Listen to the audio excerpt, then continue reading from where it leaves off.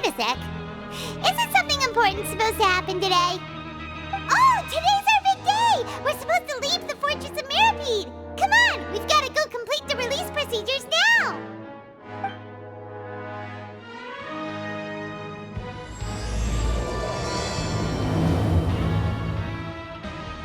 Please, sign here. This document will be effective immediately upon signing, and you two may exit the Fortress of Mirapede via the regular channels. It's been so long since we've been to the surface. Let's hurry up and... Huh? What's happening?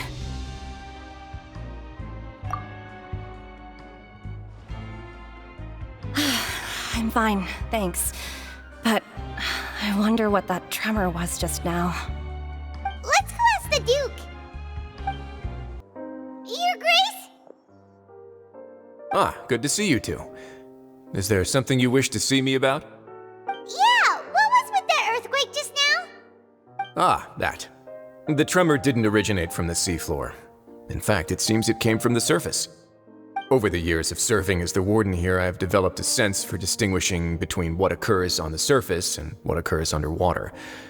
Besides, the seal that Monsieur Neuvillette set in place won't fail so easily. So the fortress is okay? If you recall our last incident, if there really were a problem, there would be crowds of inmates in a panic right now. Huh, you've got a point. Okay, seems we need to get back up to the surface and ask about what happened. By the way, do you know what day it is today? I believe today is this month's pipe cleaning day. Wait, seriously? Aha, yes. Have you completed your release papers? Yep. It's you two. Are you leaving now? That's right! Today is our last day in prison! But now that Paimon says that, it doesn't feel like we were confined here. It's actually been pretty nice. Oh yeah, Paimon feels fond of this place now. Then be sure to come back and visit. I'll miss you. If you've signed the release papers, then you're free to go. The guards will escort you out. You're not going to see us off? I knew you'd ask. All right, sure. Let's go. Well, you actually agreed. No worries, you must be busy. Paimon was just joking. Ah, so you do have a polite side, I see. After being down here for so long, I imagine you must feel like you're lacking companionship. Shall I come along too? Yeah, don't worry, we'll come back to see you. Paimon really likes the cafeteria here. The chefs sure do know how to make good grub. I hope you won't be here as convicts the next time I see you. We'll do our best to stay out of trouble.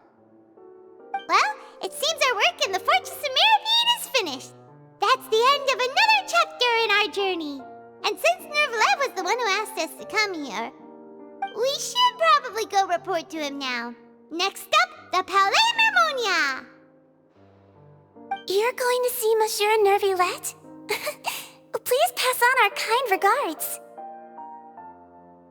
I'm sure just your regards will do, no? I believe it would be the polite thing to do. You're right. I've heard the Palais has been terribly busy these days. Tell him that I hope he hasn't been overwhelmed by the recent string of troubles. The Palais Mermonia sure is buzzing with activity today. Halt! Huh? Oh, it's you two. Apologies. Monsieur Neuvillette did say you'd be welcome at any time. Excuse me, would you mind helping me take a look at this report? I'll be right there. Sorry, I've got my hands full here. You can see yourselves in. Everyone's so busy. Seems a lot has been happening.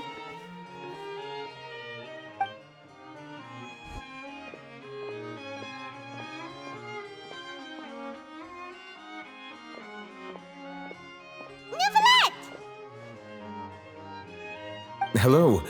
You've come at the right time, but you'll have to wait for just a moment, as there are some urgent matters I must tend to first. In the meantime, please, have a seat. If you'd like to have something to drink, let the Melusine outside know. That's all right. We just ate. Very well, then. Let's take a break over there while we wait for him to finish his work.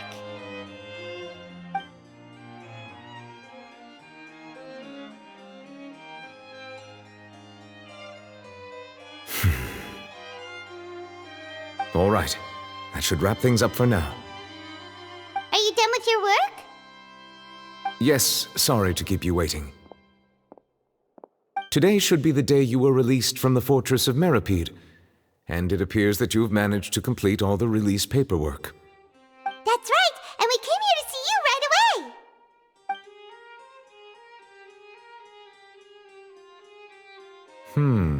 A massive whale. Do you have any idea what that might be? Judging from your description, that cannot have occurred in any ordinary waters, but rather something like the primordial sea. A whale of that size and shape cannot usually be found in the waters of Teyvat. Therefore, we can only assume that Child is presently immersed in primordial seawater. Immersed in primordial seawater? But how? And is he okay? Most people wouldn't be capable of entering in the first place. I'm not completely sure how he could have gotten there myself. Yes? What is it? Ah, right! Paimon felt it too! We asked the Duke and he said it wasn't from underwater, so we figured you might know something about it. It turns out that I have just received a report about this particular matter. In fact, that's exactly what I was busy with a moment ago. The source of the tremor was here on the surface near Poisson. After the shaking stopped, the water levels in the Poisson area rose at an alarming rate. The water levels rose? Oh no! What about all the people there? Fortunately, the water levels only rose for a short period of time and have already returned to normal now. However, I still have a bad feeling about the whole phenomenon. If the change in water levels is connected with the leaking primordial seawater, then the situation in Poisson may be much worse than it appears. Navia should be in Poisson, right? We need to go check on her! I would also like to go there as soon as possible, but I'm afraid I can't leave just yet. We must immediately formulate disaster prevention plans for the surrounding coastal areas to avoid potential catastrophes. I'll have to ask you two to go to Poisson first. I'll meet you there to check on the situation once I've finished things here. There's no time to lose! Let's get going! Please be careful.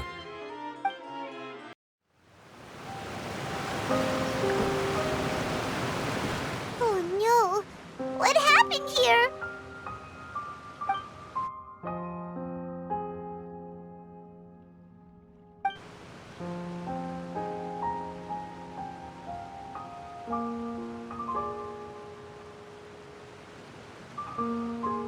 Navia should be around here, right? We need to make sure she's still... Paimon means we need to check on her. We haven't seen a single soul all the way here. Oh, this is getting scary. What will I ever do now? Look, there's someone on the roof over there. Just stay put! We're coming up! Watch your balance! All right, just hurry!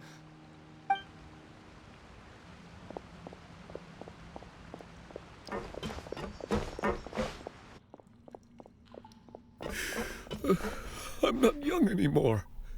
How will I survive on my own? My Desiree! Oh, he looks pretty sad. My leg! My leg! How could this have happened? It hurts!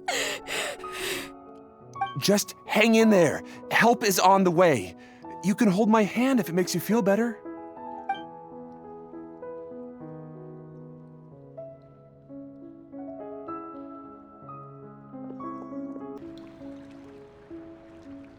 Oh, it's Navia! She's over there!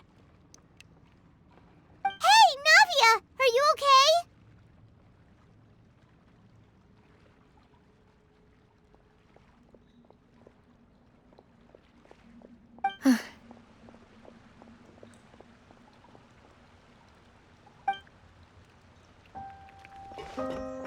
You're here.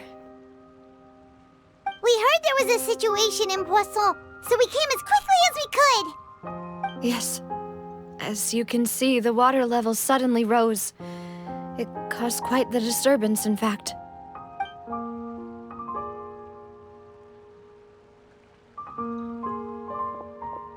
Demoiselle! There was a wounded resident next to a building southeast of here. We've already transported him to safety, but we've run out of medical supplies.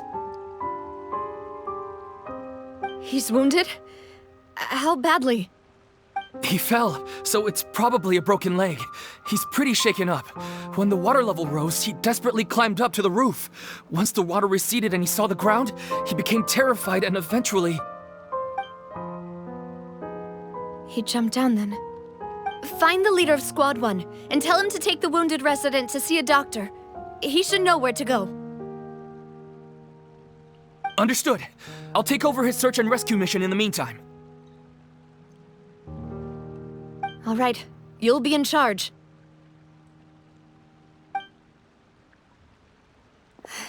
I'm sorry. Where were we? The situation in Poisson? Right. Allow me to explain. A little earlier, we suddenly heard a loud noise. At first, everyone thought that something might have exploded on an aquabus. But before we knew it, water started pouring out from everywhere.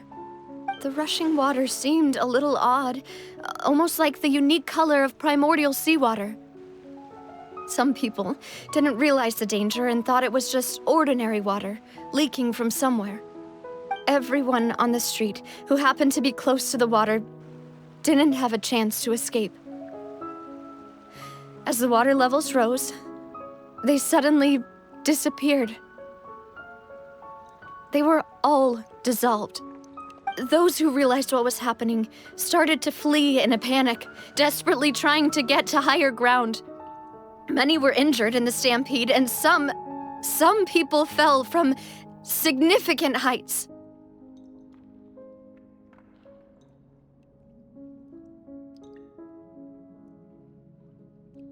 The Spina di Rosula initiated rescue operations as quickly as possible, but there have been a lot of casualties. Fortunately, the water began to recede after some time, and the chaos came to an end. The water that flooded the area contained primordial seawater, so the lower levels of Poisson are still hazardous. To ensure everyone's safety, I've asked the people there to leave as soon as possible. No one knows if this could happen again. All we can do for now is try our best to help evacuate the residents.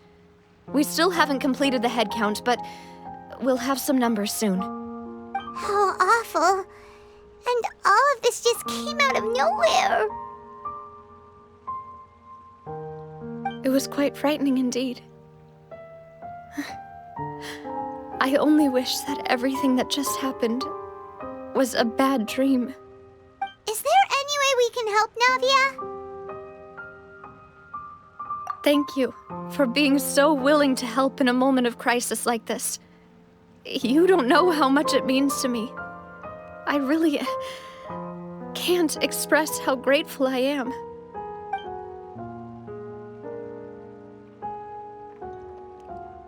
Don't say that, Navia. That's what friends are for.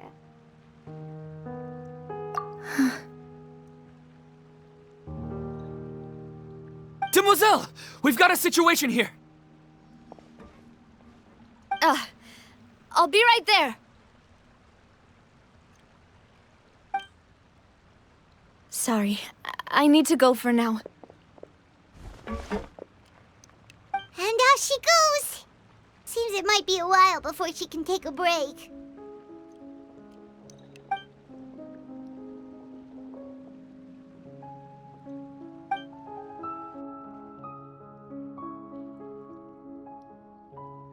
Okay, the wounded are being tended to, and we finished a preliminary head count. More support has just arrived, so I suppose I finally have a moment to focus on my own matters. Of course, we should remain ready for anything, and continue doing our best to rescue others. I'll be sure to have everyone at the Spina di Rosula ready to render assistance. Traveler, Paimon, would you two accompany me to my father's grave for a moment? Huh? Right now? Thank you.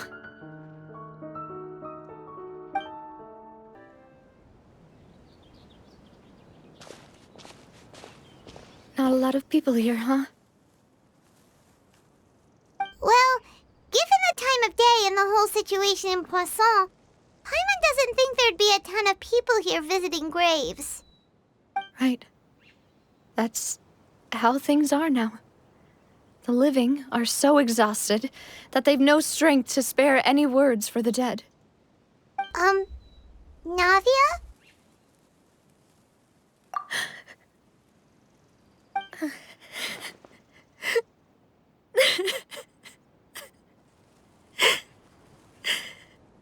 Navia, what's wrong? Sorry. I just...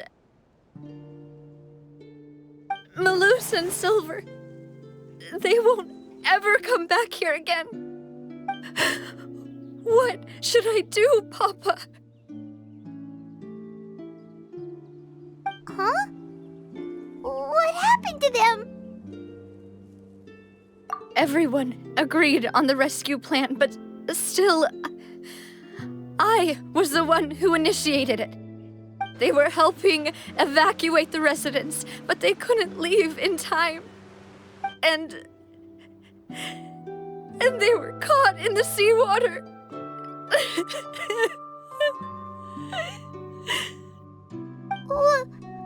What should we do? I've known them for so long. And I know they weren't afraid. But I could at least hold a funeral for my father.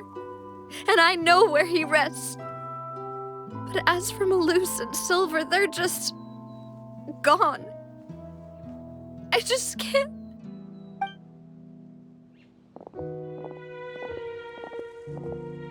Everything looks so clean after it rains. Even the gravestones.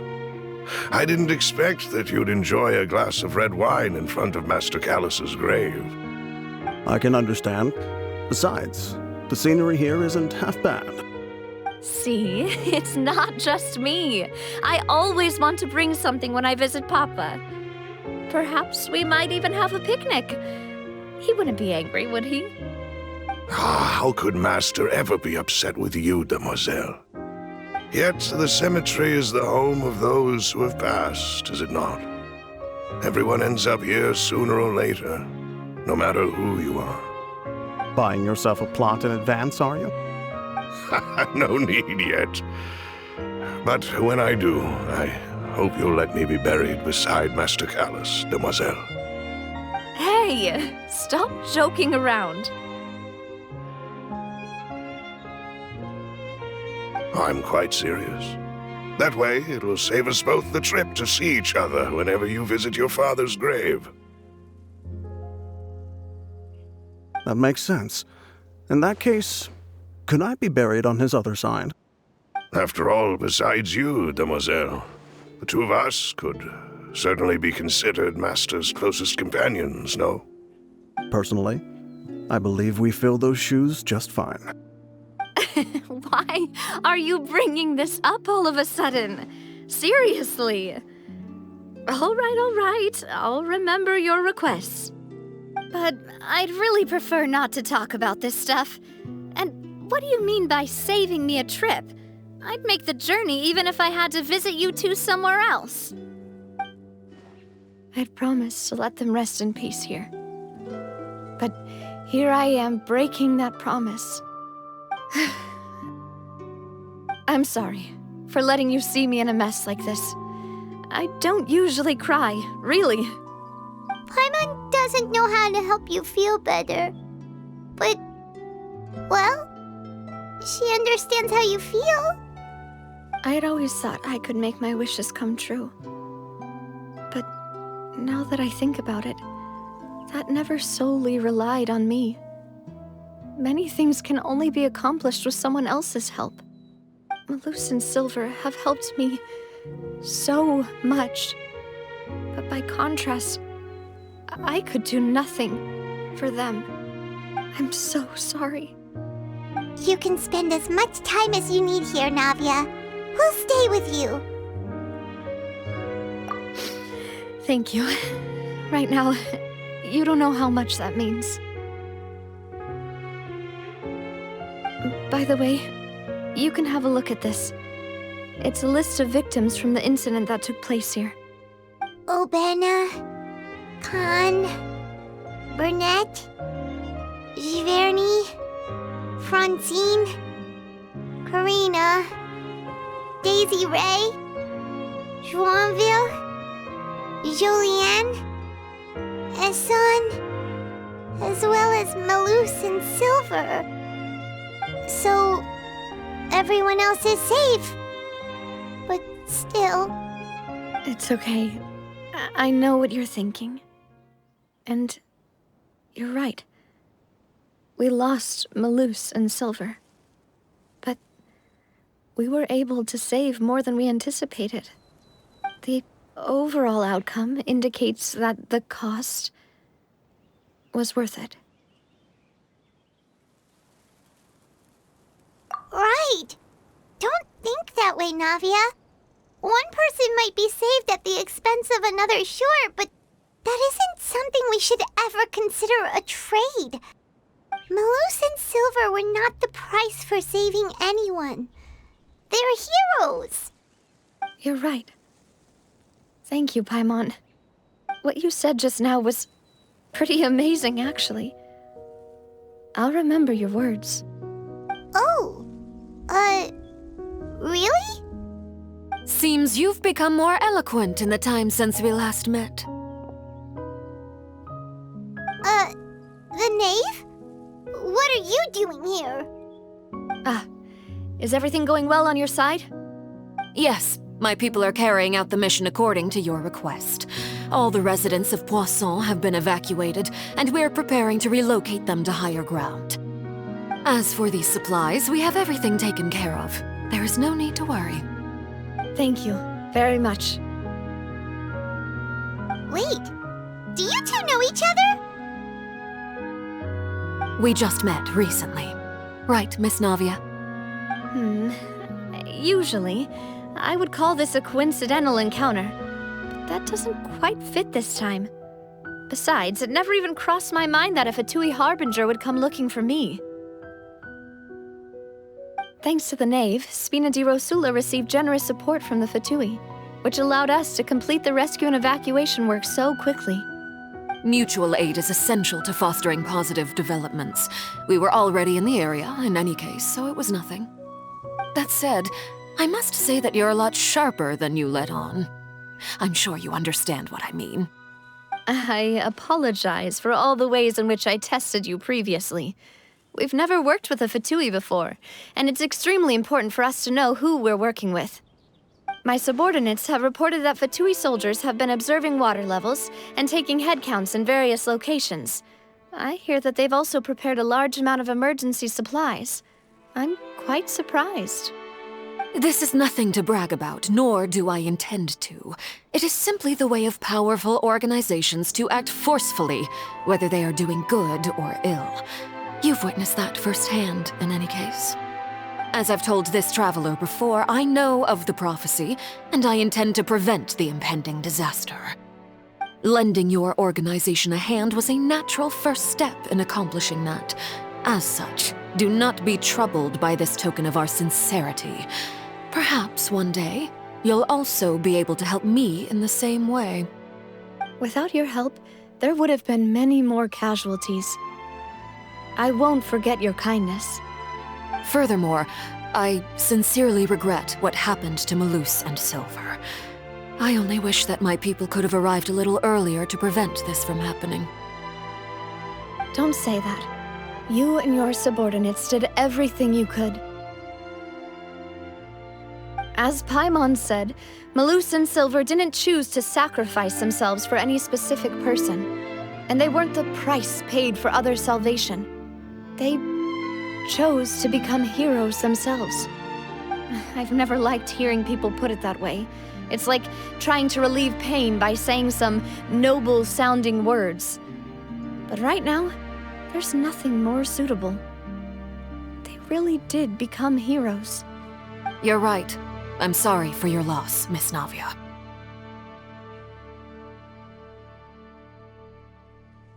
Water is life to Fontaine's people, and it also spells disaster. It's no wonder that people always say that prophecies represent fate. Fortunately, I've never been one for such opinions.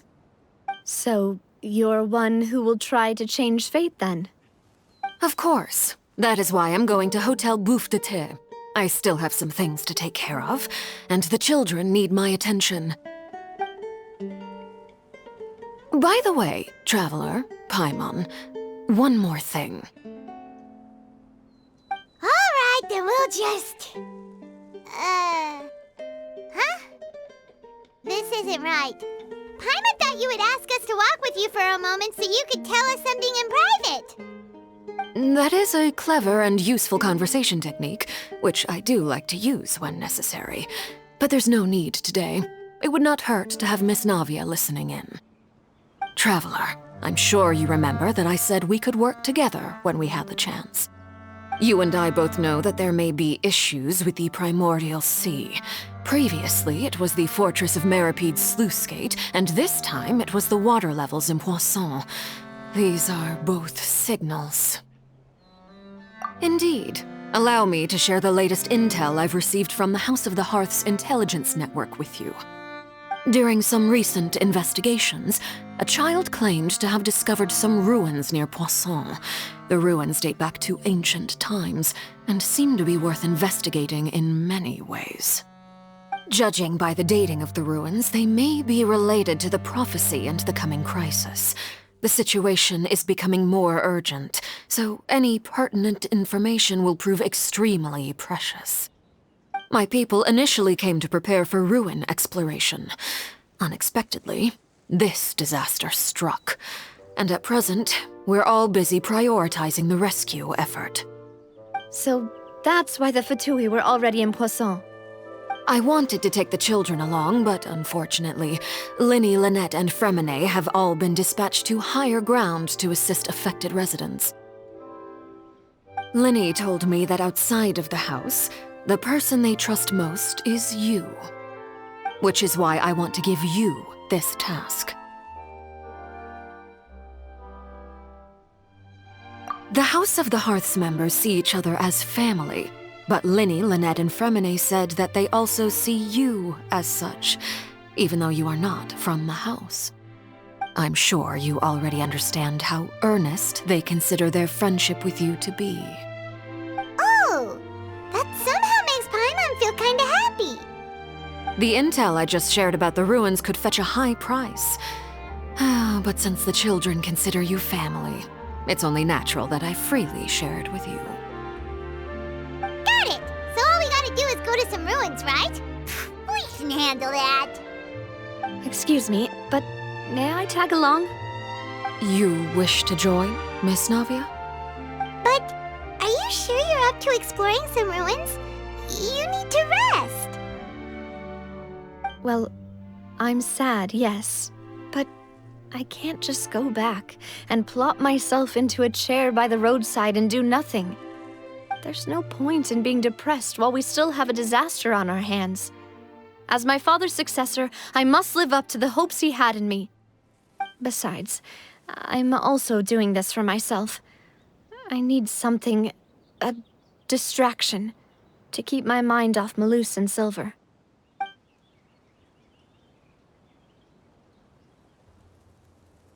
Since you put it that way, I have no objections.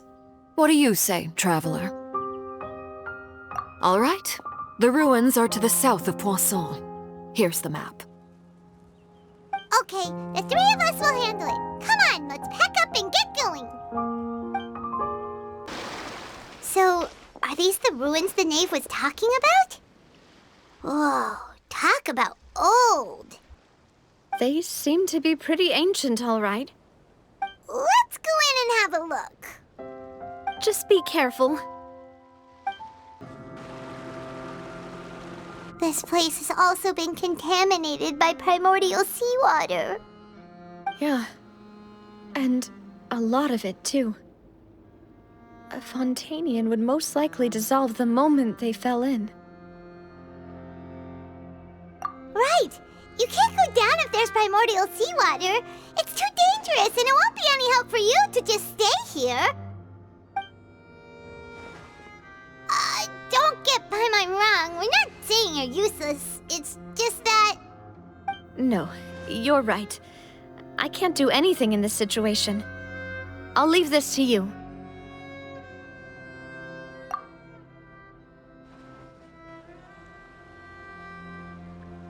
That complicates things. Maybe the only way left is forward. In that case, do you want to wait for us here? The water levels here are unstable, and there's a chance the water will rise. So staying here wouldn't be safe either. I'll go together with you. Perhaps we'll find the exit just up ahead. All right. Come with us for now then, but please be careful.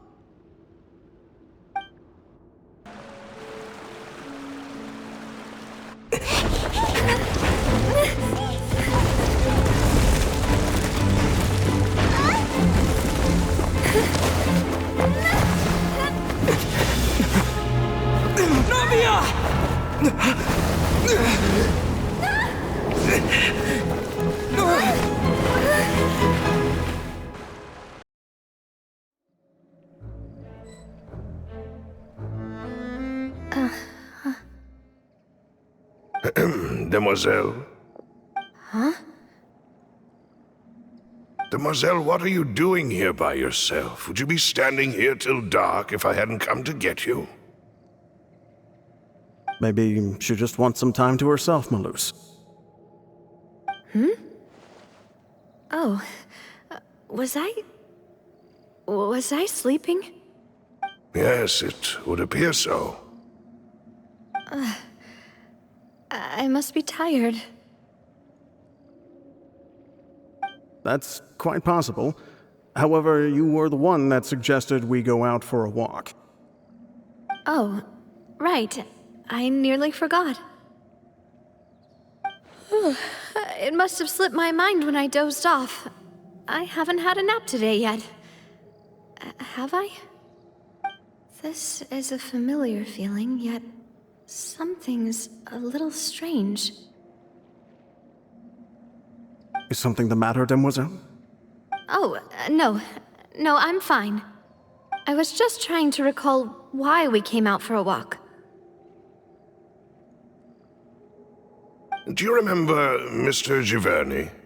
He'd requested our help before with foreign merchants who had a debt dispute with him, and we'd resolved the matter not long ago. We were headed to see how things were going with him at the moment. Ah, right. Yes. I remember now. Oh, Miss Navia. Ah, Mr. Malus, and Mr. Silver, too. It's good to see all of you. How have you been? I've been great. Thanks to your help, those bothersome merchants finally realized that I wasn't the one they were looking for. Why, I wasn't even the guarantor for that person. They were knocking at my door day and night. Even my neighbor, Obina, was getting fed up with them. Sometimes force is required to calm someone down and get them to listen to what you have to say. That's right. Oh, by the way, Burnett, what was it that you wanted to give to Miss Navia again? Oh, yes. One moment, I have it right here. Miss Navia, these are some flower seeds that I prepared. Please take them. They're a very good variety, and they'll become very big and beautiful once they bloom. I don't know what we would have done without your help, so this is a little token of our appreciation. I hope you won't refuse. Ah, did you cultivate them yourself? Thank you so much. I'll certainly take them. Balloose, we do still have some empty flower pots at home, right? Why, we can have as many pots as you'd like, demoiselle. Perfect. In that case, we'll swap out some of the decorative plants for some of Mrs. Burnett's flowers. Very well. Wait. Something seems to be off here. Excuse me, madam. If I'm not mistaken, your name is Burnett, correct? That's right. Is something wrong? No, it's nothing. This is the first time we've ever met, but your name seemed familiar to me. I must have heard it when I was discussing things with your husband previously. I've heard this name before. Sometime recently, I'm sure of it. And why are there so few people around here? Where did everyone go? We must mind the time, demoiselle. We still have important things to attend to today. Huh? We do? Like what? Well, now, did you forget? Miss Navia, here you are! I've been looking for you. Please, come to the Opera House. Your trial is about to begin. My trial? Wait, why would I need to go to the Opera House? Yes, she's right, demoiselle. It's just about time now, so we should get going. Oh? All right then.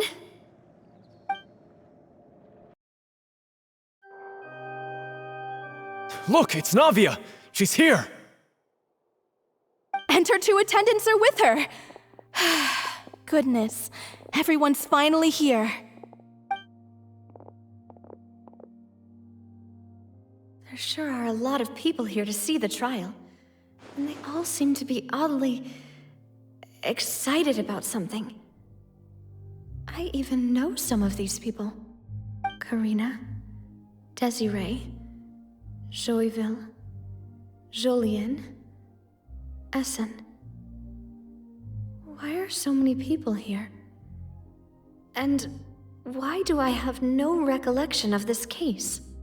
And as for the judge... huh? Where's Monsieur Neuvillette? Please sit in the defendant's seat. Don't worry, Silver and I shall accompany you. All right. But are you sure you can stand behind me? Typically, it wouldn't be allowed, but today is an exception.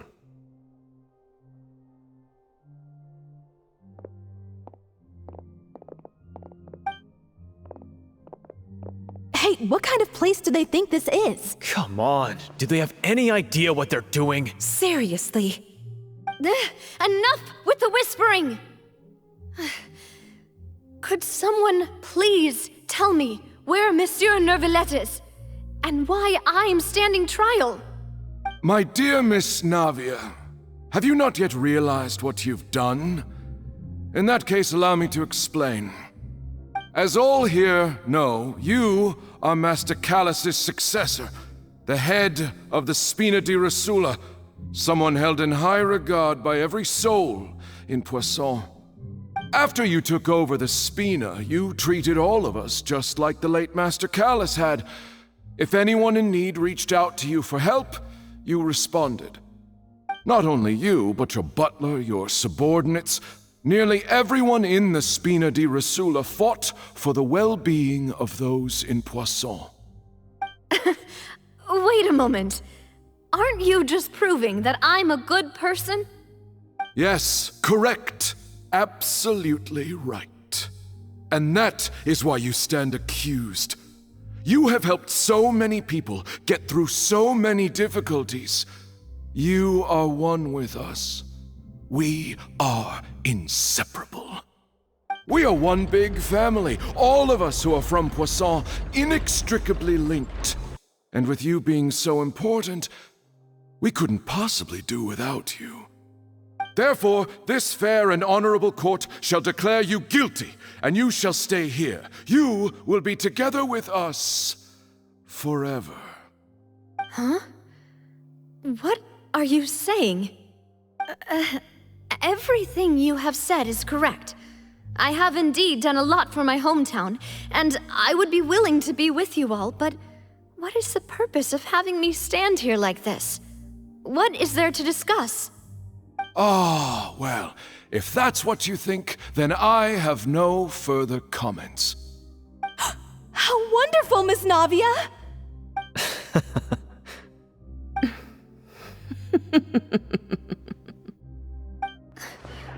I know all these people. Why are they laughing? I seem to remember now. Yes, I get it. This trial is... Wait just a moment. This isn't right! Malus? What was that, Mr. Malus? Our conclusion is very clear and unanimous. Let the court judge her now. She's guilty! Stay here, Navia! You're one of us! Demoiselle, don't admit guilt. This trial means to keep you here forever. I wish to exercise my right to defend Our Lady. Mr. Joinville, you only know of Navia's goodness, but nothing of her utterly independent mind. She was born a free and independent spirit. She has never been tied down by anything. Indeed, even the death of Master Callus couldn't stop her. Her actions cannot serve as proof that she identifies herself as part of any group. She merely acted as an individual, extending her hand to help others. Please do not mistake her actions as being otherwise. Really? As an individual, you say? Don't forget, we are all Fontanians here. This is the nation of justice, the nation of Hydro! Even if Miss Navia only voluntarily rendered her assistance, that doesn't change the fact that her beautiful soul must return to everyone. Water accepts all, blends with all. It will surely accept her kindness. Everything is measured here in the nation of Hydro, and in the end, everyone shall meld together. Thus, when a unanimous opinion emerges, that opinion represents justice. Now I speak for everyone. Our opinion is consistent. Navia should stay. We and Navia are one. And you would call this justice? Preposterous. You are merely jealous that Demoiselle still has a chance to exist as an individual. Have you forgotten how much you all once longed to become individuals, to become independent? Do you mean to defy our justice? If your justice is flawed, then why should we acknowledge it? As you said, we can also have our own justice. Silver and I shall defend Demoiselle. And that is how we will enforce justice. Ugh, my head... it hurts. Demoiselle! Silver, it hurts. My head is spinning. All I can see is stars swirling in front of me. I remember now. Everything that seemed odd from the very beginning.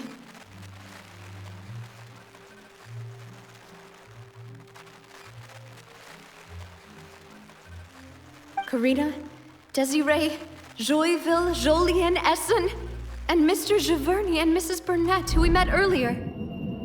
Even Malus and Silver. I don't want to admit it, but they're all dead. Don't be afraid, and don't admit guilt. We will protect you to the very end. Absurd! Who are you to say that she cannot be judged? We are the majority, and in the nation of trials, the majority is absolute justice. We are the will of all. Don't let them escape! We shall keep Navia here with us! Mr. Malus and Mr. Silver, must you be so stubborn? How could the two of you possibly hope to stand against the collective? Do not resist. This judgment is fair and just. Navia belongs to us. After all that happened, she should not be left alone in Poisson. What are you saying? No more excuses! He says we're jealous. Jealous? How could she possibly be an independent individual? What's with these people? Who's jealous of her? She belongs to us! Miss Navia, she... Silence! That's...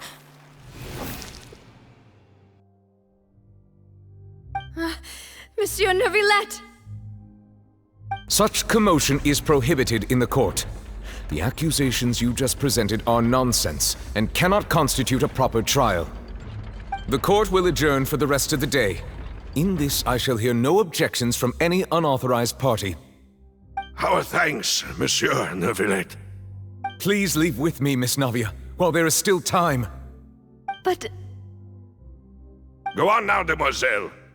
This is your only chance to leave this place. What, can't bear to leave us behind or something? Malus. My apologies. I couldn't resist making one little joke once I realized that this shall be our last goodbye. Malus... Silver... Quickly! You must come now! Goodbye, demoiselle. Farewell. No, wait! Just a second! Navia? You're awake. Good.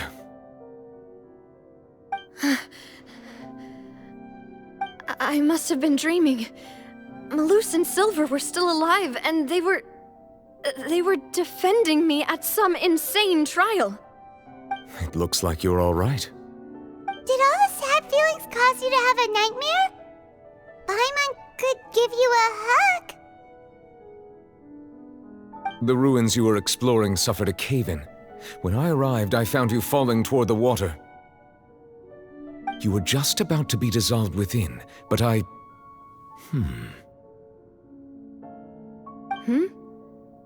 What is it? I think I saw 2 Oceanids protecting you. It was only for a moment, perhaps even a fraction of a second, but they gave me the chance to retrieve you.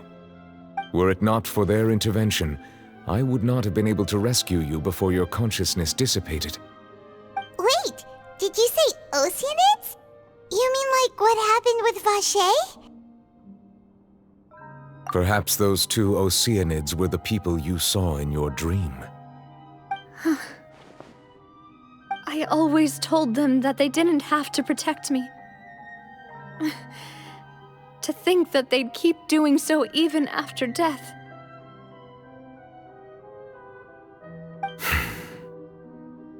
Please come with me.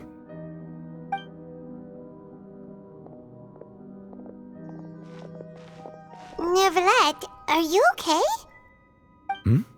Oh, I am quite all right. Perhaps there's something we could chat about? Why do you look so stiff all of a sudden? Oh, Paimon knows. You're the type who feels awkward when there's nothing to talk about, right? I merely thought that we should give Navia some time to herself. Huh? Why didn't you just say so then? Don't you think it's even more awkward to call us over like this and then have nothing to talk about? I suppose so. Ah, Sigewinne. I hope all is well with her these days. Her work in the Fortress of Meropide has not been too much for her, has it? No way, don't worry. She's doing fine down there. She's an amazing head nurse. I see. Well, that is good. I have always worried that Sigewinne would need a lot of time to understand the world of humanity, just as I have. Oh, and the Duke also says hi. Even though Sigewinne made him do that. He hopes that that you haven't been overwhelmed by all that's happened lately. Thank you. I have indeed been busy lately, and I also hope that everything is going well in the Fortress of Meripede. He still doesn't know what to talk about. Let's chat about something else then. So, Neuvillette, you're probably quite the swimmer, huh? Yes, of course. This isn't going anywhere. Let's try something else. How did you find these ruins? Did the knave tell you? Yes, in fact. I had arranged to meet you in Poisson, but when I arrived, I discovered that the Fatui were helping the residents evacuate. They had even transported a large quantity of supplies to the area. Amid my astonishment, I ran into the knave, and we had a chat. She informed me that she had asked you to investigate the ancient ruins here. Yeah, we originally planned to meet up with you, but we thought you might still be busy with all those official documents. We didn't think exploring the ruins would take very long, and who would have thought you'd wrap things up so quickly?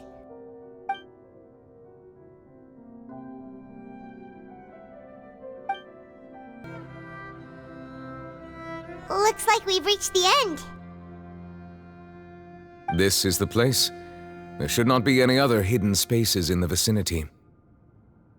The path sure had some twists and turns, but it turns out that this place isn't actually that big.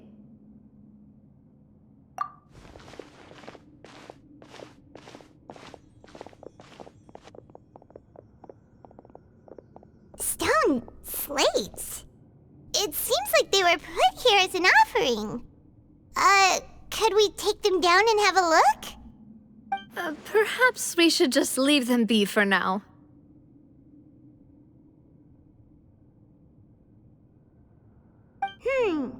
There are 4 locations in total, but only 3 stone slates. The slate that should be in the first empty spot is missing. The surrounding walls also show signs of damage.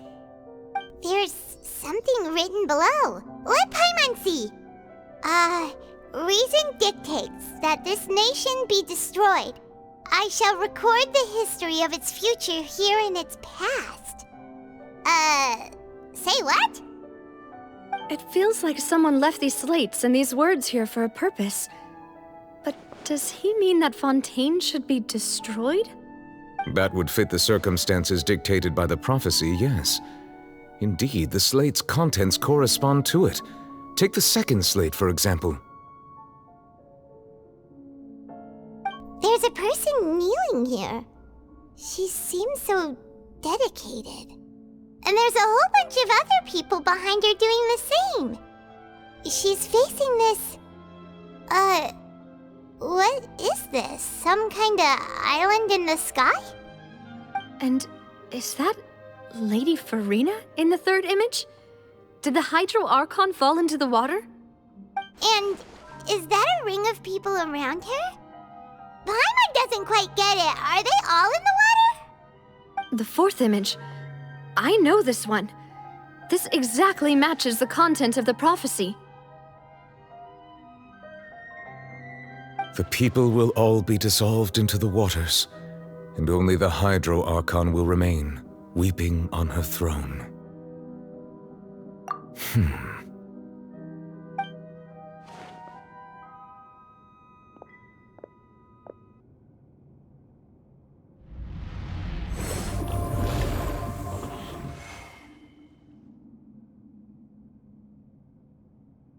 More information should be hidden in these slates, but I fear I cannot easily uncover it, most likely due to us missing the first slate.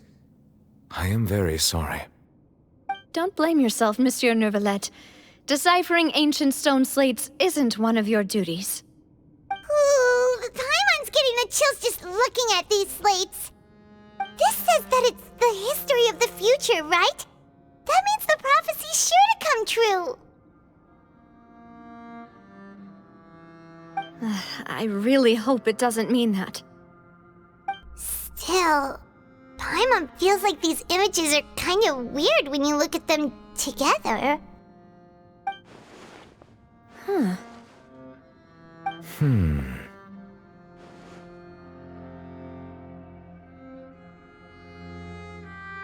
That's right! If the images are in chronological order, shouldn't the fourth, the water's drowning fontaine, come before the third, where the Hydro Archon herself falls into the water? And yet the order is reversed here.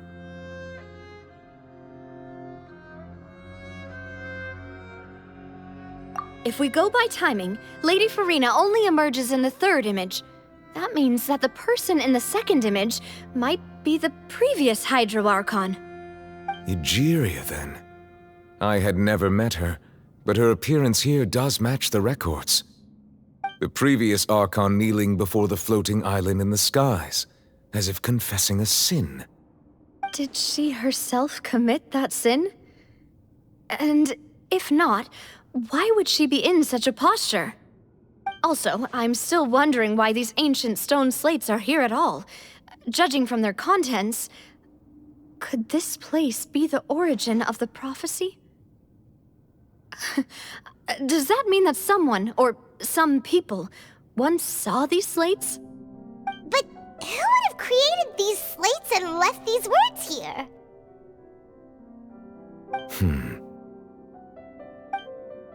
It seems that any further clues will have to come from Farina. In that case, there's no time to lose. There's nothing else to be gained here, so let's head back first. Yeah, we better get somewhere safe for now.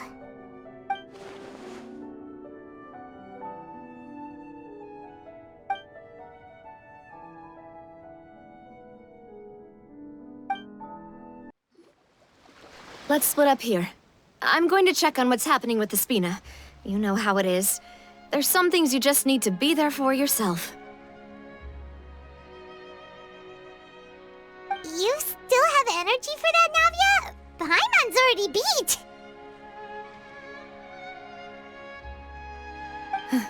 Just head back to the Fleuve Cendre and have a rest then. Thanks for keeping me company all this time. I'll depart as well. Thanks for your hard work today. Rest well, everyone. Traveler, I will go talk to Farina tomorrow morning to ask about the stone slates.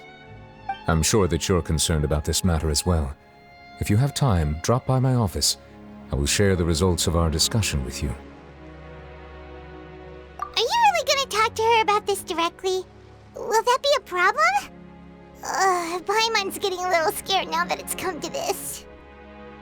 She has long been harboring secrets and will not give them up easily, which makes it all the more my duty to ensure that she understands the present situation. Alright, we'll leave it in your hands then. You're probably the best person to talk to her anyway. I will be carefully considering my words tonight. Traveler, Paimon, our safe house at the Fleuve Cendre is always open to you as ever, so please don't think you're an imposition. All right. I'll be on my way then.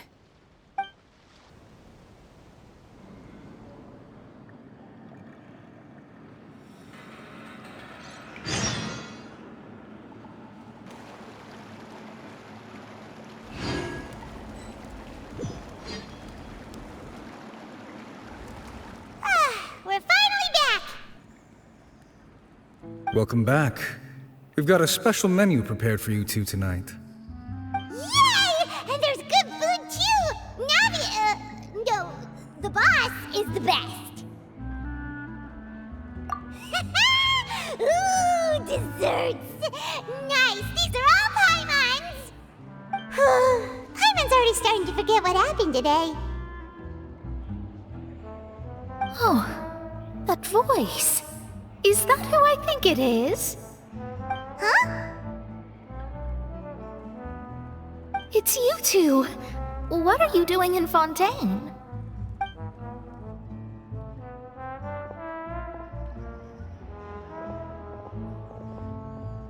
Mona?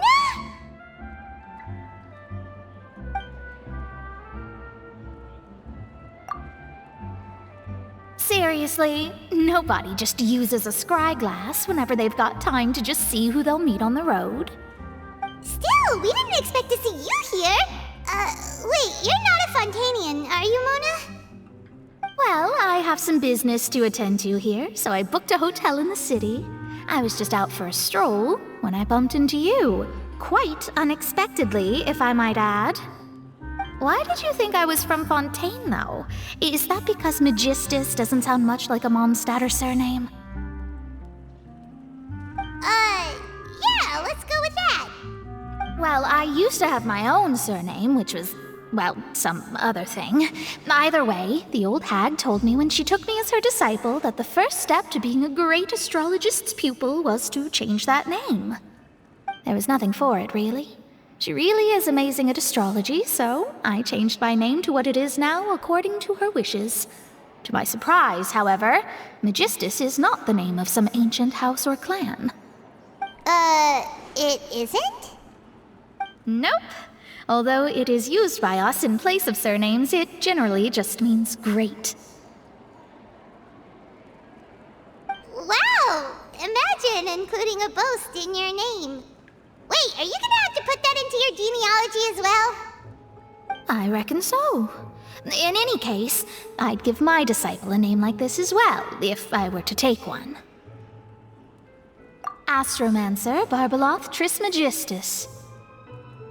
Whoa, that's a long one. Does it also mean great or something? My name means Mona the Great Astrologist.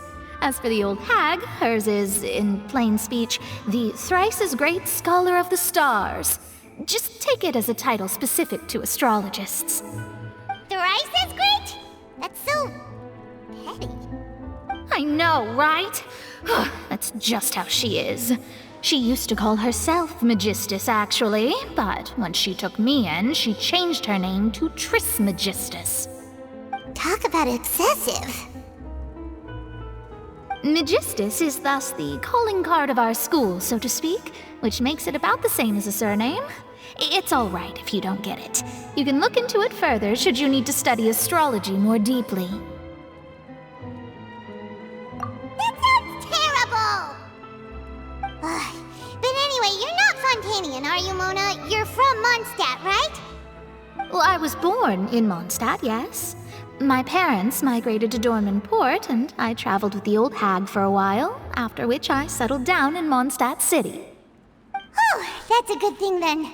At least we know you won't be dissolved by Fontaine's waters. Speaking of that, I'm sure you're aware that a bunch of things have happened here in Fontaine, right? I know you're not a local, but I'd avoid getting too close to any water that looks strange all the same. There's something ominous about it. Well, the water, I mean. That was the main reason, yes. Just a while back, the Steambird invited me to take part in a panel and speak about the circulation of the prophecy as an astrologist. The invitation was sent quite early on. I don't think anyone expected Fontaine to be in this much trouble. What do you make of that prophecy, Mona? Just tell us what you think as an astrologist. Your word would go a long way to make things more certain and less scary. What I can tell you is that I'm an astrologist, and that this prophecy concerns the fate of Fontaine, even that of all Tevat. Ascertaining this is akin to reading the fortune of the whole world. I'm afraid that this is not something that just anyone can do. If I could do it, you would no longer call me an astrologist, but a visionary. But on the flip side, the prophecy is so huge and powerful that it must surely come from a powerful visionary. Its contents involve the fate of the world. Disregarding it would be a mistake. A visionary? Sounds really powerful and all, but does such a person really exist? Of course. The old hag could do it, and I'd bet there are others amongst those Hexenzirkel colleagues of hers who could do something similar. Huh? Are you sure? All right, I'll help you. It isn't often that I see you with such a serious look on your face. I'll tell you once I hear back from her. Thanks, Mona! You're amazing as always! Oh, well, this is something only I can do after all. So yes, your praises are quite welcome. That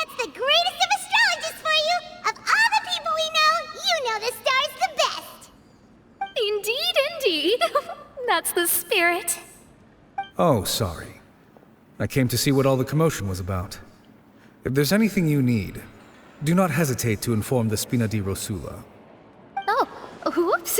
Guess we were getting a little too carried away there. Well, I'll go tend to my own business now. If I receive any news, I'll be sure to come find you two again. And there she goes, quick as rushing water. And here we are with the Spina guy giving us suspicious looks.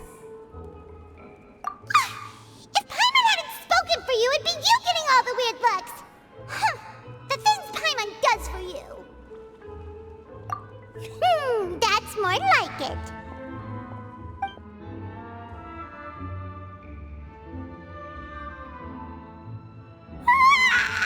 Good morning. To be honest, Paimon's still feeling kind of sleepy. But it's time to get up, Traveler. We agreed to go see Neuvillette, so let's pack it up and get going.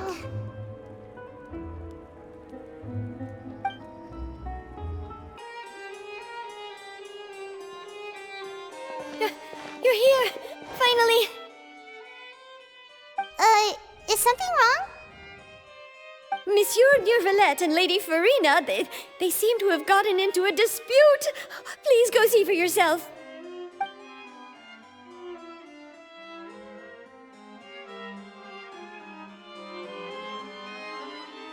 Like I said, I've already explained everything. And yet the problem has not been properly solved. There is little space for excuses between us. It is not my intention to offend you, but please, tell me where you stand. You are the Hydro Archon Focalor, are you not?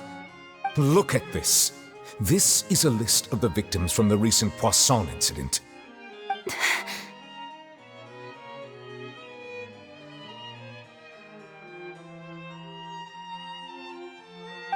You mean... they're all...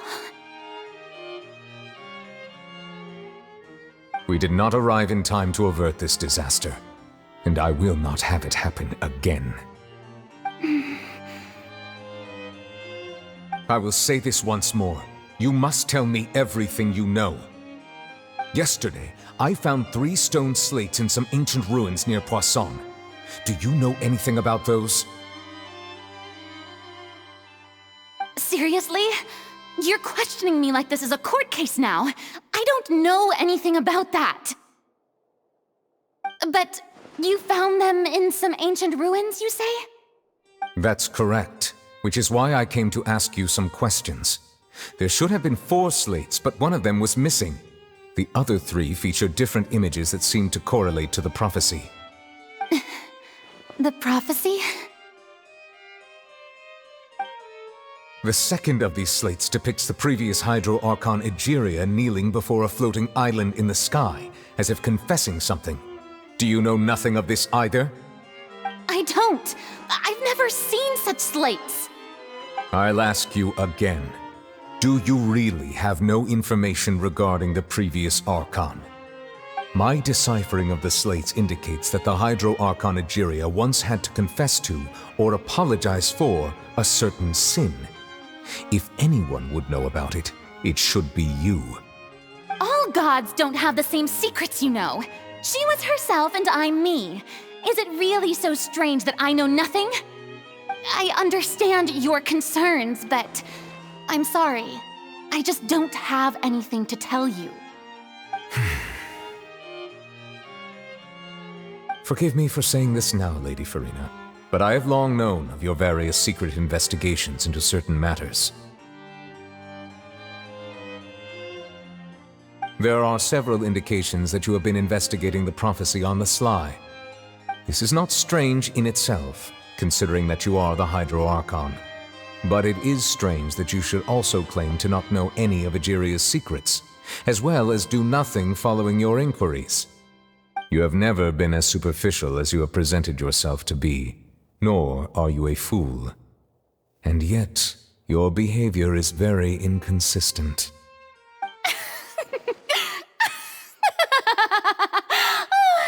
So you've been watching me all this time, have you? I didn't think you were that type. You... Well, Well, since you know about my secret investigations, then you should know I'm actually working to take care of it. There's no point questioning or suspecting me. You're the Eudix, but you're still my subordinate. You should be following my lead. Just trust in me, your Archon, and do as I say. Never mind whether you can truly convince yourself to or not. It'll all turn out fine. That's all I have to say. We do not discuss this matter again. Oh, the opera's about to start. Toodles!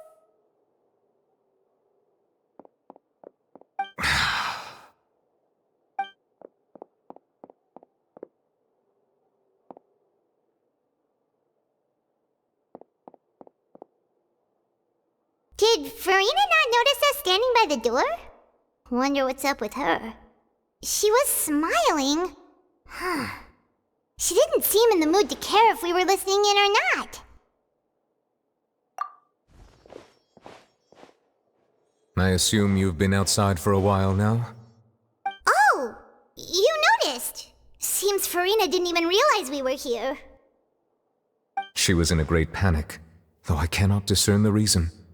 Our discussion reached impasses time and again, a state of affairs that we cannot allow to continue. Still, I do not understand. Dialogue is the basis for understanding, so why did she keep refusing to engage?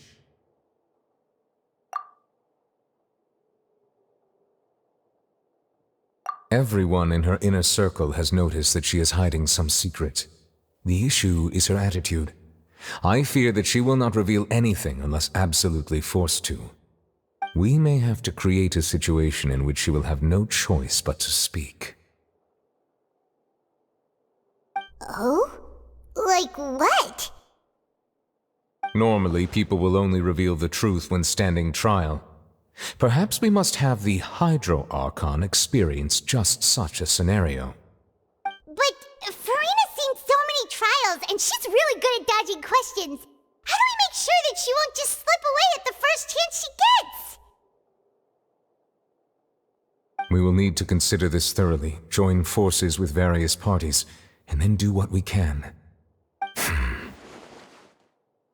If at all possible, I would prefer to recuse myself from this affair, but we must prevent the prophecy from coming to pass. This may be cruel to her, but all Fontaine is in crisis. The information a god possesses is too precious, and so we must take a chance on this. But who will lend us their aid to do such a thing?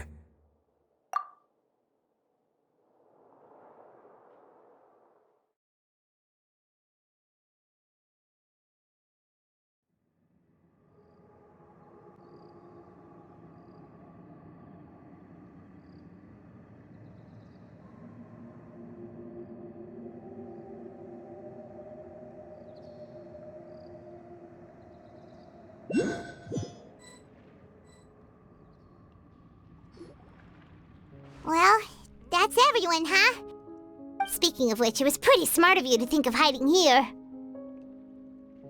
Poisson was just involved in a disaster, so it's presently devoid of people. That naturally makes it the best choice.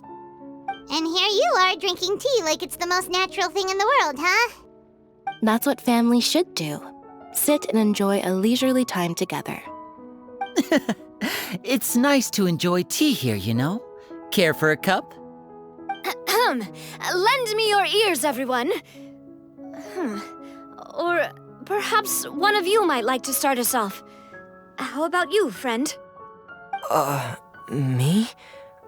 No, I don't think I can. Then, how about you, good sir? I fear that I will cause the mood on this boat to become as somber as it is in court. Well then, I guess we're lucky we've got a local like me to organize things. Wonderful, the spotlight at last. I guess I'll be facilitating things from here. That was a little long-winded, don't you think? Oh, you might be right. Anyway, to cut to the chase, our friend here, the Traveler, has brought us together to discuss something.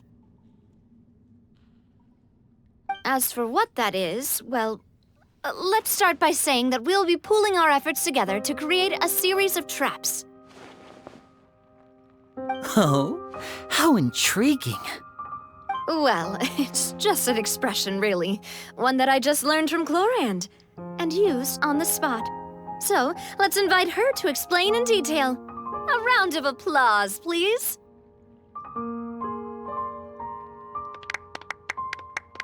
Huh? Didn't you say that you would be facilitating this? Oh, come now. Your work doesn't involve much public speaking, right? This is a good chance to practice. You might even pick up some fancy oratory tricks to impress your boss with in the future. I see. And what does my boss say? He is glad that you consider him your boss. Do go on.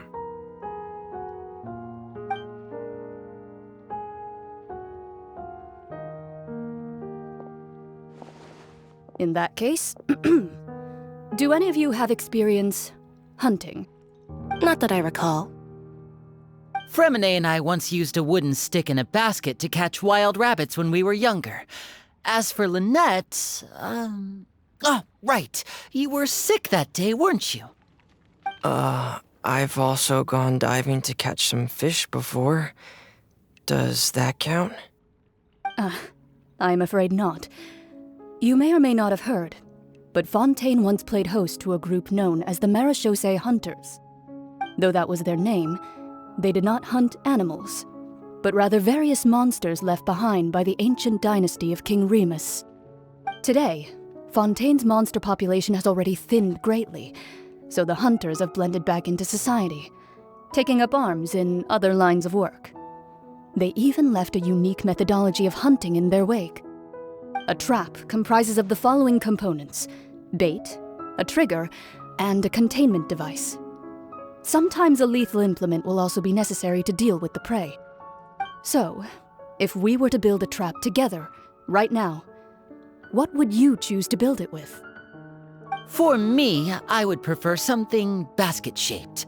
Pigeons and rabbits will see the bait and naturally enter the snare. Our line of work requires a deft hand, and we're some of the best in the industry, so you can count on our techniques. You used some of those techniques while moving the people of Poisson, didn't you? My subordinates mentioned that you even performed some magic for the bawling children. Yes, and I even managed to gather some intelligence in the meantime. I'm quite the multitasker if I do say so myself. I'm afraid I can't claim that as my strong suit. I prefer more stable methods, like placing bait in the water and waiting for the fish to come within reach. That's the kind of method I would count on. Calm and steady. Exactly the kind of person who would catch loads of fish. And I can be their assistant. With discretion, I'm sure. I'd probably use some sort of mechanical animal. Papa once bought me some small clockwork squirrels, mice, and such. When placed in the forest, they can attract others of their kind. I remember that you liked those too, didn't you? I did. And that would be a good way to go about it. If they're realistic enough, animals of the same kind will follow them all the way to the trap. What about you, Monsieur Neuvillette? I fear I do not have any related experience. That makes sense. You usually solve problems directly, without the use of any such tricks. But I do have one more question for you, Monsieur. If we were to create a trap now, how would you design it? I would like for it to be effective, but bring no harm to the prey. A more gentle trap would be ideal. Kind, as always. However, our intention doesn't necessarily change the containment device and the type of implement we need. If we wanted to kill the prey in one strike, we would need a powerful implement. However, that also goes for prey that must be captured and safely contained. Wait, why's that? Only a hunter who's a true expert at subduing their prey can snare it without harming it. The line that divides life and death is often exceedingly thin. So are we going hunting together? Huh. we hadn't thought of seeing ourselves as hunters. It kinda works, but maybe it's still not the best metaphor. If our means of capturing and dealing with our prey is to put them on trial, then the hunting metaphor is actually quite accurate. But we shall require much more courage than any hunter to judge a god, a being whose seat is an exalted throne. Oh, so that's what's going on. Sounds very interesting.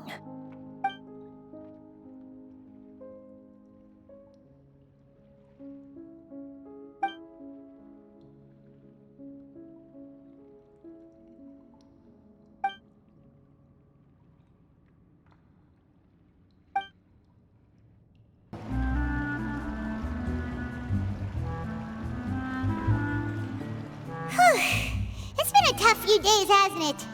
So much has been happening. Paimon didn't think the meetings would go on for so long, but everyone seemed pretty fired up, huh? Paimon thought they'd be at least a little frightened. Well, Fremine was, now that Paimon thinks about it, but everyone else just looked a little surprised. Well... It's hard to say. Paimon doesn't have any experience with this sort of thing. But with you around, Paimon sure will do great. After all, you're the most reliable person in the world, aren't you? Did you just pour some tea? Paimon didn't notice you doing that at all. Then what's that? Paimon's never seen that cup before. Don't be frightened. I'm just joining you two for tea. I merely refrained from saying anything till now. Who's that voice? But there's no one here. Aw, have you forgotten me already? Wait, you are familiar. You're the voice we heard from the sky in Sumeru. The voice from the sky, I fear that description is wrong. Though, not completely wrong. You're feeling lost now, just as you were feeling previously.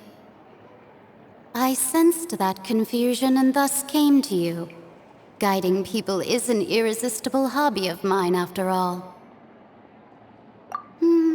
Consider me a passerby, just accepting a commission from my friend's disciple on a whim. The prophecy. Yes, what has been prophesied will be fulfilled. You may view such things as the history of the future. What? Then is there any way we can stop it? I believe you have witnessed a failed attempt with your own eyes. Can everything in Teyvat so easily be changed?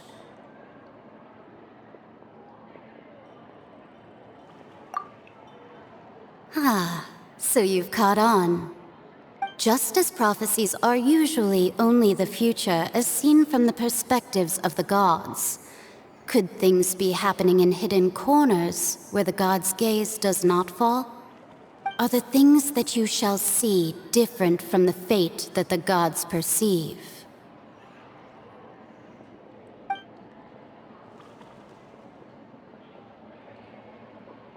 What is she talking about? It all sounds really impressive and important and stuff, but it also sounds kinda scary.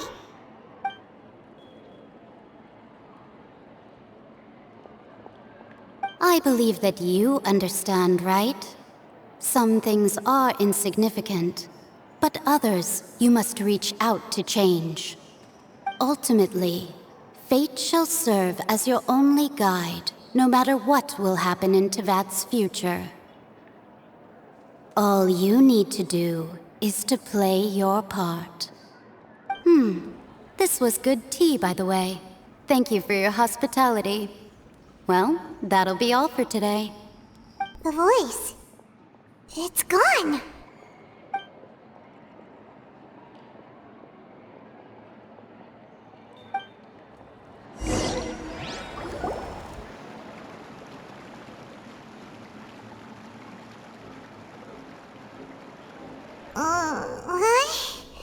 Paimon here's so someone talking. Alright, coming! Hey, it's you who's getting lazy, okay? Well, I see I've walked in on some lively banter. Mona! Fine, just fine.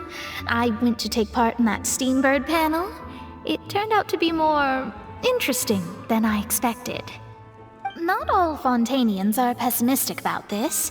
One journalist mentioned that sitting around and waiting for the end to come would be wrong, and that they should make their own rescue preparations. I agreed, so we had a brief chat with her. Did she have pink hair by any chance? Why, yes, it was Charlotte. I assume you've heard of her, no? That daredevil journalist? I'm in full support of her view. Prophecies are very important, but how can people allow their lives to be commandeered by just a few words? That's right! Paimon's glad to hear something sensible for once. Ah, yes. About what we had discussed before. I did try, but I'm afraid I couldn't reach the old hag. I'll try again tonight, but I wouldn't get your hopes up. Huh?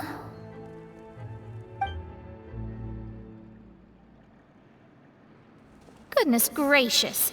Are you serious? She said that even the god's gaze has blind spots. Pretty bold if you ask Paimon. Most people would believe the gods to be all-knowing, right? The Hexen Circle members are certainly anything but ordinary. As for the mage named N, the old hag has mentioned her a few times. She said that N's sense of direction is incredible, and that she loves guiding those who are lost. But I've never met her, and if she were still alive, she'd be... Well, suffice it to say that the hag's at least a few hundred now, and N's been around for longer than that. Whoa. The Hexen Circle sounds like a scary group. But they must really stay in shape to live so long. Their abilities alone are pretty terrifying. If she came to see you personally, then the problem you're facing must truly be of great importance. Well, it's not like Paimon could understand anything she said. Yes, she was quite cryptic, but I suspect she means that there is still a way to turn things around. She didn't say when or what that would be, though, so... Perhaps it is something that you cannot know right now.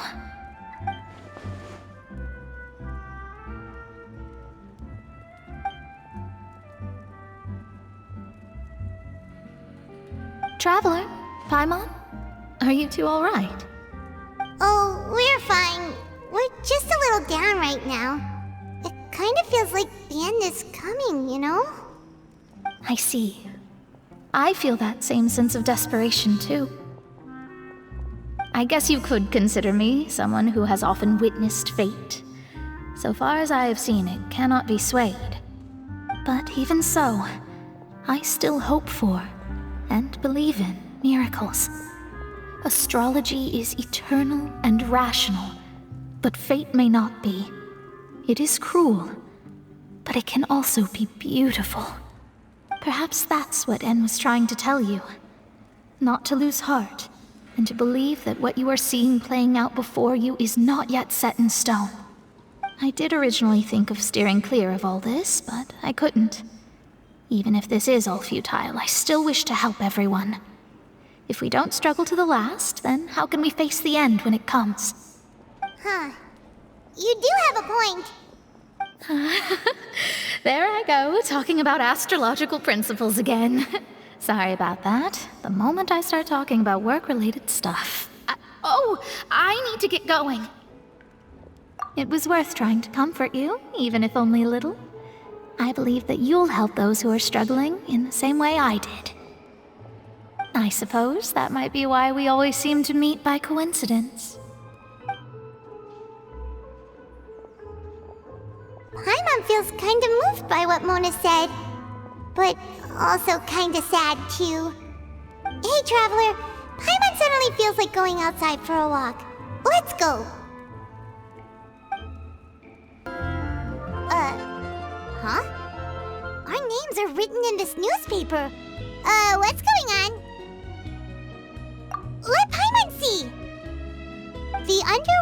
stronghold, the Fortress of Meripede has continued in its noble autonomy, but that does not mean that others cannot interact with it. My recent attempts to enter the fortress bore little fruit. Huh. Guess Charlotte still hasn't given up on that. Thus, did an Outlander friend become the focus of this report, a blonde adventurer with their white fairy legends trailing in their wake. It is said that this mysterious traveler once visited the underwater fortress. So while the fortress's interior remains a mystery behind closed doors, do not fear, for the tales of the traveler contain surprises in spades. Journalist Charlotte's biggest scoop yet, the Traveler's Trail, World Walker. Huh. Charlotte took so many awesome photos of us and we never even noticed her. She hasn't been able to get a hold of anything at the fortress, so since we're easier to find, she's using us as the subject matter instead? Ugh, seriously? Well, fine. Those headlines and photos do look cool, so Paimon will forgive her this time.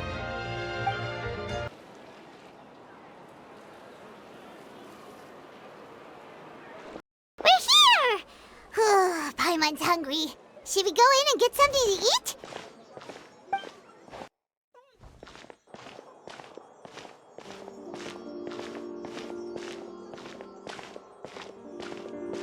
Hey, quick! Look! That's the limited edition only 16 slices a day cake!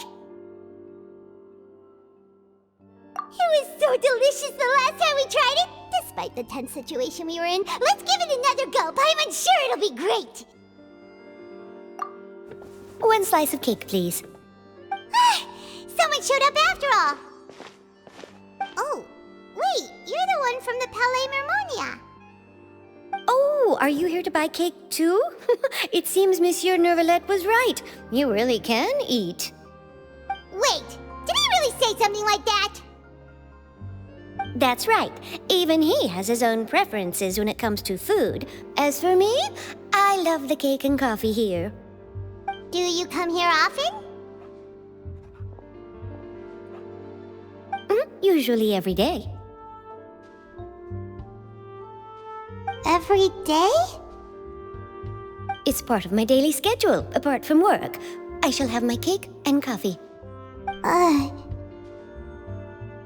Then what if someone told you one day that this place would be closing soon, and you wouldn't get to eat cake here anymore? What would you think? But why would it close? Well, Paimon doesn't know either, but maybe the waters will rise tomorrow.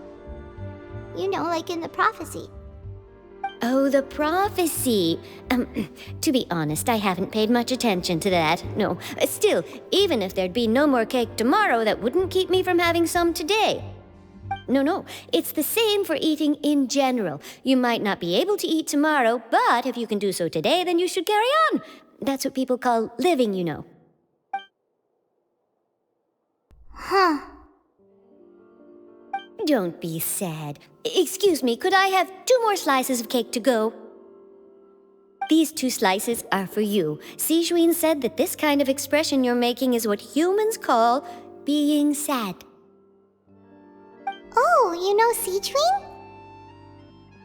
I sure do. She was born before me, and she sometimes comes to the surface to teach us things about humans. She said that humans are creatures that are saddened easily, yes, and you can only lift their spirits by feeding them delicious food. So please try the cakes here. I've got something else to do, so I'll be going now. You two try to stay in a good mood after eating, all right? Bye!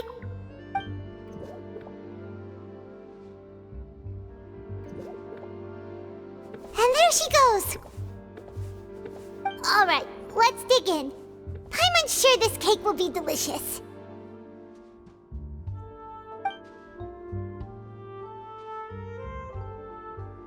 It's more delicious than last time!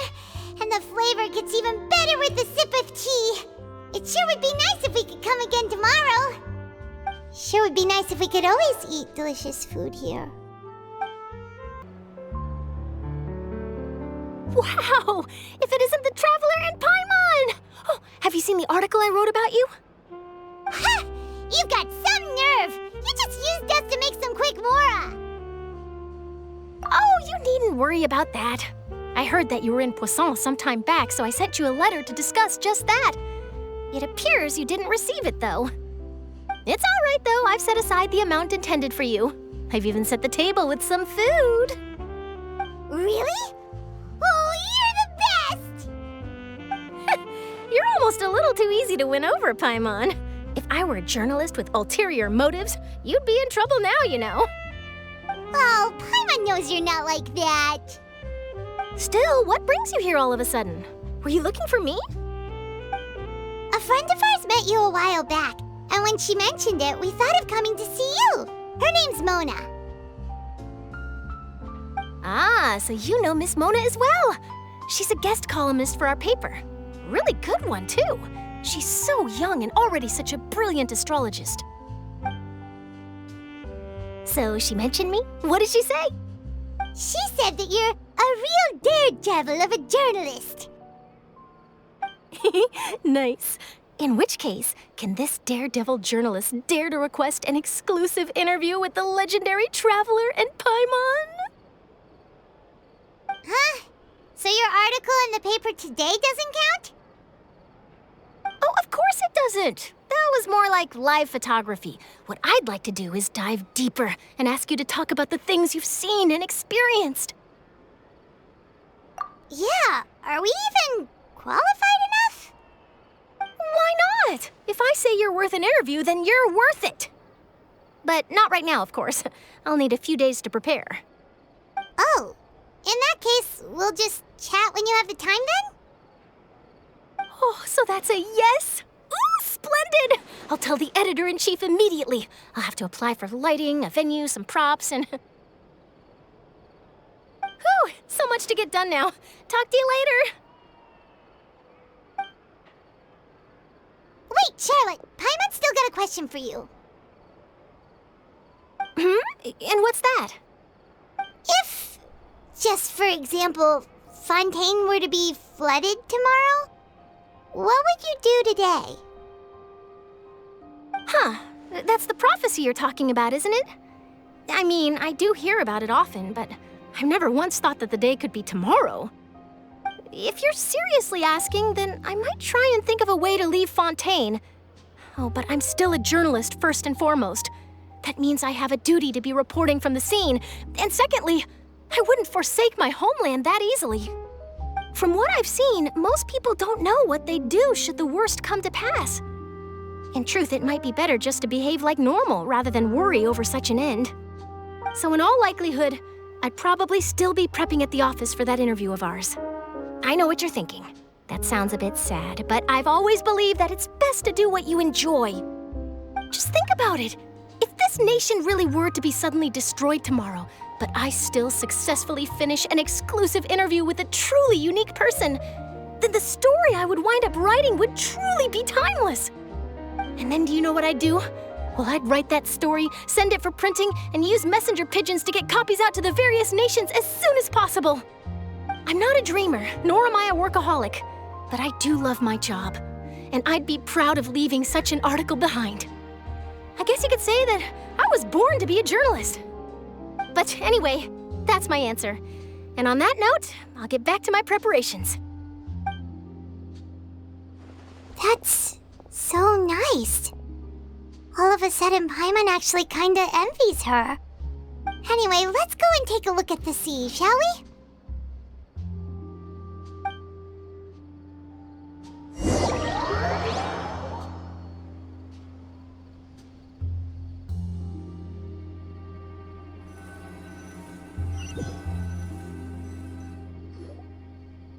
The sea breeze and scenery can be a pretty soothing combo, huh? Paimon's been thinking. If it wasn't Fontaine, but all of Tevat that would be destroyed tomorrow, where would we go and what would we do?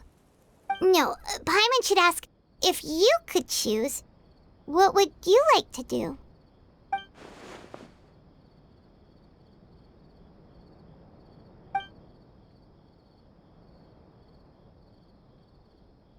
We We've always been moving to the next destination, so we haven't spent much time thinking about these kinds of things.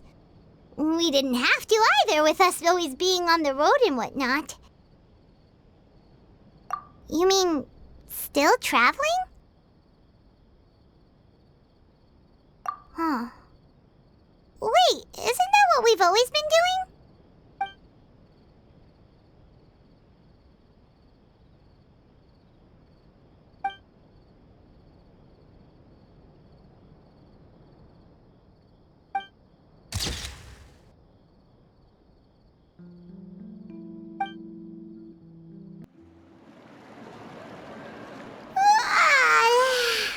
Feels like you'll grow mold if you stay here long enough. But it's still better than the Fortress of Mirapede, that's for sure. It's not only damp there, but salty too. Ah, so the two of you are still here. Wonderful. Oh, you're from the Palais Mermonia, aren't you? Yes, I'm Isadora. Monsieur Nervillet sent me to look for you two before.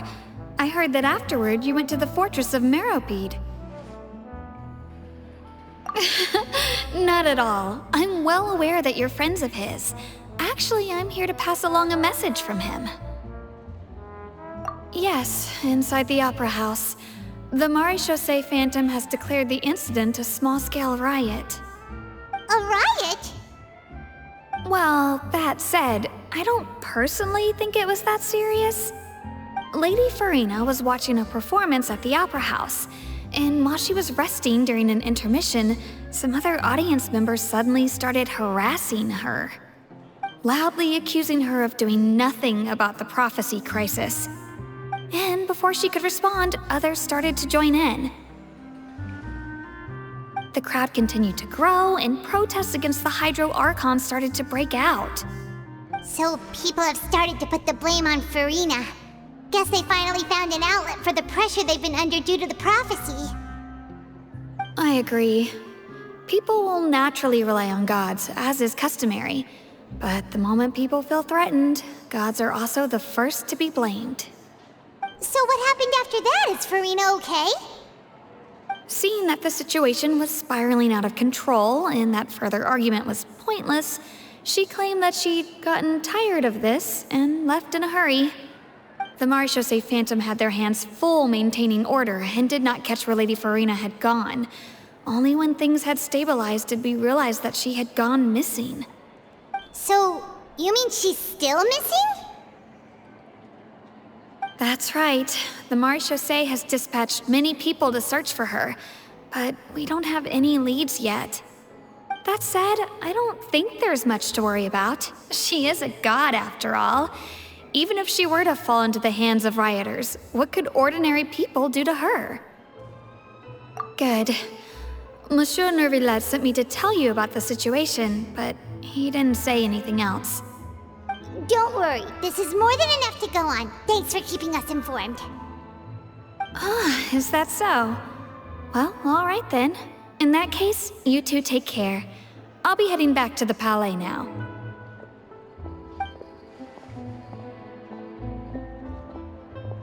Well, sounds like we should hurry over to Poisson then.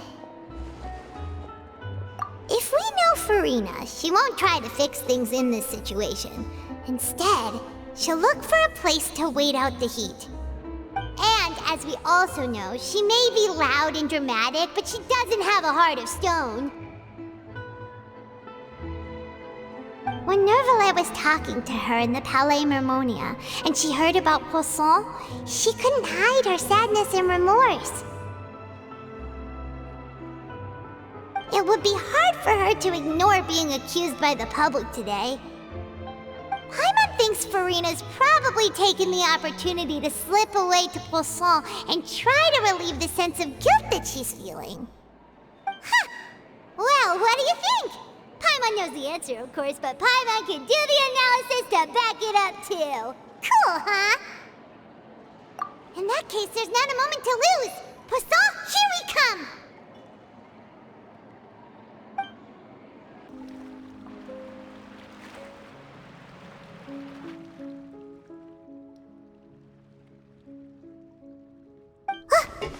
Farina, right over there. She really is here all on her own.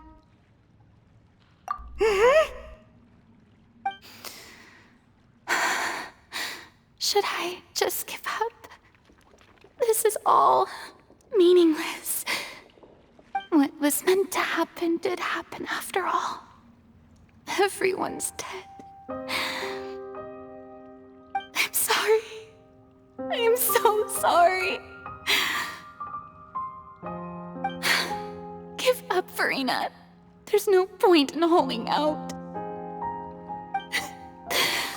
I'm sorry. But what can I even do other than to repeat meaningless apologies over and over? Who's that? Don't worry, Farina, it's just us.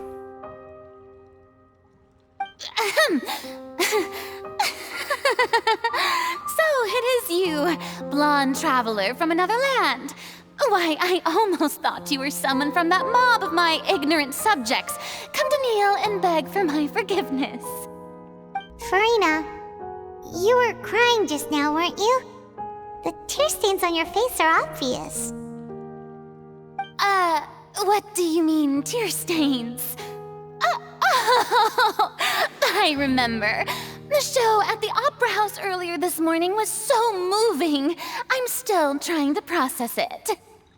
Who did that uncivilized rabble think they were, disturbing my enjoyment of the arts? They even dare to tout their Archon. I must teach them a lesson. I can just imagine their twisted and frustrated faces once they realize that I'm nowhere to be found.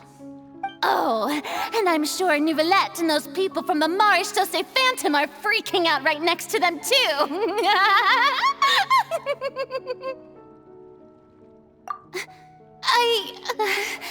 Of course not.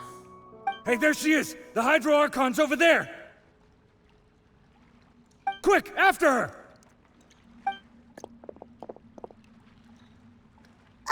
Farina, those people seem to be after you. They are?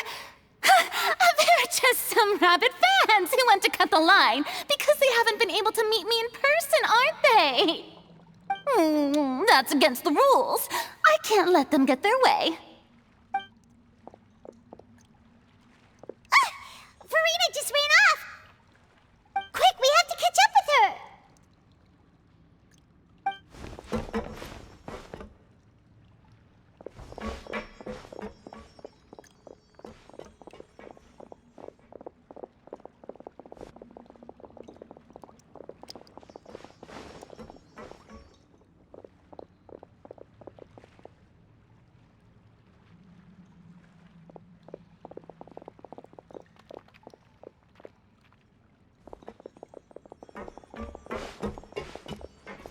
This should be the place, right? Hey, Farina! There's a good hiding spot over here. Quick, come to Paimon before the rest of them catch up to you. What is this place? Hurry, they're almost here! Fine. I suppose haste is warranted. Lead the way.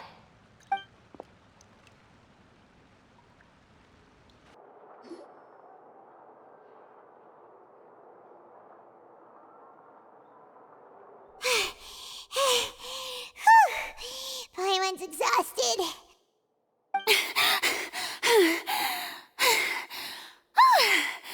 I'm so tired.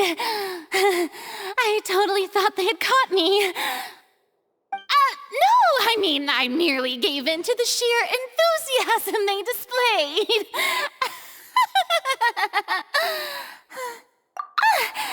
You're right. Yep, that's a good girl.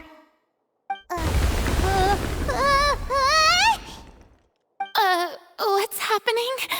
The ground's shaking. Is it an earthquake? Yeah, a quake of this kind preceded the flooding in Poisson, didn't it? It can't be.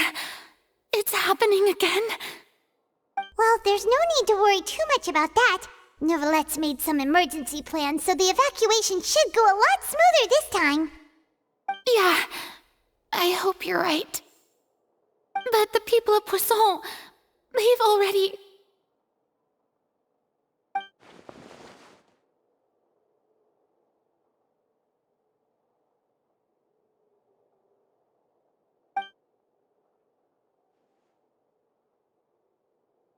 It's true. I've been investigating the prophecy for hundreds of years. I once had informants all over Tevat, searching for clues and feeding information back to me. I've tried all kinds of ways too to hold back the sea. Anything to keep the coastline from advancing. But all my efforts proved to be futile in the end. Really, the truth has been clear to me for a very long time. We cannot make an enemy of the divine. No matter what we do, the will of the heavenly principles will have its way, and the prophecy shall be fulfilled. Give up. I do love the sound of that phrase. It would mean finally coming to terms with fate, but also for me to finally be free. Indeed, I've thought about giving up so many times, especially after we almost lost Poisson. Fate is really unreasonable, isn't it? It has no heart and obeys no rules. The prophecy has only just started to come true, and so many people have already lost their lives. But just now, it all became clear to me. I still don't have the right to come to terms with fate on behalf of everyone else. As long as the final moment hasn't come, it's still not too late. Don't worry. I will keep hope alive for everyone until the very end. Well, that's enough for now.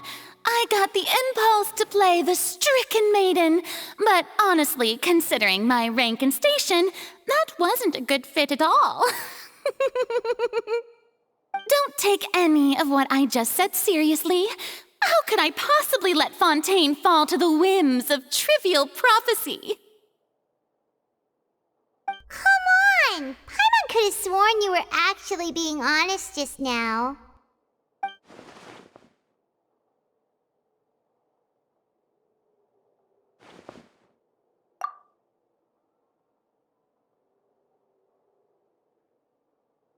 Share my burden. That's impossible. It was fated right from the start that this would be my duty alone.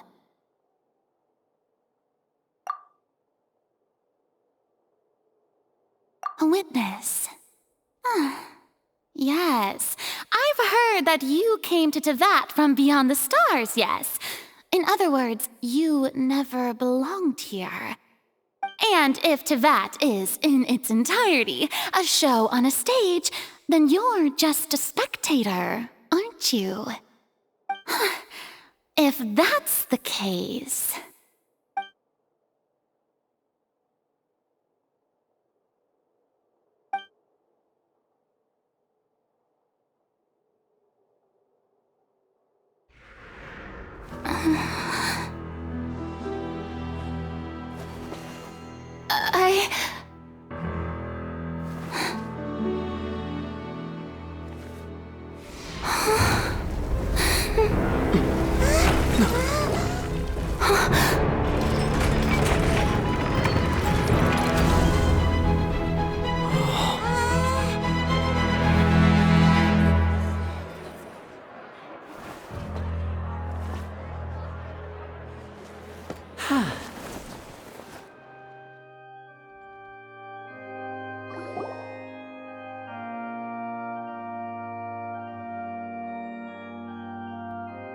Ladies and gentlemen, this concludes my opening performance. Now, without further ado, we may proceed to the trial of our god. So this is what it is. Yes, You deserve praise for the effort you took to raise the dramatic stakes. Do not forget, however, that I am Focalor, the god of justice, the embodiment of justice itself. Does it not strike you as even the least bit absurd to bring the very concept of justice to trial? May I interpret these words as your refusal to stand trial? In that case, you will have the opportunity to defend your honor through a duel. You would draw your blade against a god?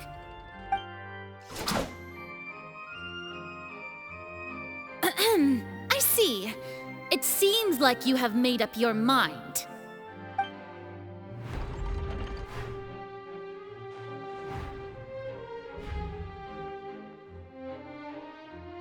Paimon can't believe it. She just surrendered. What the heck is going on? Did I just see an Archon surrender to a human? Wow, how utterly humiliating. Lady Farina, what is the meaning of this? Shh! It would seem that there has been a misunderstanding. To be clear, the raising of both hands is not always an indication of surrender. Looking for excuses again, huh? I raised my hands just now to indicate my acceptance of the trial. No duel shall be necessary. I will admit that I've been running away for a long time. I'm sorry, everyone. I was unable to protect the people of Poisson. It is my duty to stand trial for my crimes.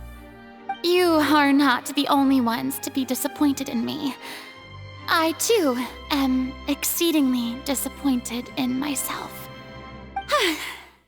But now, it is time for the Hydro Archon to show you her courage and resolve.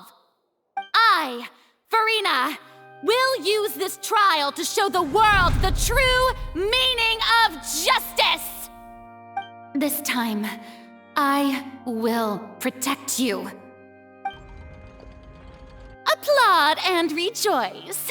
One of the most outrageous and fantastical arcs known to the opera epiclese is now unfolding before your eyes. Mark my words, this shall be one of the most exhilarating and brilliant shows ever to grace the stage of Fontaine! The trial of the Hydro Archon, Focalor, will now begin! Woohoo! Oh, now we're making history! Why does it feel like Farina just took over the whole thing? Like, come on! Didn't she just get forced to stand trial for her crimes? Also, even though she's still acting super dramatic, she is taking this seriously this time, right? All right, then. Who will be my opponent in this trial? The court asks the prosecutor to please take the stand. Is that so? Very well. Then please speak, witness of Tivat, my accuser and fated opponent.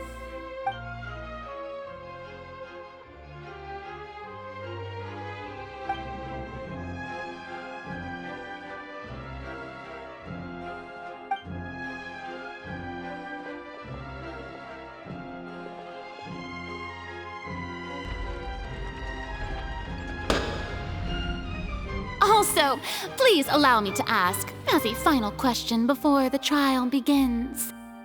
Just how much work did you do to force me onto this stage? Well, we did do a lot of prep after the meeting that day.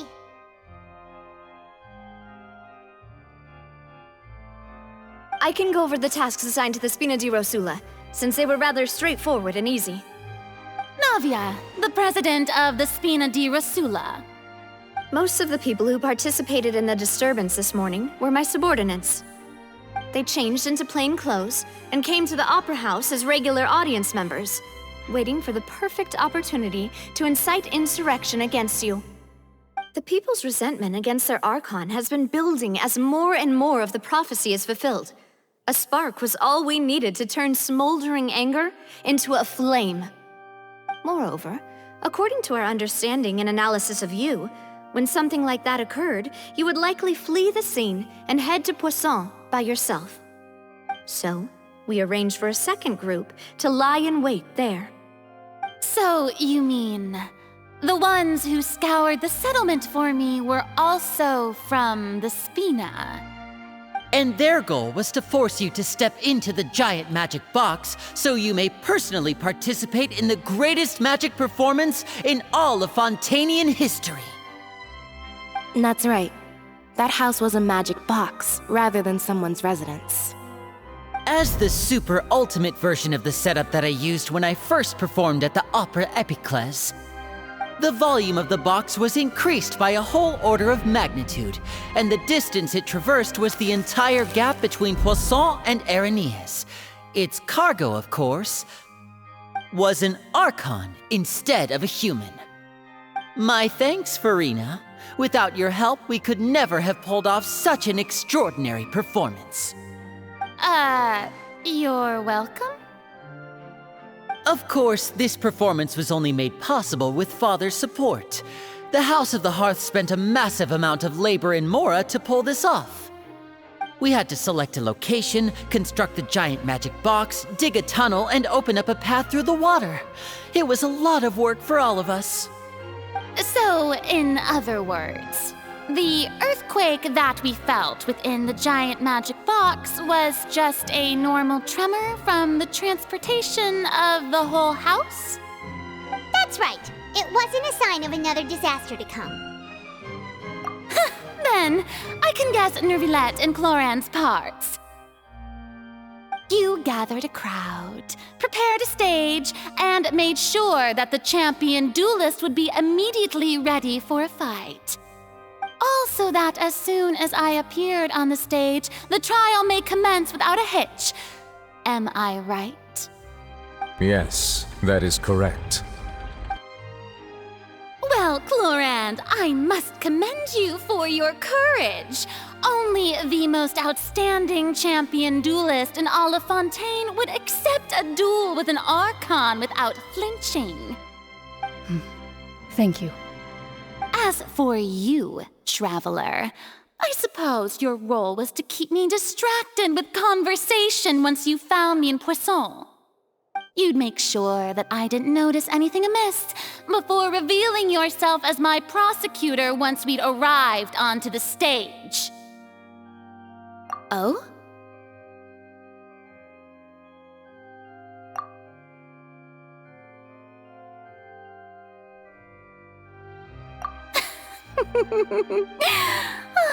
Is that so? Then I suppose I must have missed my final chance. It's fine. It matters not. What's done is done. The stage is already set, so there's no reason to disappoint the audience. Let's see this trial through to the very end.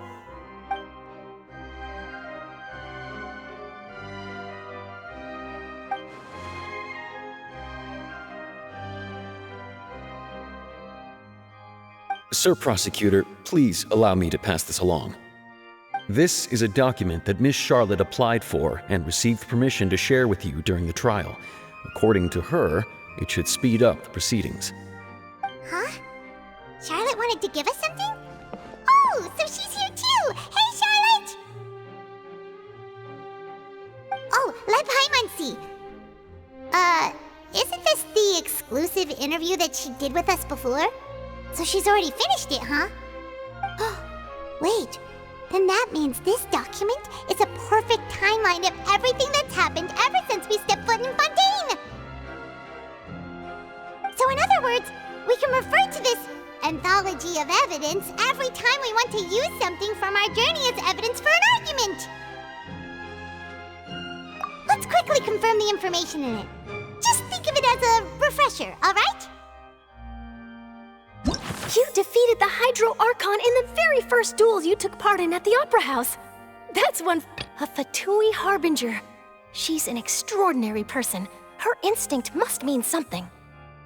I didn't think that you'd wind up getting to the bottom of the case I'd been following all this time. I guess you could also see this as a happy coincidence. This is the first time Monsieur Nervillette had a difference of opinion with the Oratrice. Even the Hydro Archon can't figure it out. The fortress of Meripede was almost destroyed in a single day. That I didn't witness that scene personally will always be a source of professional regret, I think. According to Monsieur Nervillette, both Child and that whale should have been in the primordial sea at that time. I nearly lost my awesome friend Navia. To be honest, that still gives me shivers. The words of someone as extraordinary as a witch can probably only be truly understood when something surreal happens to you.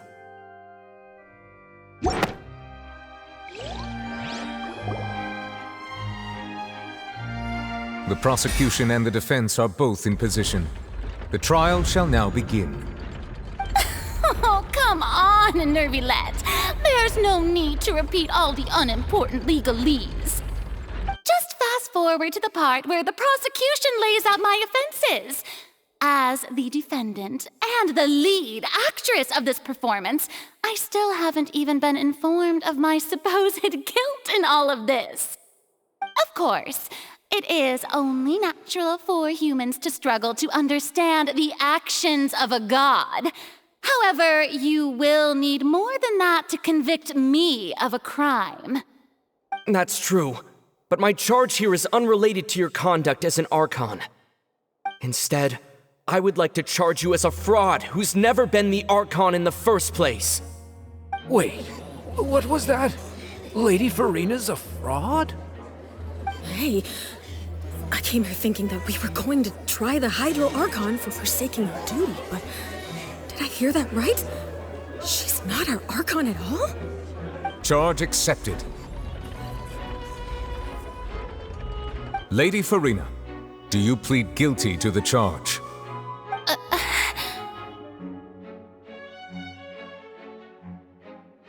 Lady Farina. I plead not guilty. How can I be guilty? There is no way that I, Fauchelor, otherwise known as Farina de Fontaine, a member of the Seven and the Regina of all waters, kindreds, peoples, and laws of Fontaine, could be anything other than your true Archon. Yeah, even though Lady Farina can be rather eccentric, isn't it going too far to doubt her very identity? Yeah, I've never questioned her identity either. Sure, Lady Farina can be super irresponsible, but what grounds does that prosecutor have to make such a huge claim? I have cause to believe that common sense will prevail in this case. Many of the members of the audience have known me as the Hydro Archon ever since they were born. There would be no fooling their memory. See? Even the Oratrice has decided to show me its favor. Are you sure you want to commit to a charge that will never be upheld? If you wish to drop the case, I can promise you as the God of Justice that you will not have to face trial for making a false accusation. We will treat everything that's happened as a dramatic spectacle and move on with our lives. What do you say to that? Huh. An argument with near impossible odds, huh? We have to not only refute Farina's claims, but also overturn the long-held beliefs of the people. Well, I tried to give you the chance to surrender. If you must persist, then let me ask. If you believe I'm not the Archon, then what manner of being do you think I am? And if I was not the Archon, then how did I manage to live for over 500 years?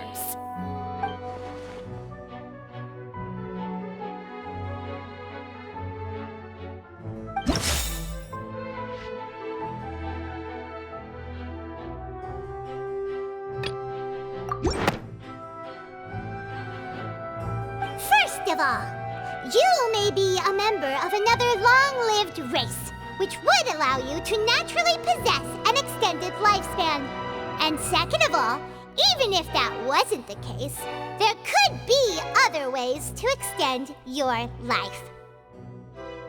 Who gave you that idea? Was it the knave? You'd sink so low as to use a harbinger's words against me. A curse? I once thought it possible that the aura of an Archon might naturally resemble a type of curse. But in light of this claim, perhaps what I sensed was not your divinity, but a curse after all. Never had sensed it too, huh? Lady Farina is actually a human? Well, it is true that it's extremely difficult to tell humans and gods apart just by looking at them. It's not impossible.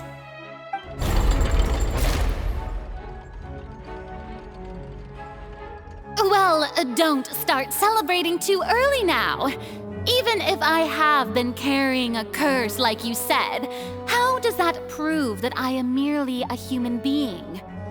Besides, everyone knows that the main difference between a human and a god is the possession of authority. Gods can do what humans cannot. That's why they're worshipped as gods. For centuries, manifestations of my authority have served the nation of Fontaine. One need only to turn their eyes towards the Oratrice Mécanique d'Analyse Cardinal in this very opera house, or consider the endemnitium that is used in every aspect of life.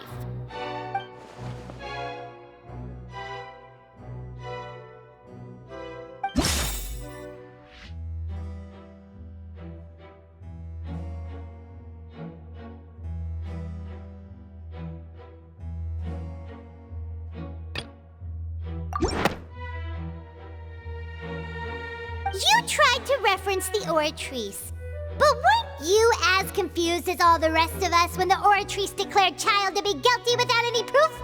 Otherwise, you should have come up with a good explanation for that by now. Didn't I make myself clear at the time? The decisions of the gods are naturally difficult for humans to comprehend. There is no need to provide an explanation. Lady Farina, I believe a reminder of your current circumstances is in order. While the court is in session, the principles of justice and the law must come before all else. While you are an Archon, you are also first and foremost the defendant in this trial. You will prove yourself unable to defend against the prosecution's charges if you continue to withhold vital information against the rules of the court.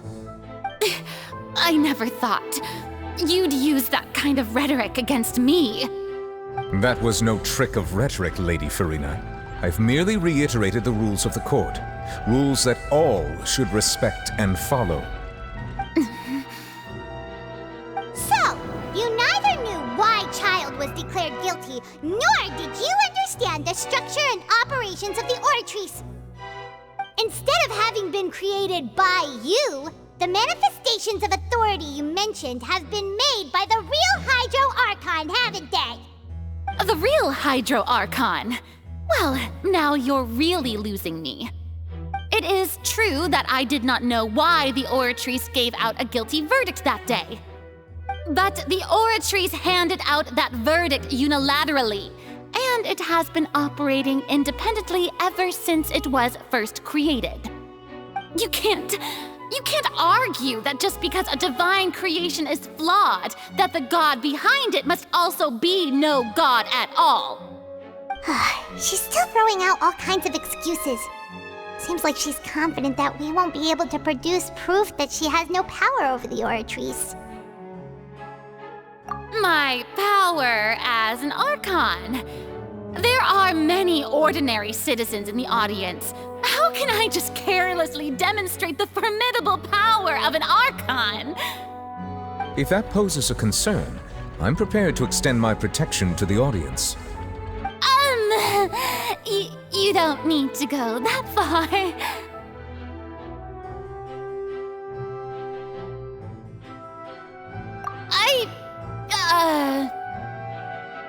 Aren't you the Hydro Archon? Or is it that you can't even wield the power of Hydro, much less the authority of a god? Indemnitium! Yes! It's all because of Indemnitium! All Archons derive their power from the faith of the people, and I've converted the people's faith in justice into Indemnitium! Thus did I give up all of my divine power to provide everyone with energy for their daily lives. Have you ever seen a more magnanimous god? Isn't that a huge stretch? Yeah, no matter how generous an Archon can be, how could they give up all their power? Can a god with no power even still be called a god? It seems like nobody's buying Furina's excuse. Hey, come now, everyone! Please don't stare at me as if I was a liar! I'm still the same Furina you knew, right? The one that you loved! Shouldn't you want to believe in me? Please? You've got to believe me! If what the prosecutor said is true, she really has committed a grave offense. Did she deceive all of us? And all of our parents and grandparents too? And all of our ancestors? Ever since they were born? Enough! That's enough! Tell me then, if I'm not the real Hydro Archon, then who is? If you have no evidence of another Hydro Archon's existence, nor can you find anyone who can back up their claim to be such, then what grounds have you to say that I'm not actually the real deal? Wow, she came up with yet another argument. How can we refute her now? Seems like she really doesn't want to give up.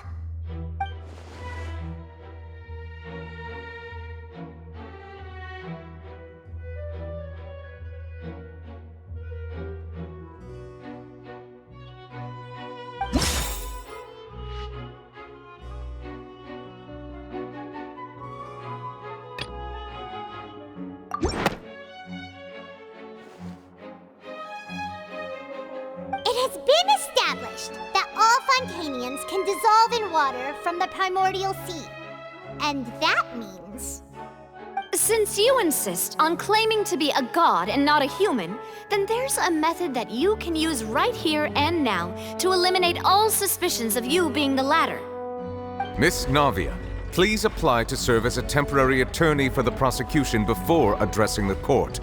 Though you act in partnership with the prosecutor, you must still adhere to proper procedure. Super sorry, Monsieur Chief Justice. I swear this really will be the last time that I'll speak out of turn. Now, I've brought some seawater from Poisson. As everyone knows, a massive flood struck the area not long ago, taking many lives, including those of some of my closest friends. So, Miss Furina, would you dare to touch some of this seawater? If we are to believe that you are indeed the real Hydro Archon, touching this seawater would have no effect on you. All it should do is strengthen your case. But if you don't dare to touch it, then we would have basically proved the reverse. Oh, and I must remind you that after the disaster at Poisson, nobody wants to see any more people dissolve. I do hope you'll act prudently and choose the simpler path of admitting guilt. Navia from the Spina di Rasula. The Spina has governed Poisson for many years. I guess her suggestion is valid. If Lady Furina is indeed just a human, she's probably Fontanian like all the rest of us. Would she really dare to try?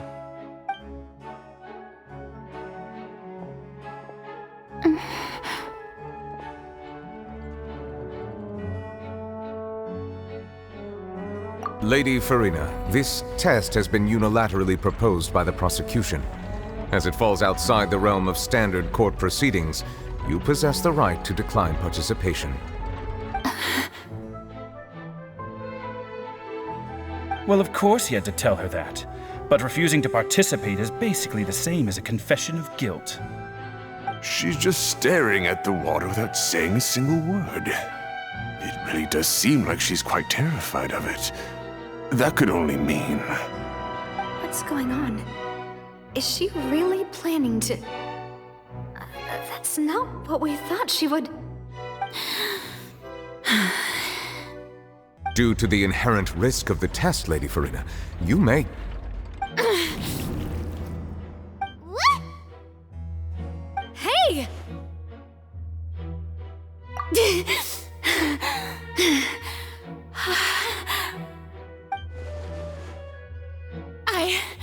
I'm fine! Look at me, everyone! My hand is still here! I haven't been dissolved! Will you believe me now? I really am your Archon! I'm nothing like a normal human who would fall apart as soon as they touch this water! Really, was this not the most obvious thing in the world? Miss Siegewien? If you are present, Miss Siegewien, please come forward and attend to the defendant. Siegewien? Don't be nervous. It'll just take a few seconds. Let me see. That should be enough. Please announce the results of your evaluation to the court, Miss Siegewien. As everyone doubtlessly saw, Miss Farina was displaying symptoms of hyperventilation and flushed skin. These indicate that she was experiencing the adverse effects of exposure to primordial seawater. The extent to which she was affected is the same as other humans when exposed to primordial seawater of a similar concentration. Thank you, Miss Siegewien. Lady Farina, you may return to the defendant's stand. Oh wait, what did she just say? I didn't get dissolved! Shouldn't that be enough to prove my innocence? Well, considering your tendency to run from your problems, we did originally prepare a direct sample of the seawater around Poisson. However, after extensive discussion, we exchanged it for a sample that is not concentrated enough to dissolve an actual human.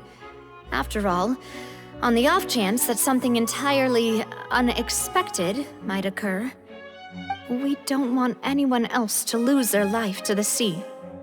Yeah, so out of regard for Farina's life, you secured a low-concentration sample and asked the head nurse to serve as an expert witness. It's a great thing that the direct sample wasn't actually used. Farina could have... I can't believe... you...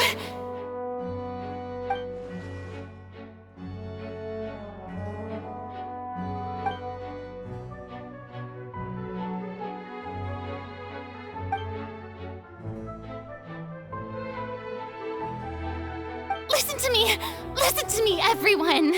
Please don't give me such cold and disdainful looks! What happened just now didn't prove a single thing! Think about it!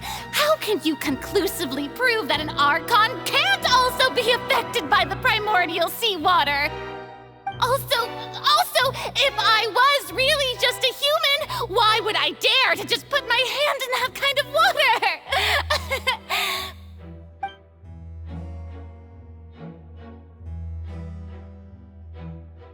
Please, everyone, anyone, just listen to me! I swear, I really am your Archon!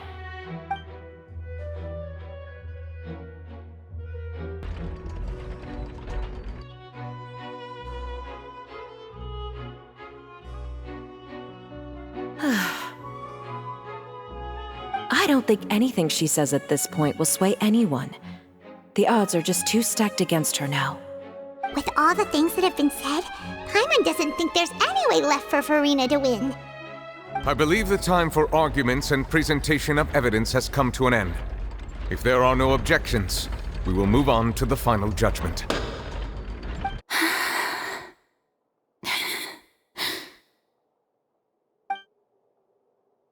I don't think anything she says at this point will sway her. She's too stacked against her now.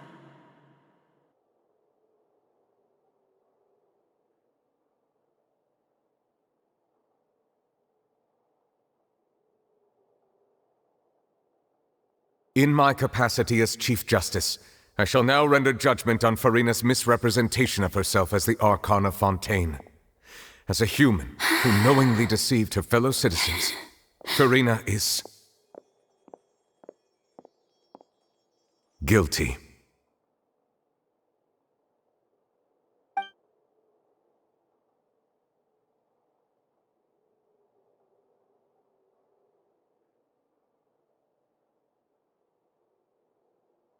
We shall now turn to the Oratrice Mécanique d'Analyse Cardinale to render the final verdict on the charges.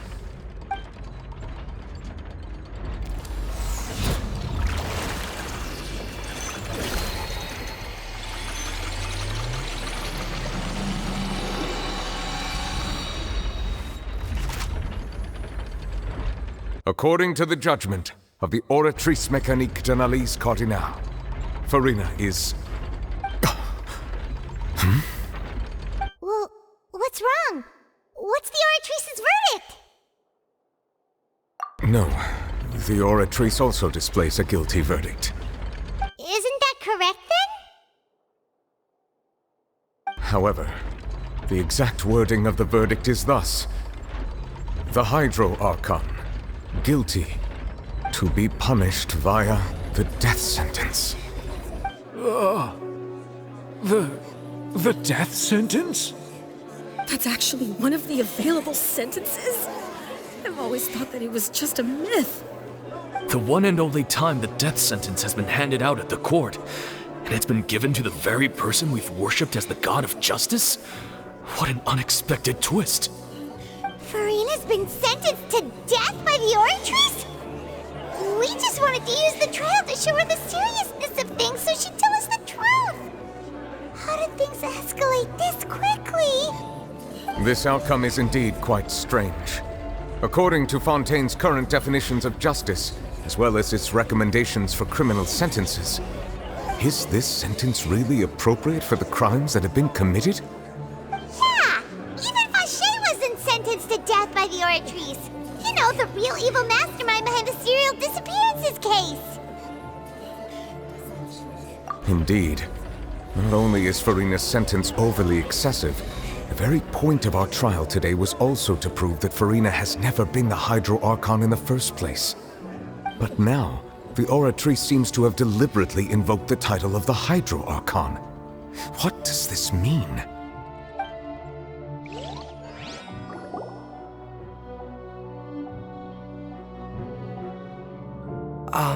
Excuse me, if I may interrupt. Is the trial still going? Fremine! You finally made it. I assume this means you've completed your mission? Mm-hmm. Any mission Father assigns to me will always be top priority.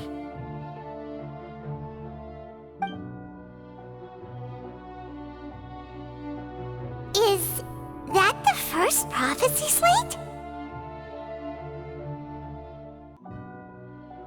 Huh. So the knave privately arranged for Fremine to try and find the missing slate. I looked everywhere and finally found it at the bottom of the sea. It took me a long time to get around some dangerous stretches of water. But has the trial already concluded? Then doesn't that mean I've come too late? Oh no. Father will be disappointed in me. Thank you for your hard work, Mr. Fremine. Please allow me to review the record left on the slate. Traveler, I believe that you have already seen the other existing slates, and would like you to come here and confirm their contents.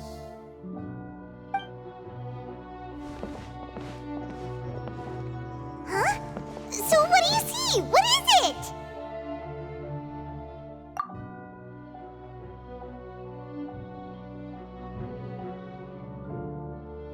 I believe I've now made sense of the Hydro Archon's crime. It has to do with Fontaine's lost history. Huh? Isn't the Hydro Archon just guilty of deceiving her people? Oh, wait, no, that's Furina, and we've already proven that she's not the Hydro Archon. So when you say Hydro Archon, do you mean the real Hydro Archon we've been kinda talking about? In truth, everything that you've encountered in Fontaine up until this point can be traced back to the contents of these stone slates. However, I'm uncertain as to how much sense they currently make to you. Okay, let's try to recall the contents of the other 3 stone slates. Paimon will do her best to help you remember.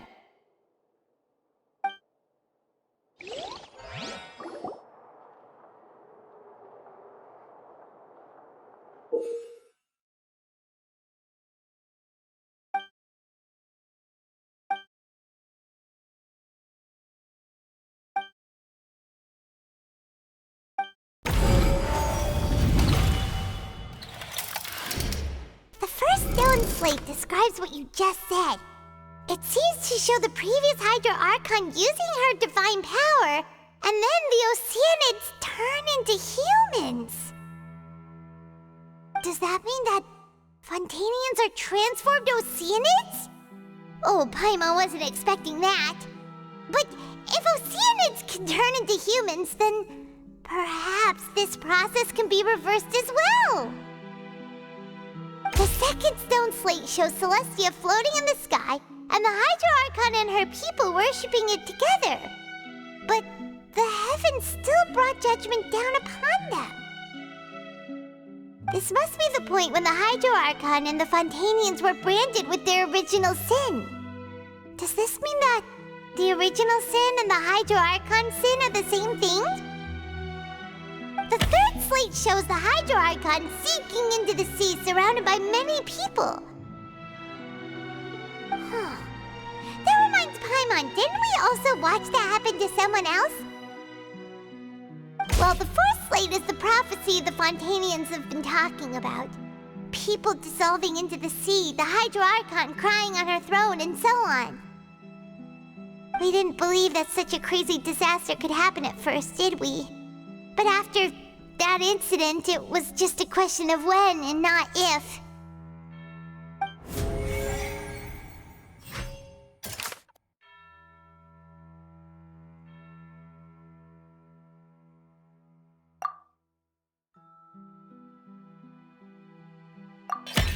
We know from the case of the serial disappearances of young women that Fontanians can be dissolved in primordial seawater. And the first stone slate tells us that long ago, the Hydro Archon used her power to turn Oceanids into humans. This might be the reason that Fontanians can dissolve.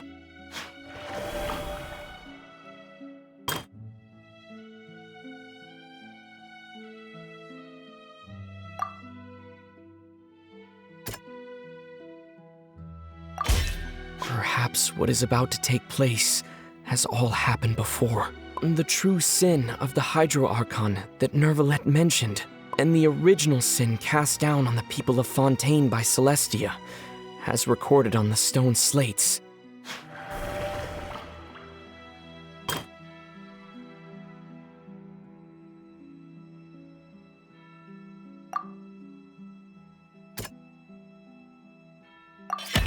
It's not as simple as falling into the sea. When Navia fell into the sea, her consciousness was subjected to judgment. The stone slates show the people gathered around the Hydro Archon in the sea.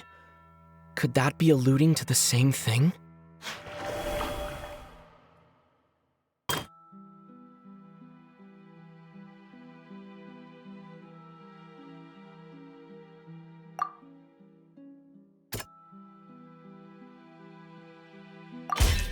The prophecy from the stone slates found its way into society, but not many people believed it at first. The fortress of Meropide was nearly flooded with primordial seawater, which we know can cause Fontanians to dissolve. It seems increasingly likely that the prophecy may come true. If we hadn't dealt with it in time, things could have gone very badly.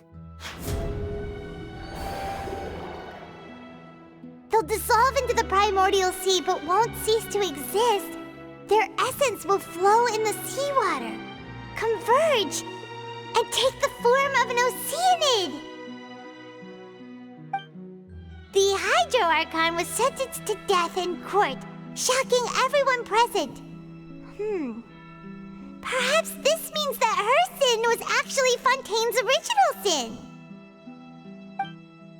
Navia fell into the water inside those ruins, and she nearly dissolved.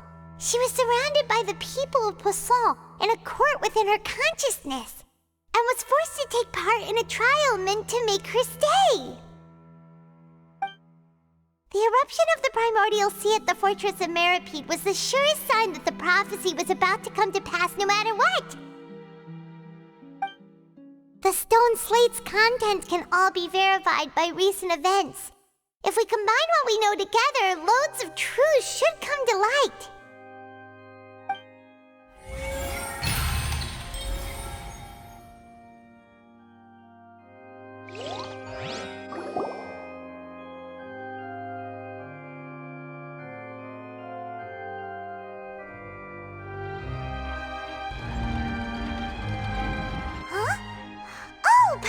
It now, so that's how you can make sense of it.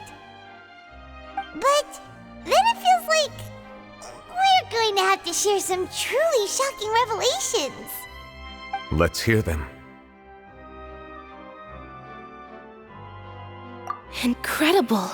Linny, did you hear that? We're not real humans. All Fontanians were originally created by the late previous Hydro Archon, with Oceanids as their basis. The evidence for that can be found in how only Fontanians could dissolve in primordial seawater, and how all the girls Vacher dissolved were also turned into Oceanids.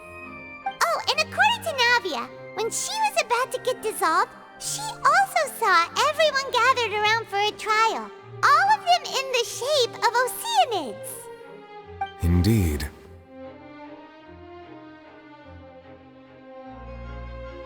Yeah, and it follows from the content of the first slate that she probably angered Celestia by creating humans without prior permission. That could also explain why the Oratrice judged the Hydro Archon to be guilty. It's to account for that ancient sin. The Hydro Archon's true sin was creating us? And yet, after many hundreds of years, the Hydro Archon's creations have turned around to try to judge the Archon within the Opera Epiclese. The twists of history are often the most unexpected of all. Yeah, isn't the image here just like when Navia fell into the sea? So wouldn't it be trying to show the image of the Hydro Archon also falling into the sea once the prophecy has been fulfilled in the fourth slate? In the end, the people will all be dissolved into the waters, and only the Hydro Archon will remain weeping on her throne. Only then will the sins of the people of Fontaine be washed away. Did Paimon get all that right? You've made some keen deductions. I must say, given how much you still don't know, it is impressive that you've already managed to connect so many pieces of the truth. However, while you were able to decode all the information on the slates, they've also been etched with an additional layer of hidden information using a different power source. When we were at the ruins, I tried to decipher the hidden information recorded in the slates. But since we only had 3 slates at the time, I was unable to come to a full conclusion. Now that the slate collection is complete, I shall make another attempt to decipher the narrative recorded within. If everything goes well, we should finally be informed of the unadulterated truth.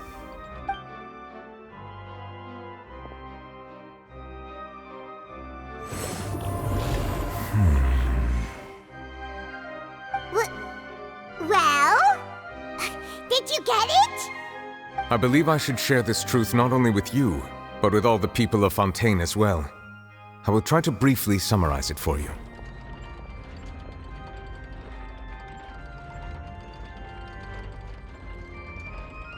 Your hypotheses regarding the origin of Fontanians and the sin of the Hydro Archon were both correct. In the Fontaine of old, the previous Hydro Archon sensed the yearning of her Oceanid familiars for life on land.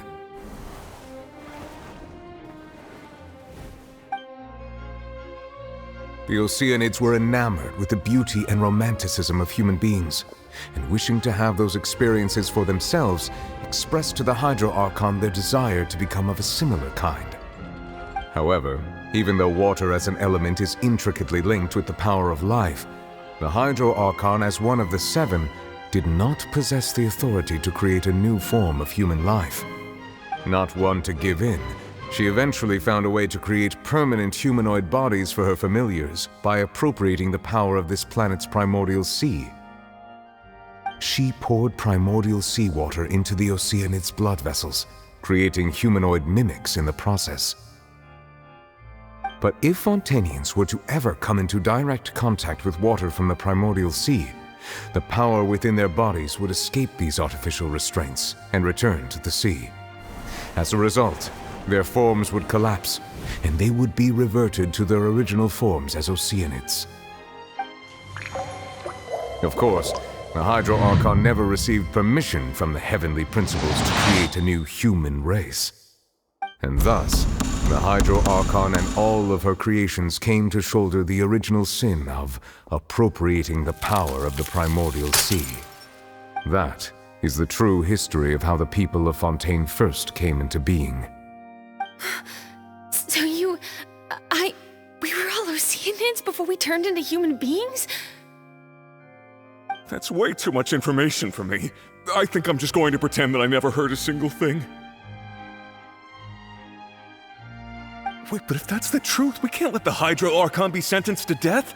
After all, her only sin was creating us.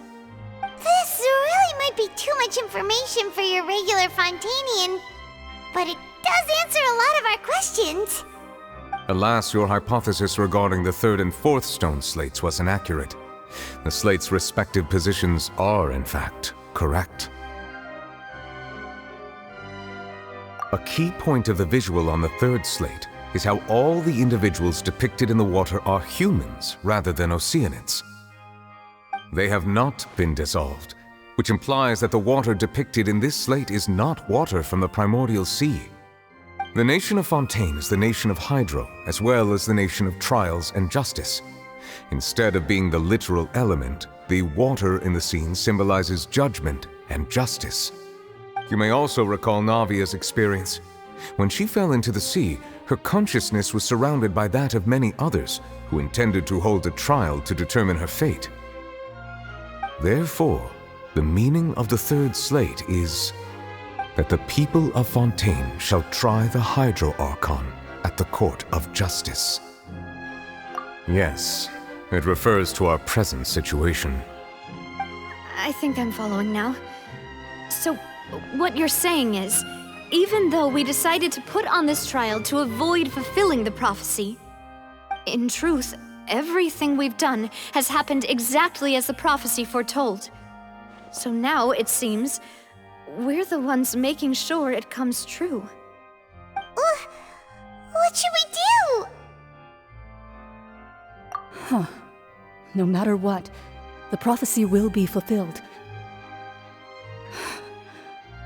Is this what it feels like to be a prisoner of fate? If that's the case, does that mean the scene in the fourth slate will also be fulfilled soon? Traveler, I would like to point out another small fallacy in your deductions. About the fourth slate, you probably thought that the eruption of primordial seawater beneath the fortress of Meripede served as the surest sign that the prophecy was about to come to pass, yes? However, I believe that rather than being a sure sign, that eruption could in fact only be a small warning of something far worse to come. As for the root cause of the catastrophe, I believe you've already encountered it once before.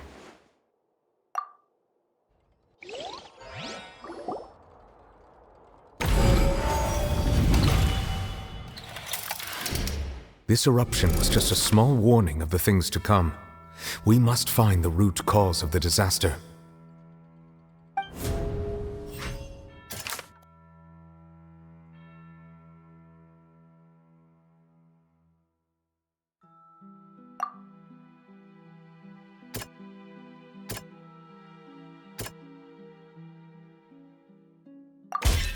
It was both dream and reality. If we're talking about a true culprit, that could only be that thing inside the primordial sea, right? The truth, the original sin, the trial, and the root cause of the disaster.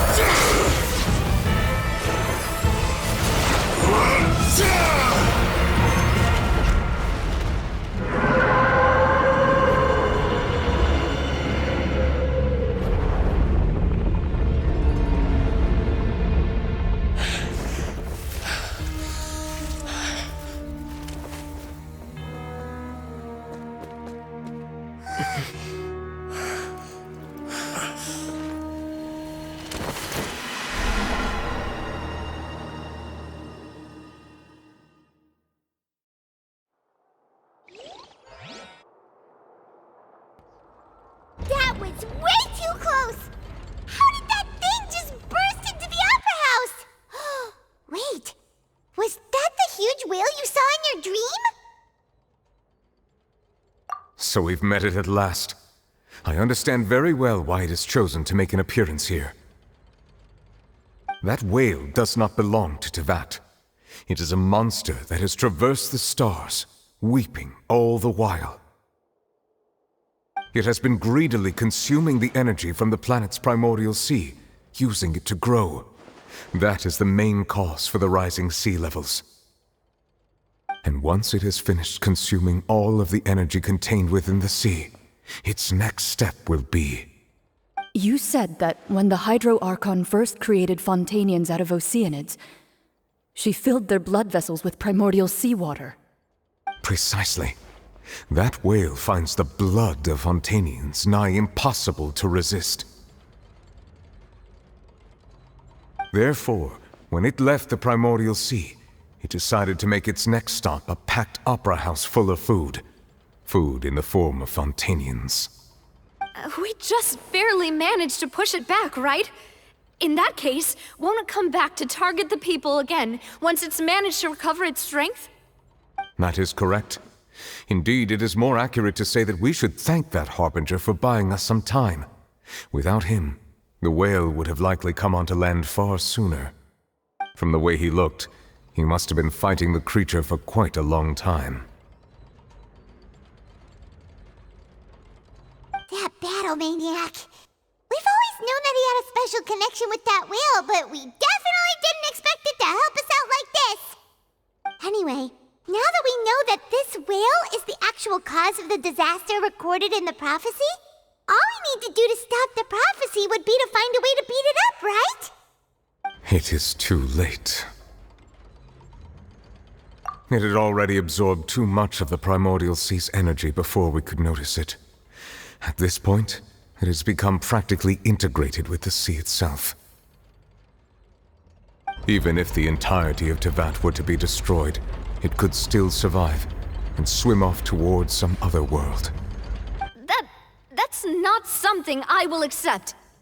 We've already done everything we can, and we even found the true culprit. We've come so far. You can't just tell me that the last hurdle is some impossible foe. That's just not fair. Indeed, that's not how a grand performance should end. I'll fight it to the end, no matter what. So the prophecy will be fulfilled no matter what, huh?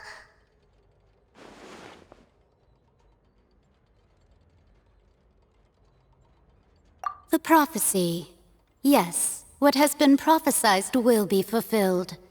You may view such things as the history of the future.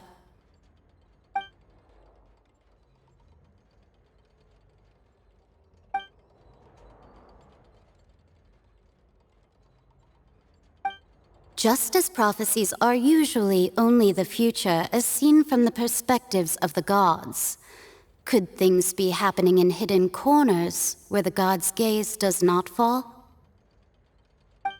Ultimately, fate shall serve as your only guide, no matter what will happen in Tevat's future. All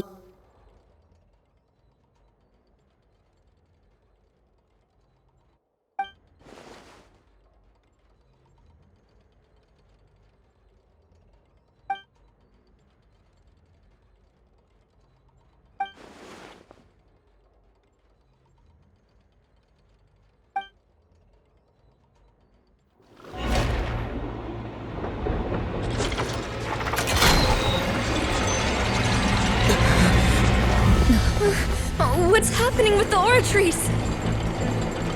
I believe it is preparing to carry out the death sentence.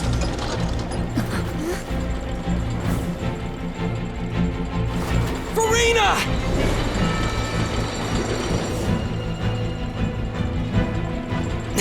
No, I still need answers.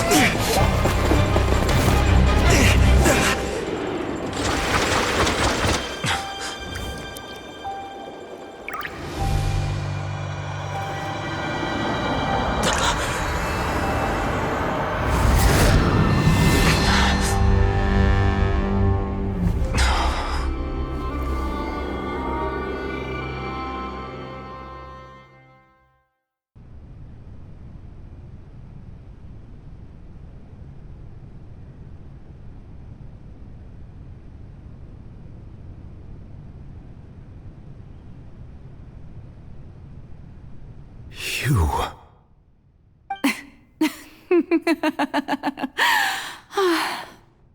Sorry. That shocked expression on your face is just too amusing. I couldn't help myself. You are not Farina. Who are you? The sweet sound of bewilderment. Marvelous. A sure sign that my attempt to deceive everyone was a resounding success. But to answer your question, I am Focalor. You know, the god. Focalor? Why did you deceive us? Oh, that wasn't my goal, of course. Goodness, no. But I had to fool everyone else too, if I was to stand any chance of deceiving the heavenly principles. Deceiving the heavenly principles? It's all because of that pernicious prophecy. Dreadful, wasn't it? Everyone doomed to dissolve. Fontaine condemned to be flooded. One was not amused. In fact, one was positively bemused when that problem was thrust upon me by my dearest predecessor. That's the former Hydro Archon Egeria for the uninitiated. It hardly gets more disastrous than a preordained national catastrophe, now does it? She knew full well that the prophecy would surely come to pass. And as one of the seven, she also knew full well that one defies the heavenly principles at one's peril. So yes, as you have no doubt surmised, it was a rather impossible situation that I found myself in.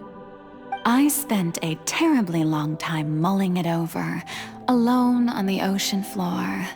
And I was almost growing barnacles by the time I finally realized there was only one possible solution to this confounding conundrum. I had to outwit the heavenly principles, allow the prophecy to be fulfilled, ostensibly at least, while saving everyone at the same time. I'm a genius, I know. I can only assume that's why Egeria chose me as her successor. Although, looking back now, it was hardly the inheritance one dreams of. Between the task of saving the nation, the quotidian duties of the Hydro Archon, and not to mention the original sin of creating a new race of humans, I dare say she left me quite a colossal mess to clean up. But one can only play the hand one is dealt. I did not choose this, any more than I chose to be one of her Oceanid familiars. So you were also once one of the Oceanids, transformed into a human by Egeria's hand? Yes, I was. I always dreamed of becoming human. And I still do, even now. In my eyes, to be human is to be part of the greatest opera ever known. After becoming a god, I separated my divinity from my body and spirit, leaving behind only a self that was as naive and bewildered as my past self on her first day as a human being. The me you see before you now is that divinity, and the human counterpart I left behind, I named Farina. She could feel joy, sorrow, and everything in between. She could be as vain and conceited, or as meek and vulnerable as she wished. Her strengths were of a kind only a human could possess, as were her shortcomings. But in my eyes, Farina's humanity was what made her perfect. She was perfectly human in every way, the person I always wanted to be. Anyway, so then I cursed her. All part of the plan, of course. The plan to deceive the heavenly principles. Do you still remember the final scene of the prophecy? The Hydra Archon alone, weeping on her throne. In order that the prophecy might appear fulfilled, I invited Farina to be an actress, to play the part of the Hydro Archon in the prophecy. Under the curse I placed on her, so long as I, Focalor's divinity, continued to exist, she could not die. But nor was she free to live her life in the pursuit of happiness.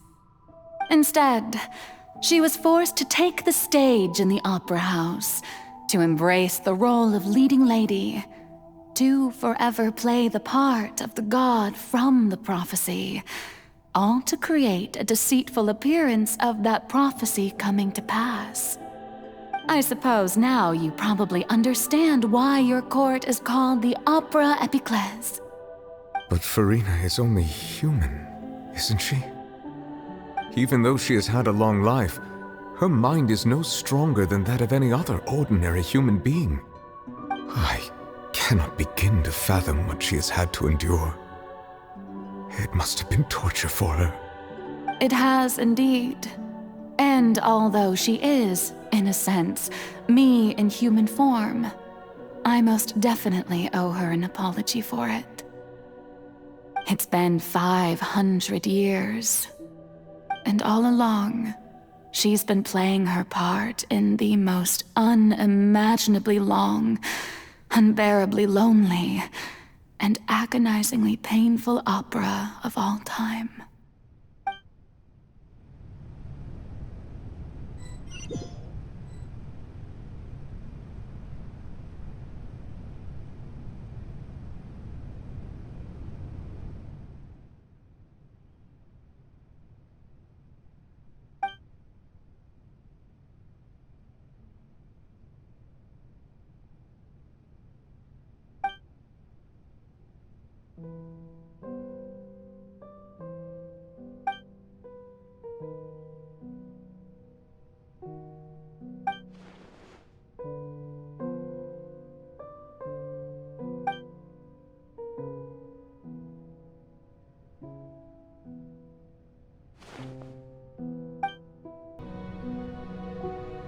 Oh, who permitted you to come onto the stage?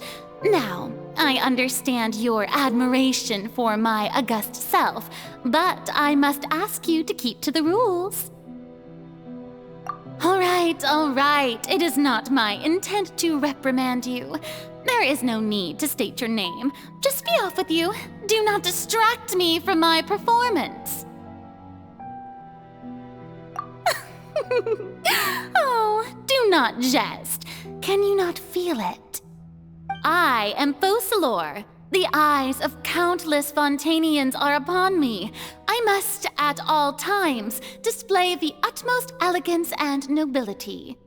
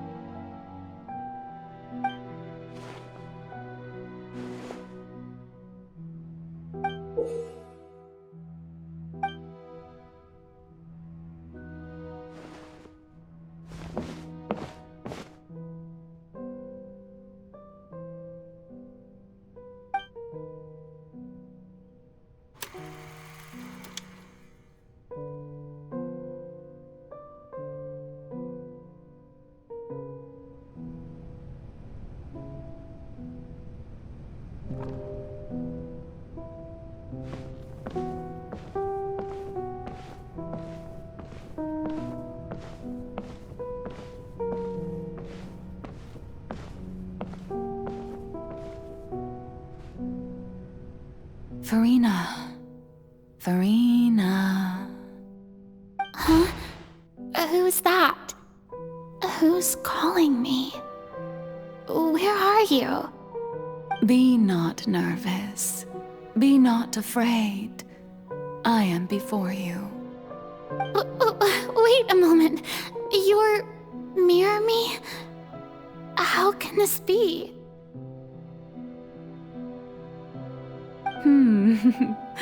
Mirror you, huh? You know what? That's not bad. Let's go with that. Mirror me? What do you wish to say? The prophecy. Have you heard of it? What prophecy? Wait. I know. I think. I don't know why, but it's in my head somehow. The people will all be dissolved into the waters, and only the Hydro Archon will remain, weeping on her throne. Only then will the sins of the people of Fontaine be washed away. Oh, very good. You know it well. What's going on? I can't seem to remember anything clearly. The only thing I know for sure is this prophecy. Will it really come to pass? Yes, it will. And that is why I've come to you. Disaster will come to Fontaine sooner or later. Things will develop just as the prophecy declared. There is no escaping it. But doesn't that mean everyone will die? I'm a Fontainian just like them. Will I dissolve too? Oh, don't worry. Magical meetings exist in this world precisely to give people a chance to turn things around. It is the reason why you met me today. I will tell you how to save everyone, but you may have to suffer somewhat. Oh, so there's still hope after all. Goodness, you frightened me. You spoke so much and with so much certainty. As for the suffering, well, I will admit that the first thing that came to mind was, why do I have to be the one to suffer? But if the prophecy will come true, I'll also die anyway, right? So if I've already met you as my magical meeting in this world, if there were scales, with all the people of Fontaine on one side, and my pain on the other, is it not obvious where the scales should tilt? You truly are the perfect human, my ideal. I suppose this would also be the justice that belongs to you. Huh? Don't worry, it's nothing. Listen well. Fontaine has just lost its Hydro Archon. I need you to play a role, that of the new Archon. Play as a god? That's right. You must begin a never-ending masquerade. You must never let anyone suspect your identity. If you can keep it up, then I shall have my way of defying this prophecy. But should your identity be revealed, then all hope will be lost. But how will I do this? A human assuming the role of a god without being exposed. Don't worry. What you must do is not to turn yourself into a real god.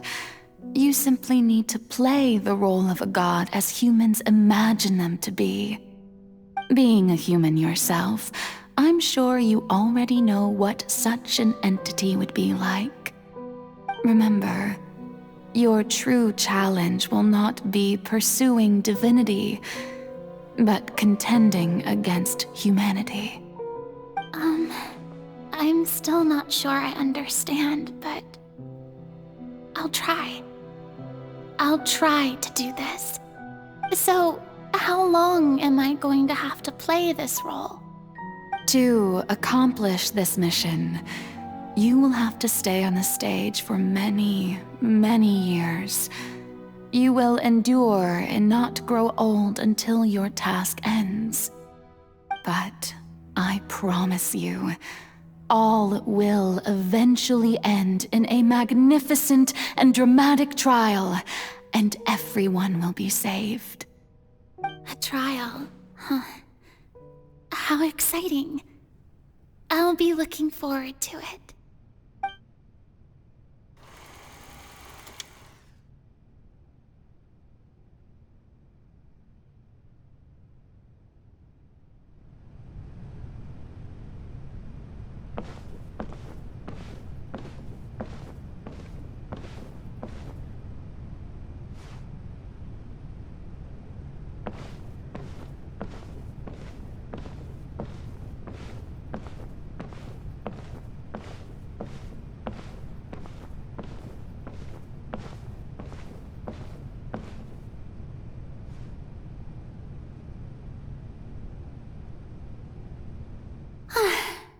The Maison Cardinalise has announced my accession, but this is my first time facing the people. What should I say to most appear like a god? To be honest, I still don't know. Perhaps I should first try to act natural.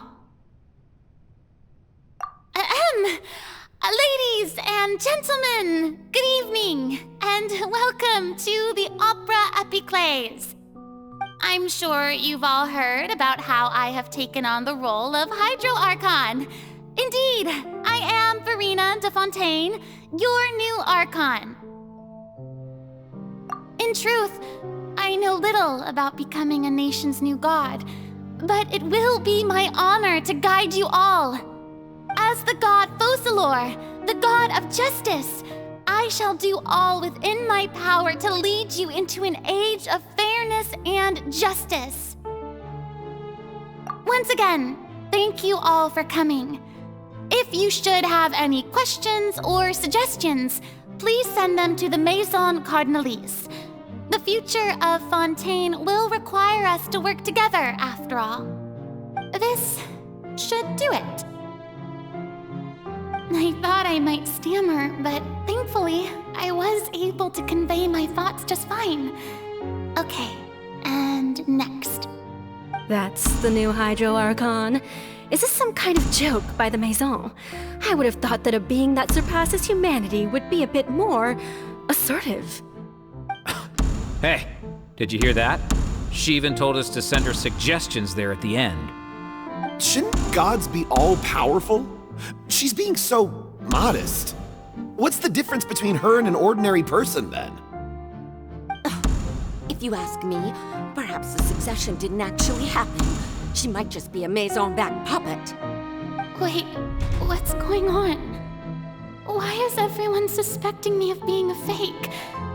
Oh, this is bad. If I get exposed here, there'll be no saving the people from the prophecy. Right. Mirmi said that I just need to play the role of a god as humans imagine them to be. Calm down, Farina. Think. What do the people want? How would they imagine a god to speak and act? Assertive, with a strong sense of presence. One who can dispel all doubt. That is the character I'm fated to play.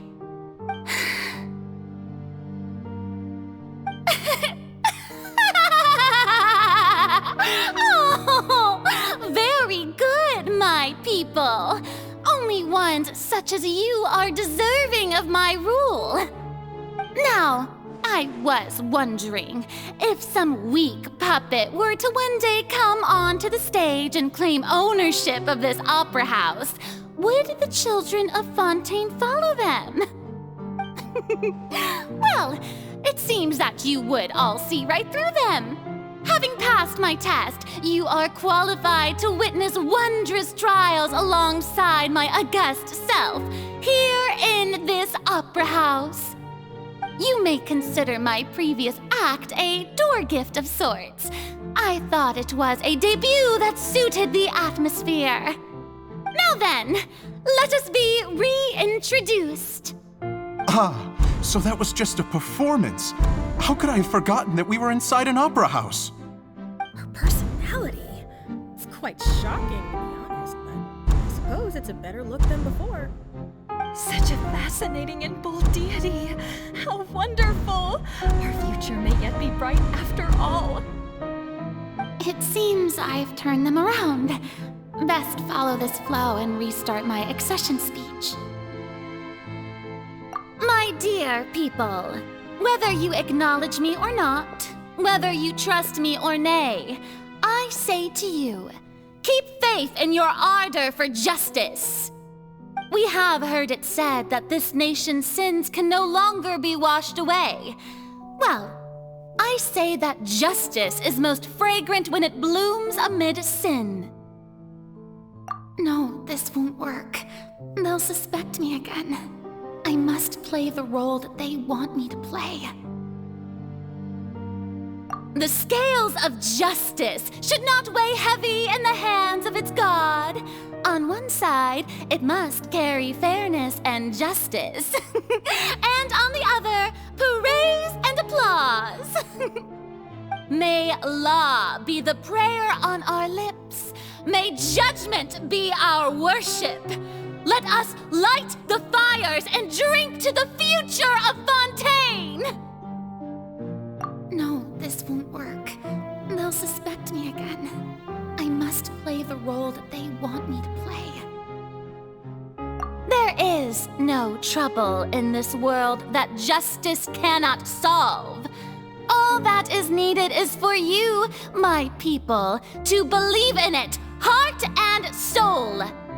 So long as I, the Archon Focalor, stand within the Opera Epiclese, so long as I stand before the Oratrice, I shall even judge the gods of this world!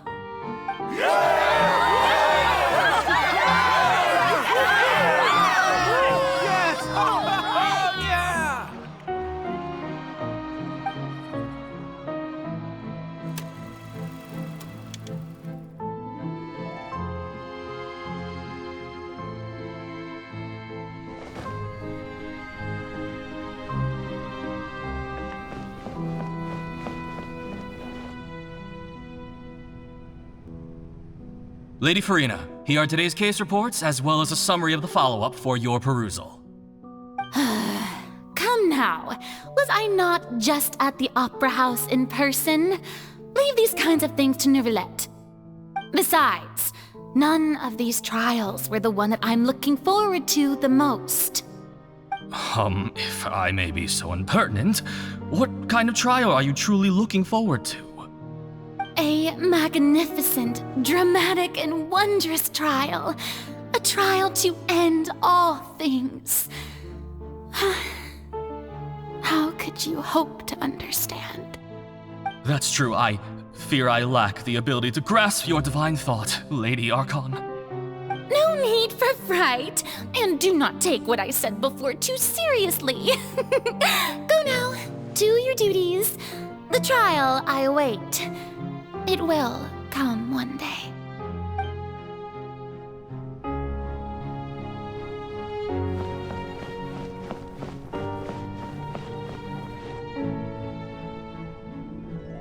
Lady Verena, I don't know what to say. Thank you for agreeing to see me. No need to thank me. Or rather, thank your own sense of perseverance instead. Long have you stood in line to meet me, have you not? Oh, I'm afraid that's just an inevitable consequence of my divine charm.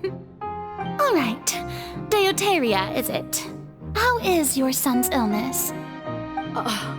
You remembered me, and you knew of my family, too. He is doing much better now. In fact, he is far more of an ardent believer than I. He was the one who forced me to seek an audience with you, and to bring your words back to him. Oh, good. Very good. If this should happen again in the future, please do not hesitate to come and tell me. Going down to citizens' homes every so often, while not usual practice, should serve as a fine change of pace. You're such a gentle and wise god. Thank you once again, on behalf of my son.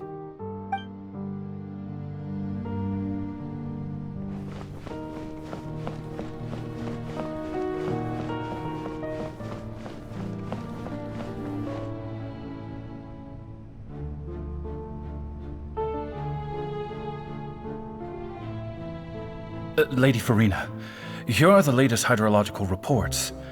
As for the specific parameters you asked to take note of, I'm afraid things still don't look good. I see. It's as I thought then. As your god, I did already expect this, but I wanted to see how far your human wisdom would allow you to analyze it. All manner of signs indicate that the prophecy will still come to pass.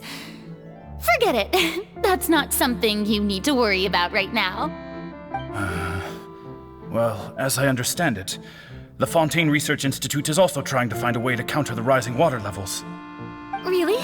Have they found anything?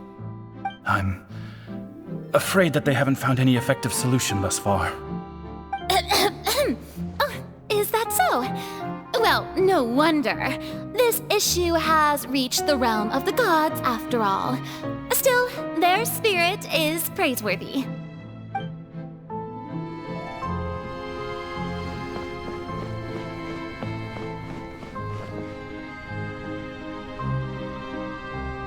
The day is finally over. I haven't had a moment to breathe this whole time.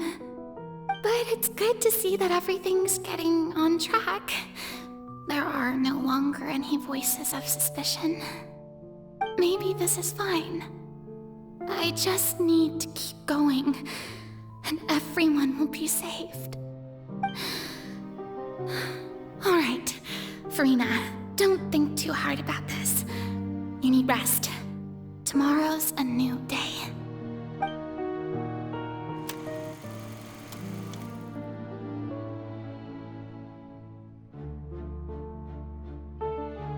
Lady Farina, here are the new trial reports for the latest cases, as well as a summary of the follow-up. There'll be no need for that. I've seen them already. There's no need to go back over scenes I've witnessed in person before. Lady Farina, I've waited so long for this chance to see you in this manner. Indeed, my dear, loyal citizen. This joyous moment is an honor for us both. Lady Farina, we're detecting significant hydrological anomalies near Poisson. Understood. Keep monitoring. Keep me informed should anything come up at the Institute.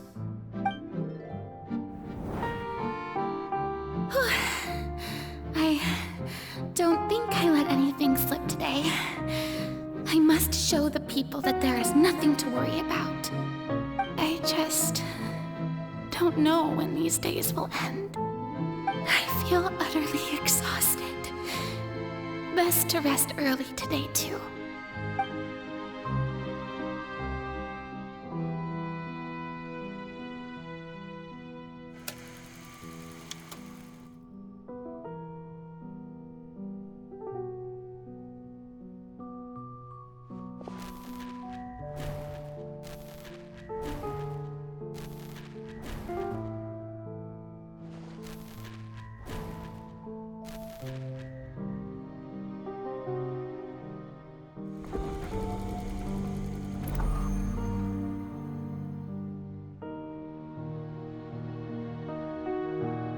Lady Farina, it's like a dream being able to speak with you up close like this. I've heard that the first member of our family who was honored to receive an audience with you was Madame Deoteria, almost 20 generations ago. And what a fine family yours is indeed. It brings me great joy to meet such a faithful believer, a descendant of a line most ardent. Surely you exaggerate, Lady Farina. My lady? What is it, good citizen? Oh, are you crying? Oh, really now? I didn't even notice. This must be the overflow of hydro from my person. Well, can't quite help being the god whose dominion is the waters, can I? No wonder. No wonder. A manifestation of your power, then. Oh, Archon, I am honored to have witnessed it. Honored indeed.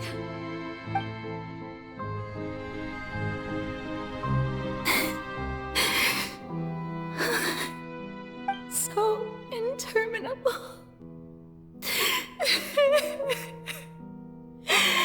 So lonely. Just how much longer? Hundreds of years must have passed by now. Perhaps the show must go on for hundreds more. I never imagined that it would hurt so much. Have I reached my limit? No. Perhaps I reached it long ago. Today I didn't even notice my own tears. I want to tell someone, anyone, about this. But would that not destroy all I've done so far? I've conducted so many investigations across the centuries, but there's not even a sliver of hope that we might break the prophecy. All I can do is keep heart. I must maintain this act. It is the only way to save Fontaine. Please, mirror me. You have to succeed.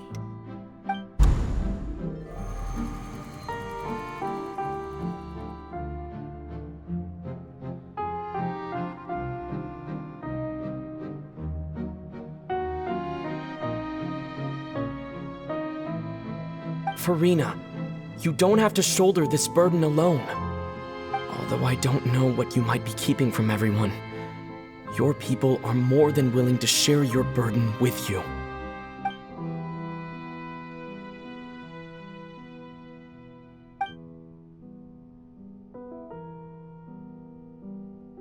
Share my burden. That's impossible. It was fated right from the start that this would be my duty alone. But even if your burden doesn't need to be shared, you can still choose to confide in someone.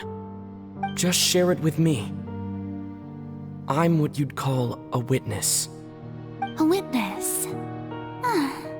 Yes, I've heard that you came to Tevat from beyond the stars, yes.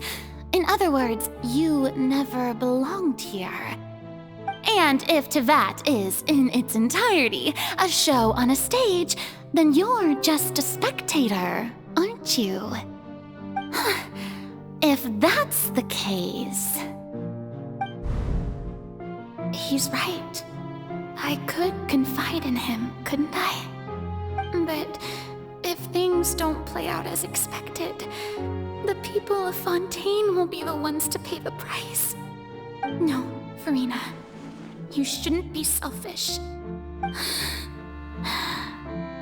But what if it's really all right? Farina, you've worked so hard for so long. Surely it would be okay to put yourself first for once. Just this once. Is it such an outrageous thing to do anyway? To find someone in whom you can confide your frustrations and sorrows? Surely it could not hurt. If you let this opportunity slip through your fingers, it might never come by again. Think about it long and hard.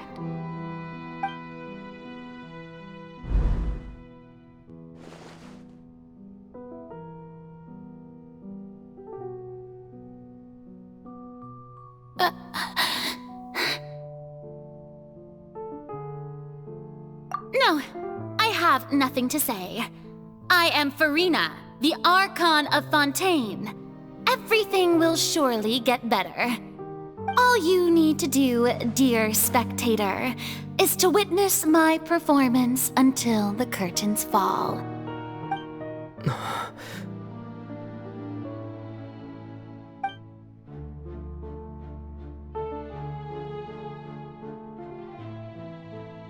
Fine.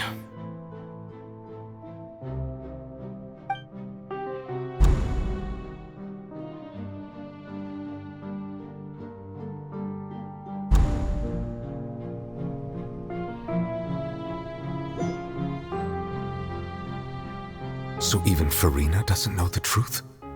You've never once let her in on the full plan? Yes, it had to be done. To deceive the heavenly principles, you must first deceive yourself. She did very well. If she had let her resolve falter even once in these 5 centuries, Fontaine would have been doomed to the most tragic fate. It seems that trusting humanity was the right decision after all. I believe that I understand how your deception works, but that is only half the truth, is it not? How would you build on this foundation to save the people of Fontaine? That is the most important thing. Ah, good. Of course, the Iudex of Fontaine has pinpointed the crux of the issue. I'm sure you've long sensed that the Oratrice is no simple machine, yes? I've always suspected that it had its own consciousness. And Lenny did mention that he heard a human voice within the core chamber. It now seems that that person was you, hidden within the machine all along. Am I right? And then I became one with the Oratrice, taking Fontaine's gnosis with me. Yes, it would seem so, wouldn't it? Alas, your understanding of this device still lacks sufficient depth. In truth, it is no enactor of justice. It is, in fact, a device created to kill the god of justice. I beg your pardon? Oh, you have it. And to be more precise, not only will the Oratrice take down the god of justice, it will also take down the divine throne upon which she has been placed. I mean, Did you think I would be the sort to enjoy peaceful repose while Farina suffered? My work over these last 500 years has been to constantly accumulate indemnitium within the oratories. But really, some have already discovered that only a small fraction of the energy generated by the device was ever used to provide power to Fontaine. The vast majority had to be accumulated to enact this death sentence. It was all a part of your plan then? Both the trial and the sentence? Indeed. This power, accrued over 5 centuries, could have sustained Fontainians for millennia had it only been used for that purpose. Almost all of it has now been stored within the oratories. But only power of this magnitude could hope to destroy the Hydro Archon's divine throne, shaking the rules established by Celestia and breaking through the institution that is the Seven. So the Oratrice's call for death was for neither Farina nor Focalor, but for the Hydro Archon. The destruction of that divine throne. If I do not misunderstand your intent, you must be... returning what's rightfully yours to you, of course. In other words, this was all done to return the authority of the Hydro Archon to the Hydro Dragon of this planet. But...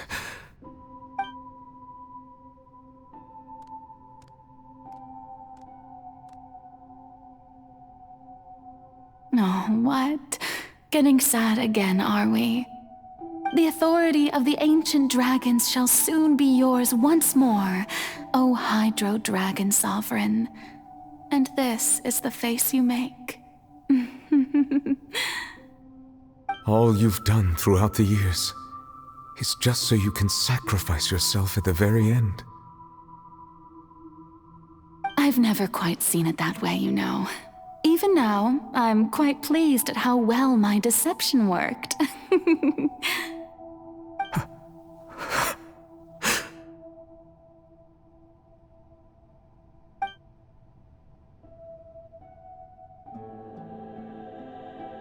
Hydro Dragon, don't cry.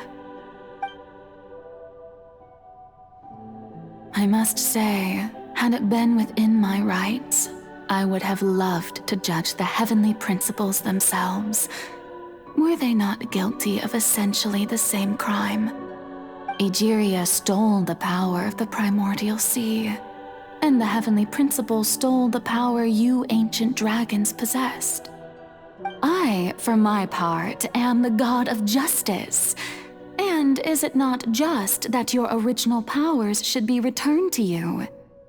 Speaking of justice, I have always believed that justice lies in the process of pursuing human existence itself. So, if the theft of the primordial sea's might was Fontaine's original sin, then, leaving matters of procedural right and wrong aside, the descent of the Fontainians as humans and their right to exist in this world would be Fontaine's original justice. In other words, existence was Egeria's justice, and to me, justice is the continuation of that existence. Defying the prophecy and ensuring that Fontaine's people shall live on, that should be the justice enthroned over all others. At this point, we, whether it be myself or all other Fontainians, have shouldered the burden of this sin for far too long. Iudex Nervillet, the highest judge in our land, when you regain your full power as an elemental sovereign, what verdict shall you pass upon us? So when I was invited to the court of Fontaine to serve as Iudex, I see now that that was your idea too. At last, I now understand the true purpose behind this position.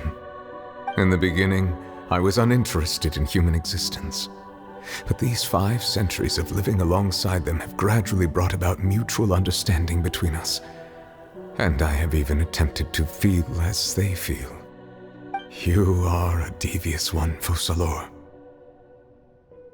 Things being as they are, surely you know that I could never declare them to be guilty.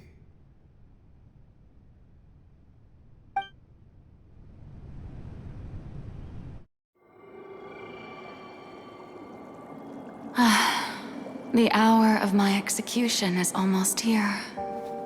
For the sinner, the curtain call has come. I know I may not sound it, but faced with death, I find myself a little afraid. Perhaps this is one thing both gods and humans have in common.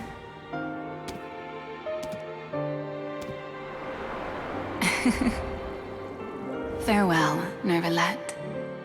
I hope you've enjoyed the part you played these 500 years.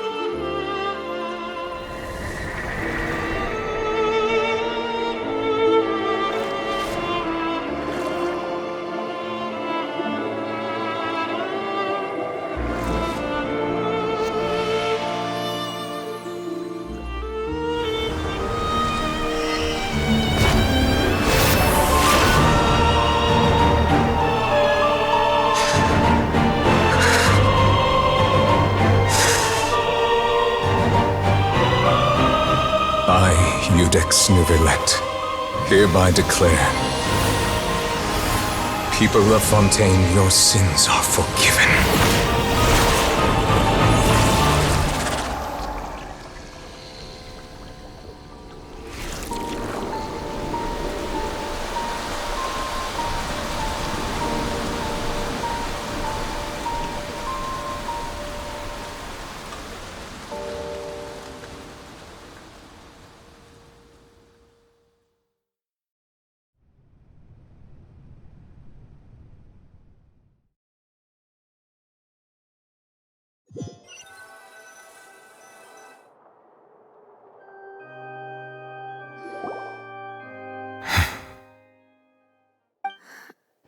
What just happened?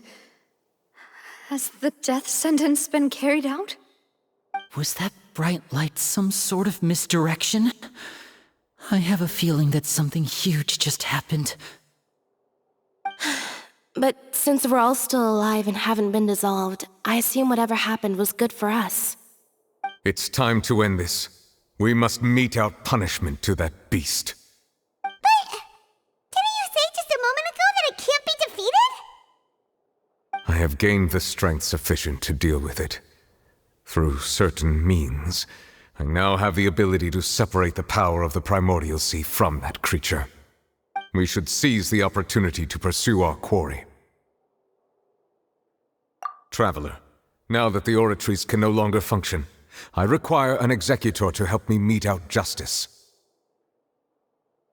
The root of the calamities befalling Fontaine, the beast that enacts the prophecy, its name is the all-devouring Narwhal.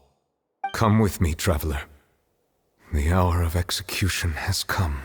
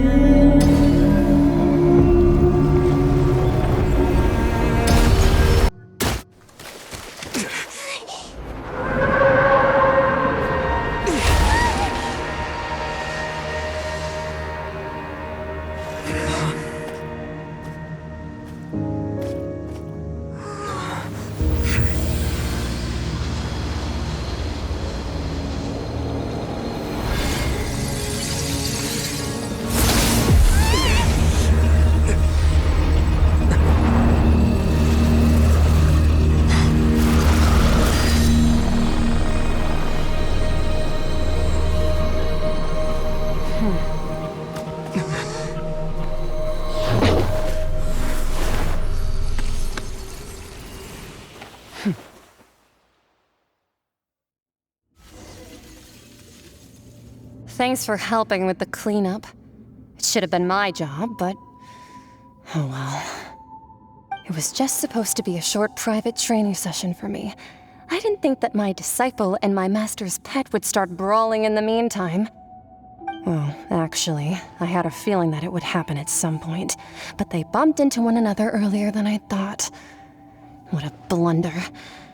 I suppose I'll have to swing my sword 3 million times as penance. That power. Who are you exactly? Paimon has an idea. From what she said earlier, she must be Child's master.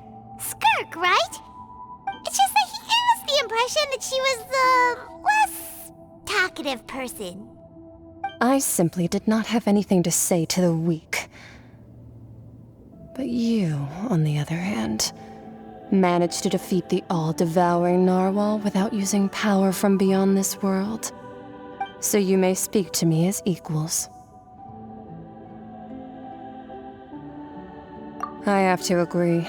It's a strange use of a planet's primordial waters just to raise an all-devouring narwhal. That kind of power is wasted on it. It's not cooperative. It eats too much. And I have more important things to do with my time than pet sitting. The only thing that creature has going for it is its looks. All in all, it fails as a pet. Miss Skirk? I think you might have missed the point. The point being? Well, being that this pet almost destroyed an entire nation. So what sort of person is your master? Well, Child's master's master. Wait, is that right? Oh, right. So you don't know him. Sorry, I assumed you did. His name is Sertologi. Huh? I am unfamiliar with that name. Huh. So Master isn't sufficiently famous. How should I describe him then? Have you heard of the name The Fowl? The Fowl? Still nothing? Well, how about the Visionary? Vetterfalnir then? Or Gold Rhindaughter? Ooh, that one we've heard! Rhindaughter's part of the Hexen Circle. She's Albedo's mom, right?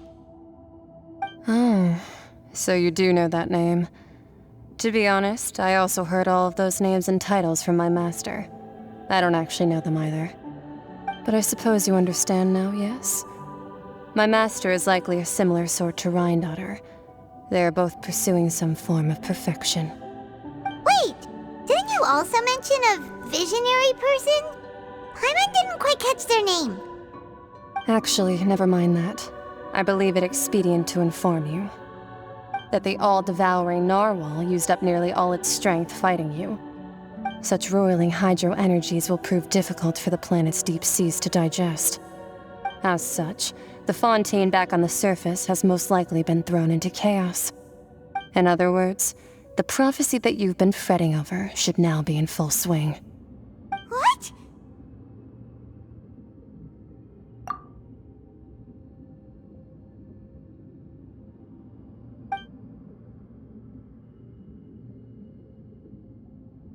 Not to worry.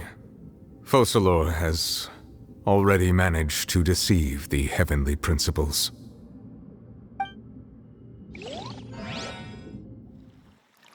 In the end, the people will all be dissolved into the waters, and only Farina will remain, weeping on her throne.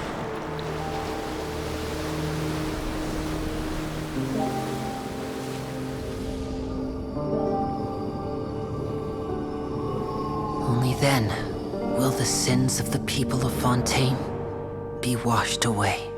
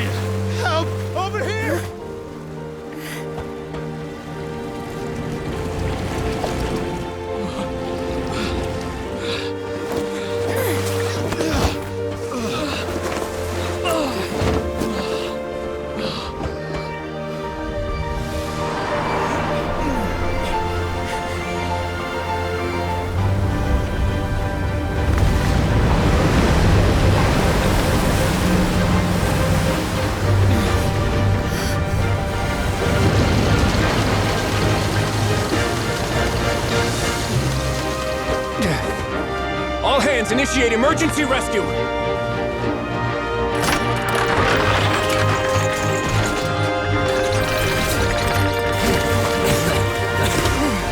Hurry!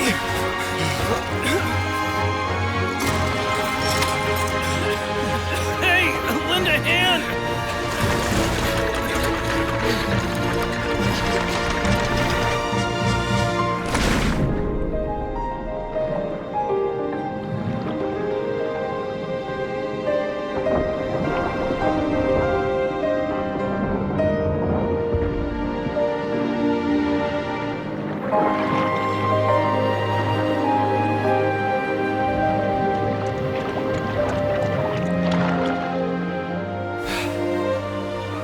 Look! The water's receding!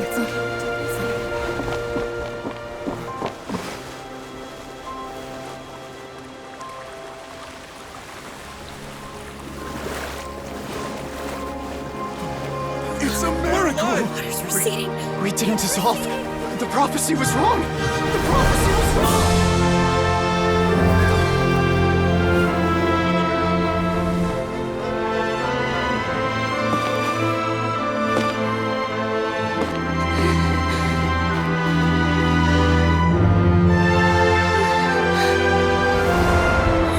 Are you alright? Yeah. We're saved. The prophecy was wrong.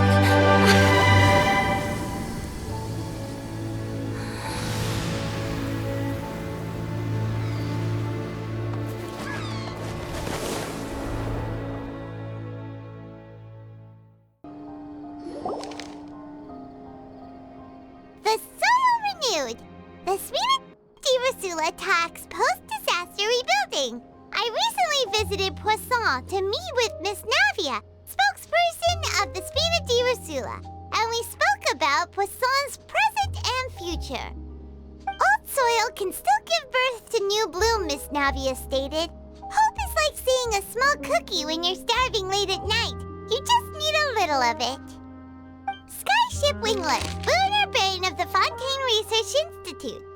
The various disputes that have arisen on account of Mr. Edwin have suddenly become a shield over the Institute, with Jurier turning out to be a once overlooked hidden gem. People always call the first researcher mad, but few know what to call the second. And should that latter person achieve a miracle, they would find it all the harder to find a word with which to classify him and his team. Wow! Paimon barely recognizes the people in the reports. Are those really Jurier and Navia? They sound like real big shots.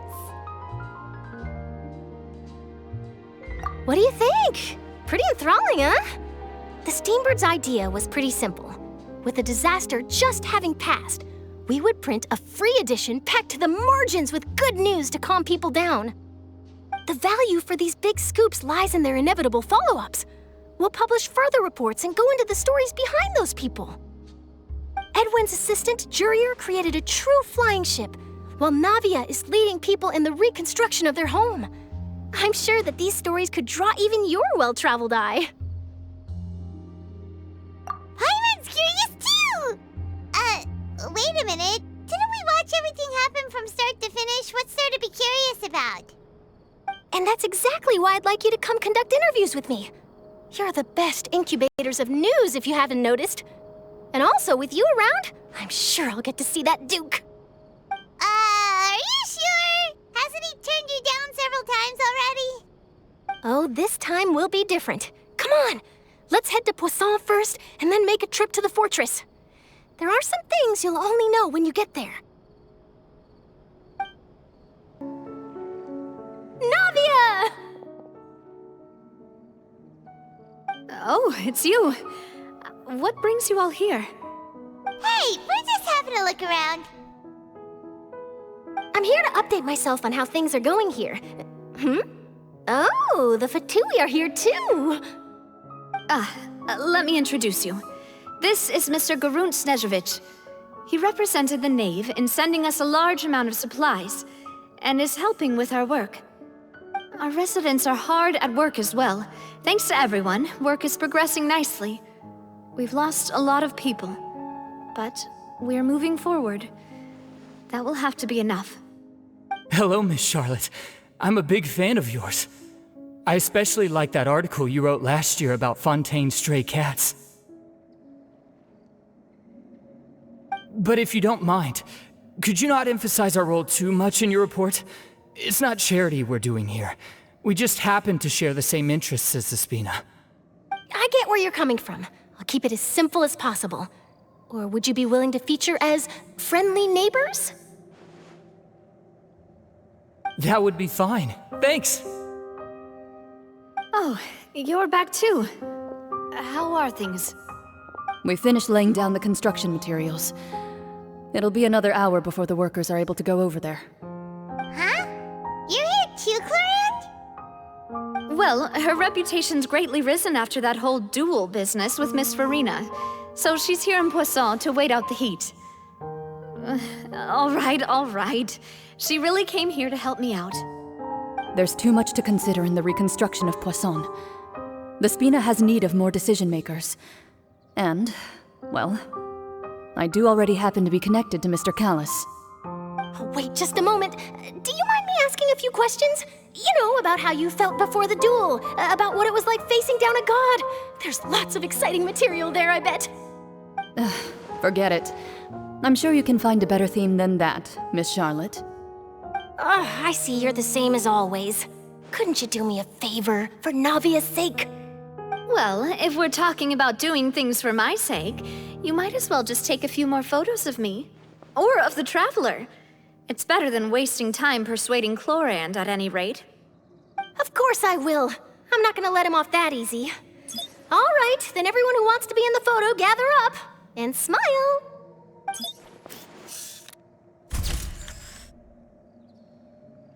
How did it go? Was it a good shot? Did Paimon look cute in it? Not bad. Your addition really helped the composition of the picture. All right, hang on a moment. Let me snap a few more shots.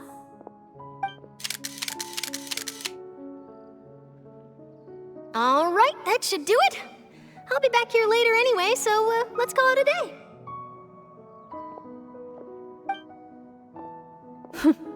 You're very quick. Speed is of the essence when it comes to the news, and freshness is the key. Also, not to brag, but I'm pretty good at building connections. Who knows? I might eventually get that interview with you after all, Miss Clorinde. Wow, you really do have that never say die spirit. I'm impressed. I'll hazard a guess that this is how you got that interview at the Fortress of Meripede.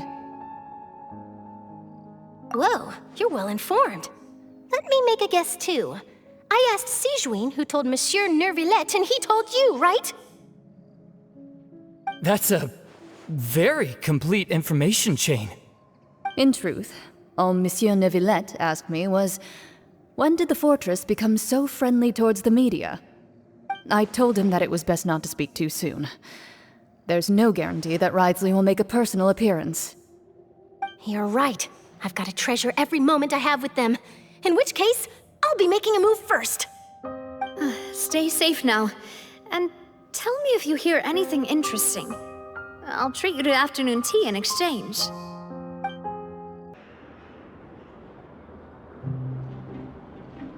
Wow, guess we're here again, huh? There's a real nostalgic feeling to this place. Looks like you've been missing us. Duke! Did you come all the way to the entrance to greet us? Of course. I'm here to welcome you and our dear Miss Charlotte, whom our good head nurse recommended to me. It's an honor to finally meet the much-rumored Duke. Thank you for consenting to my visit to the fortress, sir. No need to thank me. But that said, I shouldn't be the focus of your interview. I trust you recall our agreement? Of course, of course. All right then, this way.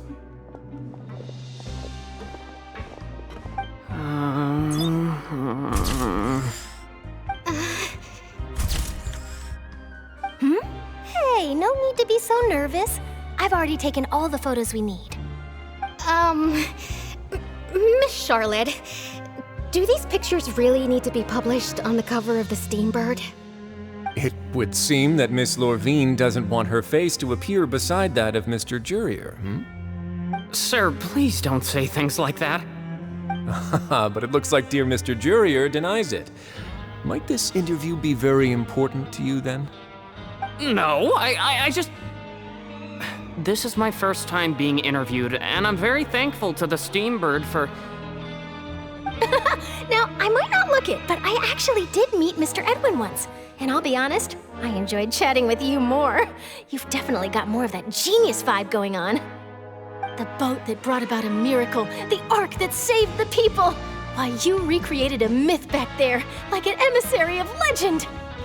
Still, if I might ask, where's that flying ship now? Huh! Looks like Charlotte's trying to get herself another exclusive scoop. I have to apologize, but that ship is presently in the bowels of our factory. I'm afraid it won't be easy for you to get a shot of it. Really? Well, then in that case, could I have an interview with you to make up for that loss?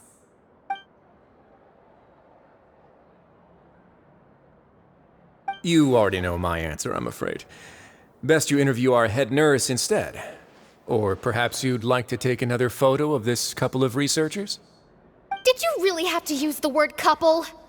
Well, then, 2 solo photos will do. Is my hair messed up? Please, someone help me have a look. Things sure are getting pretty lively here.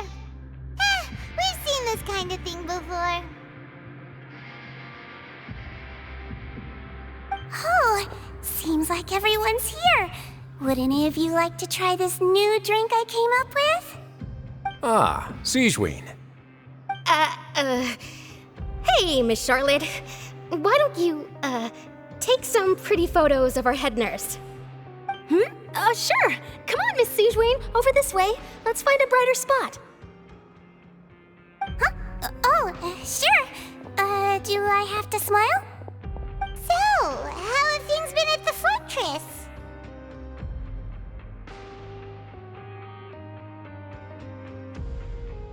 Same old, as you can see. Fontaine's undergone some changes, but this place is still more or less the same. Other than that flying ship, it got a tad too much attention, I think. That's why I decided to let the interview go through. We should direct more public opinions toward the behind-the-scenes heroes. Am I right, Mr. Jurier? Miss Lorvine? You're too kind, sir. I believe that you too should have your day in the sun. Not that you would want that, which is a pity. I'll just leave the spotlight to you two.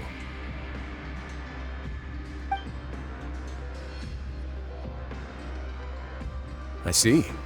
Lots of things happened that day, huh? Anyway, regarding that Harbinger, I'm not sure you remember, but his 3 young followers are still waiting for his return. He sure did win them over, huh? I'll tell them that there's good news and bad news. The good being that their boss seems fine, and the bad being that they must face extended sentences for abetting his escape. Oh, actually, what about you? Are things gonna change for you too? What change can there be? The fortress will keep chugging along, and so will my duties. As to what Miss Farina's departure will mean for the nation, and if our laws and governance will be transformed, we'll leave those to the folks in the overworld. Hey everyone, the photo shoot's done. Good. In that case, let's call it a day here. Thanks for your cooperation. Come on, Traveler, let's go. Till next time, everyone. There'll be a next time? Maybe. Who knows? I might write a story about the underwater factory next time. Until then.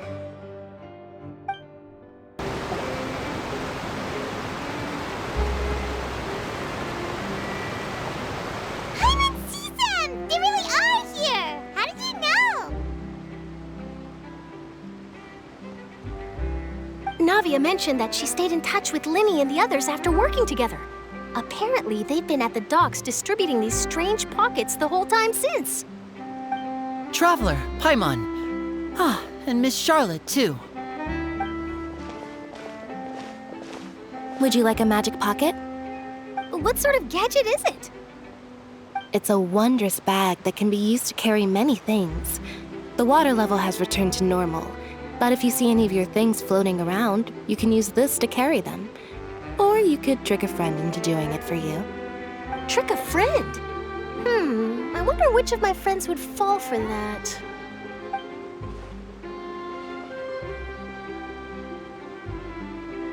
You could just make a friend like Fremine here. Isn't that right, Fremine? Is this what you meant by, I'll help you make some more friends? To be honest, that sounds pretty sweet. Could I have your contact, please? Sure. Please, write down my address. Lynette sure is working hard to help Fremine socialize. He was the one who proposed doing this. He even wants to assist in our magic shows. Yes, I was planning to first introduce Pear as an assistant, and later Fremine himself. In the future, I think we can leave underwater escape magic to him too. That said, would anyone want to see a diver escape underwater? Oh, it'll work out. Every journey begins with the first step. He'll become a part of our show eventually. Lynette, could you come over? Miss Charlotte says she wants to take a picture of us. Got it. My, that Charlotte is rather perceptive. She got rid of everyone the moment she realized I had something to say to you.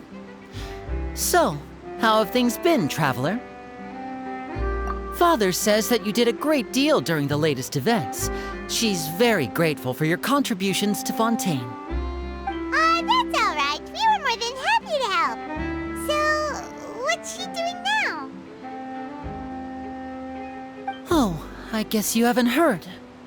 Well, after Lady Farina left, Father and Monsieur Neuvillette opened negotiations, during which he gave Fontaine's gnosis to her as a diplomatic gift. A diplomatic gift? A gnosis? Yes, I was quite surprised at first myself. But when I thought it over, there were actually a number of things going for it. It could have been done as an apology for the incident with Lord Child, or as thanks for his help in tying the all-devouring narwhal down. Furthermore, Father did also lend significant aid to Fontaine and Poisson. That's true, but this is a gnosis we're talking about. Doesn't this seem a bit irresponsible? I would agree, but I've also heard that it seems that Monsieur Neuvillette has had a significant change of heart regarding the matter. So there's some reason for this that only Neuvillette knows about? I suspect you'll have to ask him about that yourself. Yes, speaking of which, I did see him strolling around the entrance to the Fortress of Meripede a while back. Isn't he real busy and stuff? Paimon didn't think he'd have the time for that. But back to the topic. The gnosis was given to the knave, right? What about Child? They say that he's returned to Snezhnaya to recover from his wounds. I hear that the recent disaster really did a number on his health. That's true. When you think about it, we've had loads of run-ins with the Fatui. To think we'd be allied with them this time. So shocked by such a simple switching of sides?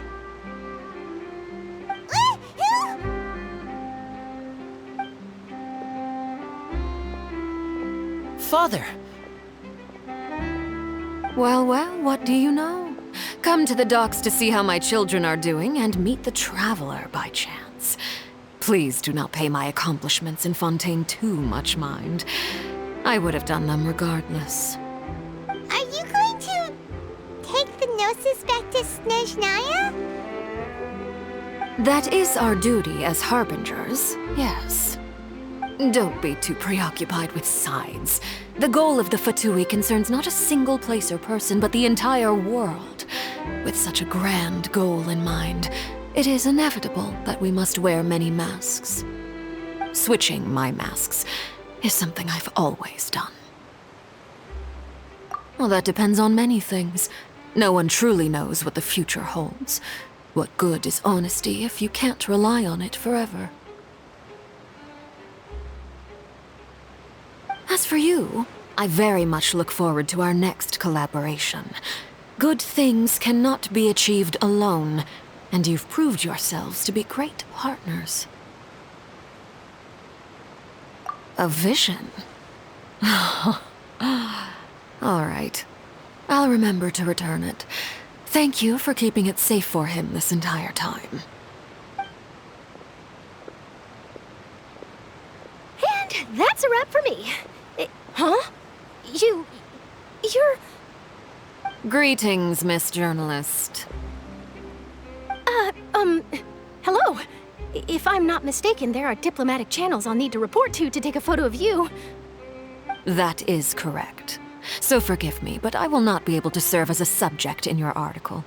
However, feel free to write as much as you'd like about our dear magicians and our upcoming rookie talent.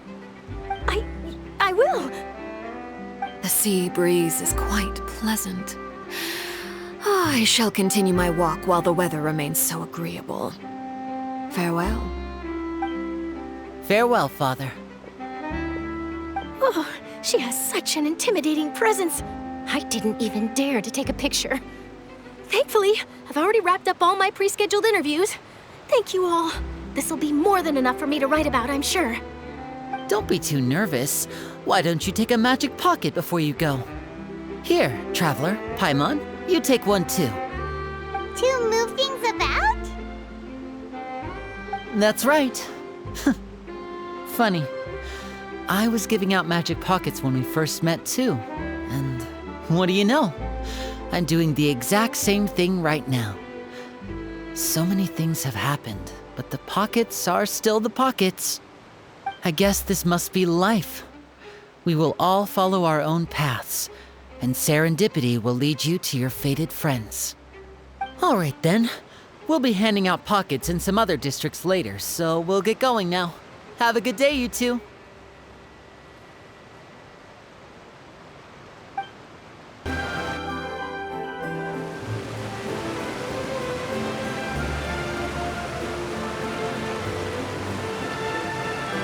You really are here, Neuvillette!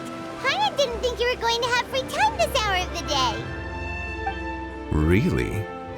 Oh, I suppose you must have met Mr. Linney. He took the time to greet me earlier when he passed this way. In any case, you came at a good time. I was just considering reaching out to you to set up a meeting, so I may explain some things that I haven't had the time to before. Aw, Paimon's glad that you remembered. Thank you for keeping us on your mind, what with you being busy and all. Alright, let's have it then. How was Fontaine actually saved? The whole business is still quite the mystery to us. It is strange how words can often leave a bitter taste in the mouth when it finally comes time to say them out loud.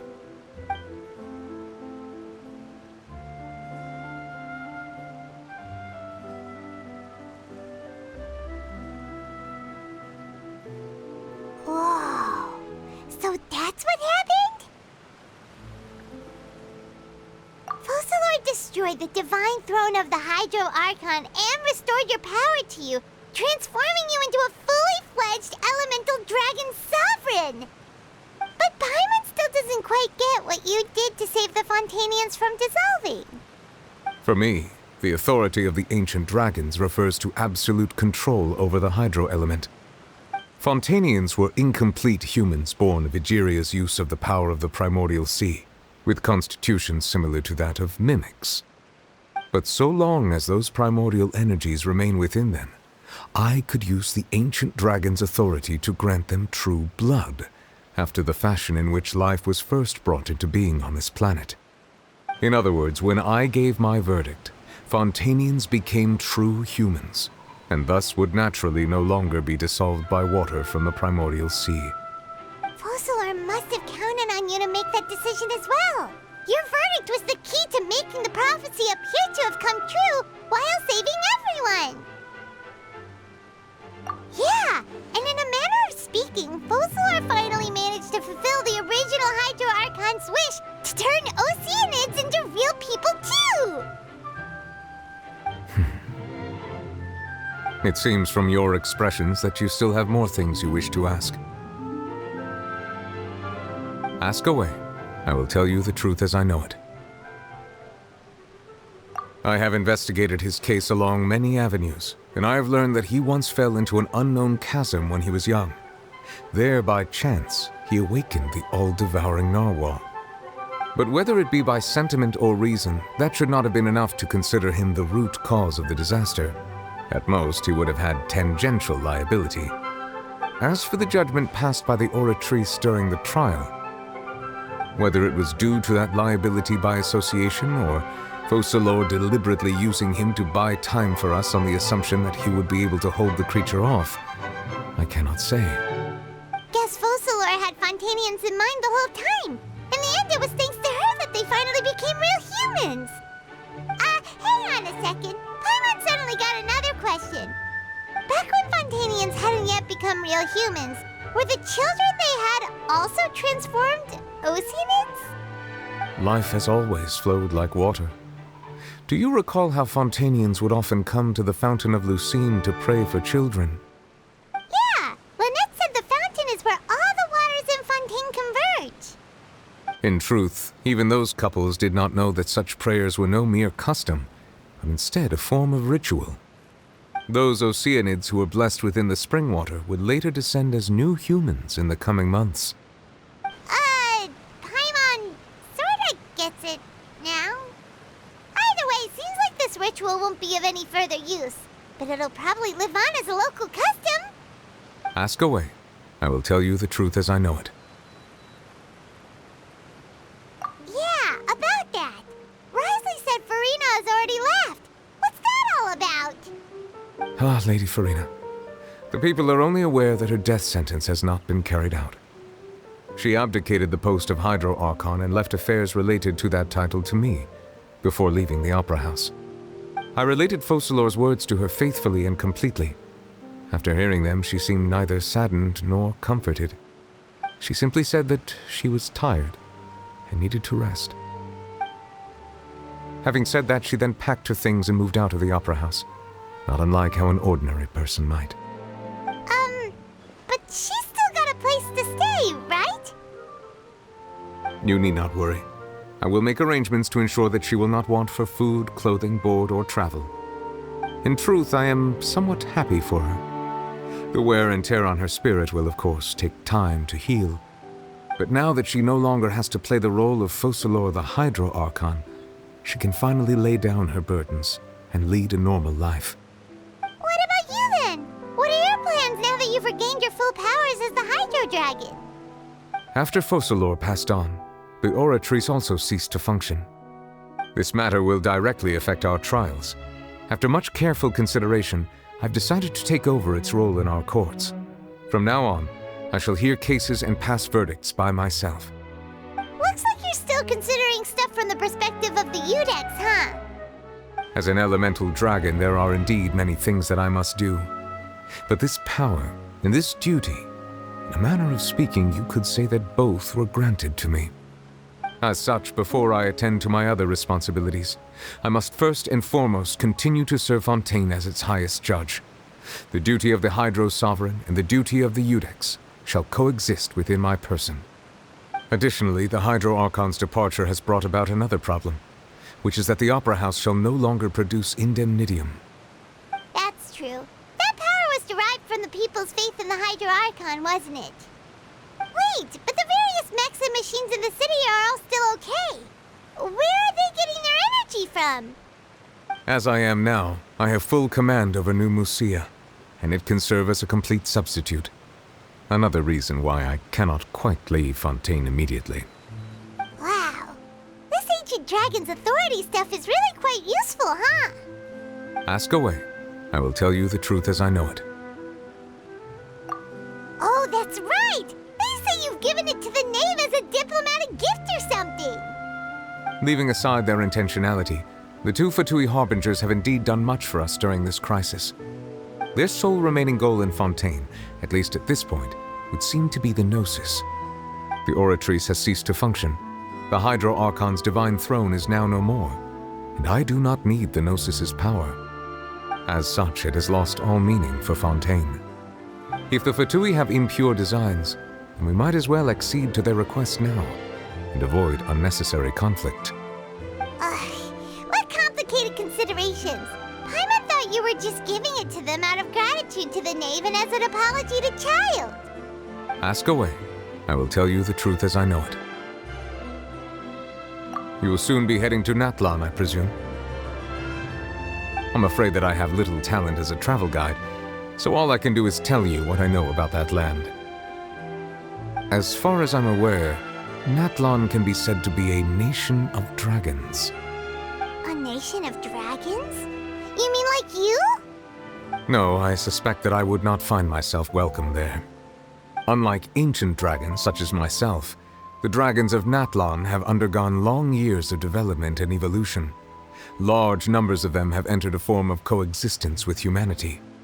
Natlan is also the nation of war. War ravages those lands like an undying flame. There is one other piece of information I got incidentally from my negotiations with the knave that I believe may be useful to you. The harbinger known as the Captain has thrown his hat into the endless ring of war. The Captain. Sounds like a real tough customer. Seriously, everywhere you look, there's a Fatui harbinger doing their thing. I suggest that you fully prepare yourself before going to Natlan. In the meantime, Fontaine's doors will always be open to you. Ask away. I will tell you the truth as I know it. Hang on a sec. Paimon's still got a question about the Gnosis. When we spoke to Linny earlier, he mentioned that your attitude towards giving away the Gnosis had clearly changed. We guessed that there might be some reason for it that only you were aware of. No wonder the House of the Hearth is the Fatui's intelligence division. They are certainly sharp. So regarding this specific issue, I was just getting ready to share something with you. What is it? In truth, I exchanged some further words with that lady named Skirk after sending you two back to the surface. It went something like this.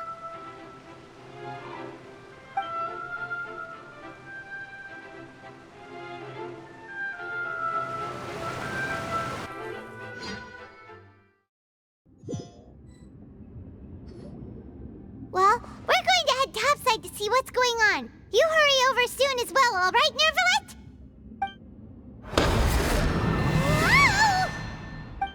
What next? The all-devouring narwhal isn't here, so I'm no longer getting any interference. I can finally catch the scent of your power, what it's made of. It is the authority of the planet's primordial dragons, but with something very similar to a god's curse mixed in. It's quite a novel blend. I'm sure I've encountered something like this before. What was it again? I do not know what you speak of. Of course. How could I forget? You should have the remains of the third descender on your person, yes? Remains? I've never heard of any such thing.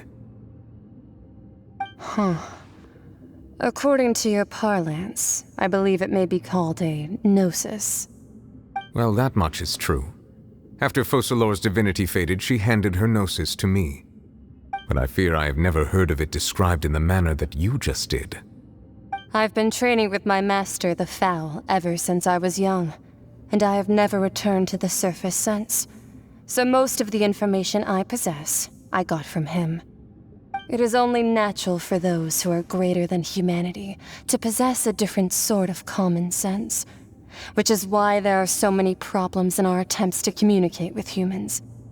Regardless, you should probably get rid of objects of misfortune to prevent any disasters from befalling you.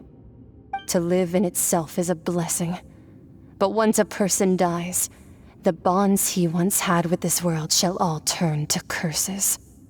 What do you mean by that? No need to fret.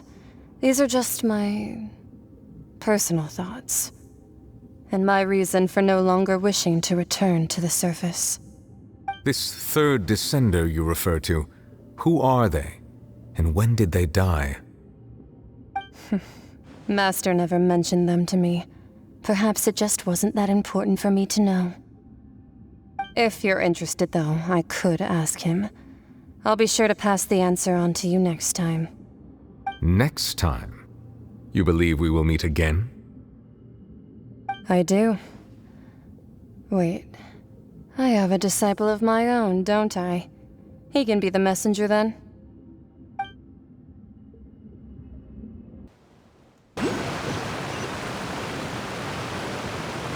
That's what she told me. Whether it would prove useful or not, I wanted to pass that information on to you. The remains of the third descender? So that's what the Gnosis actually are. Paimon just thought they looked like chess pieces. How could they be a person's remains? All the same, assuming that there was no misunderstanding or special metaphor at play, that is what she meant to say. And she said that it would bring misfortune and that you should check it, which is why you gave it to the Fatui. If she speaks the truth, then I would simply be putting Fontaine at unnecessary risk by keeping it here.